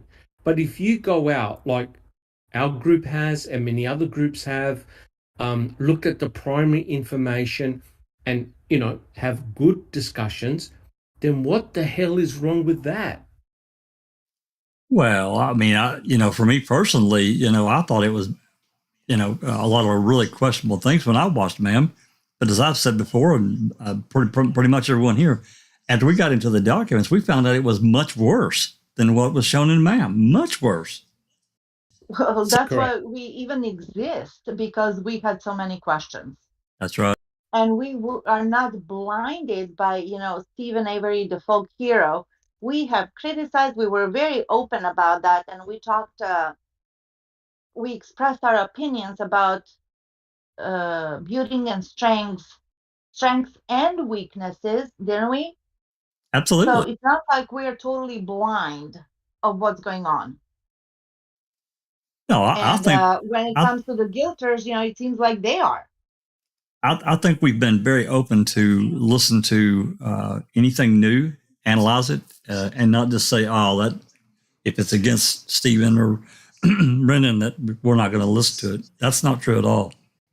I think we've tried to listen to everything. Yep. We have, but not only that, we've also been very upfront where a lot of the physical forensic evidence looks really bad for Stephen. That's right. We're not hiding away from that, right? We're not hiding. We have looked at all the forensic evidence. We have looked at the things which look really dodgy. And for example, I don't even have to say it, item FL. If it wasn't for many good research groups who've questioned the validity of some of the forensic evidence, none of that would have come out. So could you imagine if Kathleen Zellner never got to re-examine item FL by Dr. Chris Palanek, and then he revealed the shenanigans that went with item FL, no one would have been the wiser, right? So what is wrong with a re-examination of the forensic evidence? Clearly the state don't want you to go there. The question is, why? Why is that the case? That's right. That's exactly right. Well, a lot of it they don't have anymore. They've given it away or lost it or whatever. I was just going to say that. Not only that they don't wanna, that they're not interested, but they're destroying evidence, which makes you only more suspicious. That's right. It's logical. Yeah. Because they're not on up and up. That's right. The state authority, and I don't care which state it is or which country, the state, if you're going to take somebody, that stuff should never get destroyed. Go ahead. Yeah. But I mean, that's the difference between us and them, is we know how to use common sense to explain things. The cops and everybody involved in this case have had no fucking common sense from beginning to fucking end. You know what I mean? And the fact that we can distinguish between certain things and have that open mind and be like, look, Stephen isn't an angel. He never has been, and he probably never will be. But it shouldn't matter in a way what he's done in his past. What should matter is the fact that this man has been convicted twice for something that he didn't fucking do. You know what I mean? But nobody's up in arms about that. You know what I mean? Nobody's up in arms that this man could possibly have been convicted twice for something that he didn't do, and most of the evidence was found by the cops that shouldn't have been there in the first place. Well, so the whole thing shouldn't be flung out at the beginning. It shouldn't have even got to court. As soon as that judge found out that it was MTSO that found the key, it was MTSO that basically found the fucking car because they put Pam up to it. You know what I mean? It should have been flung out. And the fact that it's got this far is disgusting. Well, our driver is to the truth as to who killed Teresa Halbach. Their driver was to end the civil suit and re-jail Avery. So the driver, it all comes down to the players in place and their goal, what their goal was. But getting back to Colborn's case, I have to agree with Doc. It's really, really, now that we're at this point in these summary judgment documents, it's really unclear on what Colborn has to stand on. To me, he doesn't have anything. That's just my opinion. Maybe I'm wrong. I got into an argument the other day, Doc. I have the same opinion. I don't know if I told you this or not, but I was bantering back and forth with this guilter the Gilters sub, and I brought up about the second amended complaint. I said, even in that, Colborn lied because he said that making murder was the cause of his divorce. And I said, that's not true. It's because he couldn't keep his trout in his pants. And that's the reason him and his wife split up, and his kids are, ticked at him. His reply was, well, you shouldn't be talking about this man's personal life. What? What? Yeah, he said that. You shouldn't be discussing this guy's part personal of the lawsuit, is it not? Correct. Yeah, He admit that he lied via lawsuit. that's right. And he himself put himself in that position again on a silver platter to be devoured, because hey, they will check everything about you. That's right. Absolutely. Everything. And since we're talking about everything, look what we have found over the years. It's been trickling in all this information that nobody knew about, that Dean and Strang didn't know about, that Kathleen Zellner didn't know about. As a matter of fact, some truthers have actually helped Kathleen Zellner with the discovery that the bones were given away, right? And that that Stephen wasn't notified. So we are finding all the bad, quote unquote, stuff about LE and the state. What have we found? Like some disturbing evidence that Stephen may have done it. Nothing. We haven't found anything new. Nothing. After thousands and thousands of hours and dollars invested in all of this by many people. Yep, we're coming up Maybe on. Sean Reck should change his view and now expose more corruption. Yeah, he'd probably be more famous and successful. I bet you he's in the process of writing another book on the case. Who, Reck? Or Yeah. No. Farrak. Farrak. Farrak, yeah. He's going to write another book on this case. I wish he would do a sequel to, the Wrecking Crew or something along those lines. I wish he would. Colborn wanted to sue me. Is that the title of the book? All right, guys. We're let's see, where are we at here? Yeah, we're pushing 5 hours. Briefly before we go, we've just ended. Let me turn this on.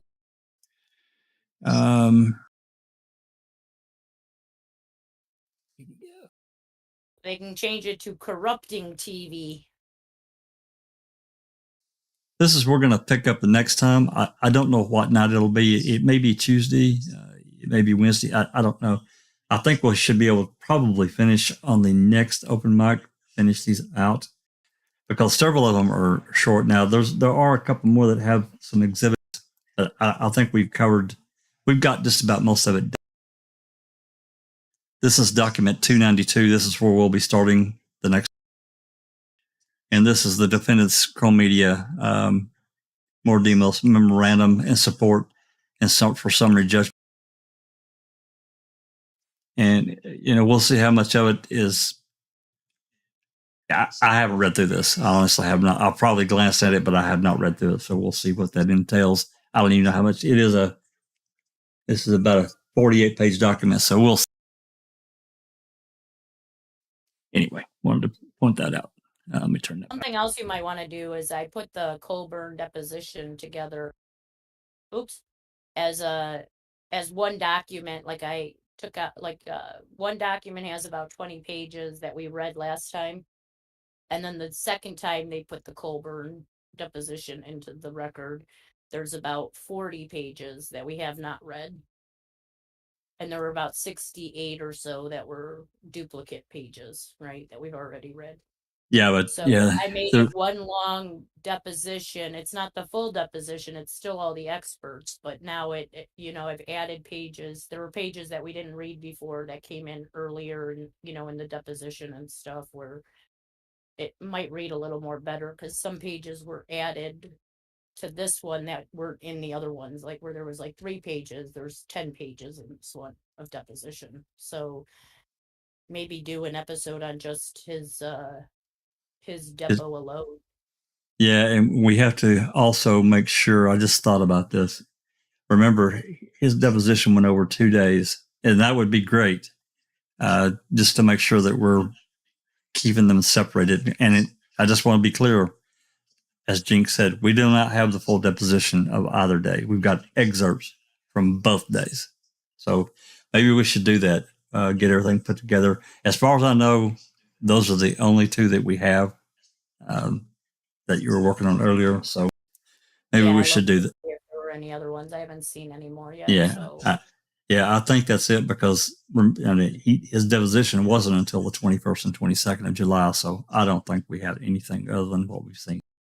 So that document put together as a whole is about 130 pages of what seems to be about 500 pages for both days, for 500 pages for both days, because it just keeps going by page number, even when they come in on the second day. So we still, don't have about 370 pages of it, but. Right. Yeah, which is unfortunate, but it would be nice to be able to see the entire thing, but. Which seems like it's more pages than it was in his trial testimony, which I believe they said was like 100 and something pages. So his deposition is longer than his testimony at trial. Absolutely. Yeah. I mean, his trial testimony was like 3.5 hours, I think, was in one of the declarations. So yeah, absolutely. All righty, guys. I'm pretty hungry myself. I've got pizza waiting. Woo-hoo. And it's not. Brag. It doesn't have. There's no pineapple. Just clear enough. Of course not. What? No pineapple? No. You heathen. Well, my wife got her own pineapple pizzas. So. Nice. You can sneak some from her. So we really want to thank Alice and Jinx and everyone that's came around in the chat, and everyone in the live chat that's stuck with us through reading through all this stuff. We got just a bit more till we reach the end. I can't imagine it would be too long before Judge Ludwig will probably schedule some kind of status hearing. I'll be anxious to see. He may not. I could be wrong on that, but I can't believe that he might not. I don't know. We'll see. It's going to take him a little bit of time to get through this, as we've all seen. It's taken us, and he's got other cases too, so it's taken us many hours of dissecting this shit and going through it. But I'm glad we have. Please, before I go, also want to mention, please head over to Jeff Jones' channel, give him some support, like and subscribe. Doc and I are doing a weekly podcast with Big Jeff and Cal and Jeff Jones. That's a lot of fun. We're dissecting Making a Murderer Part 2 now. Jess Rhonda and her support of Daniel Holtzclaw with Cherie and Kay and others. And Becca, don't forget Becca. Give her some love too. She has, every Friday she has something for Brendan, and I think she's a lot of times on Wednesdays as well. I can't remember for sure for so many podcasts, and I've done too many of these anyway. But support the community is the overall thing. So if you like what we've done, please give us a like and subscribe. We truly appreciate it, and everyone here. And with that said, this has been a Foul Play production.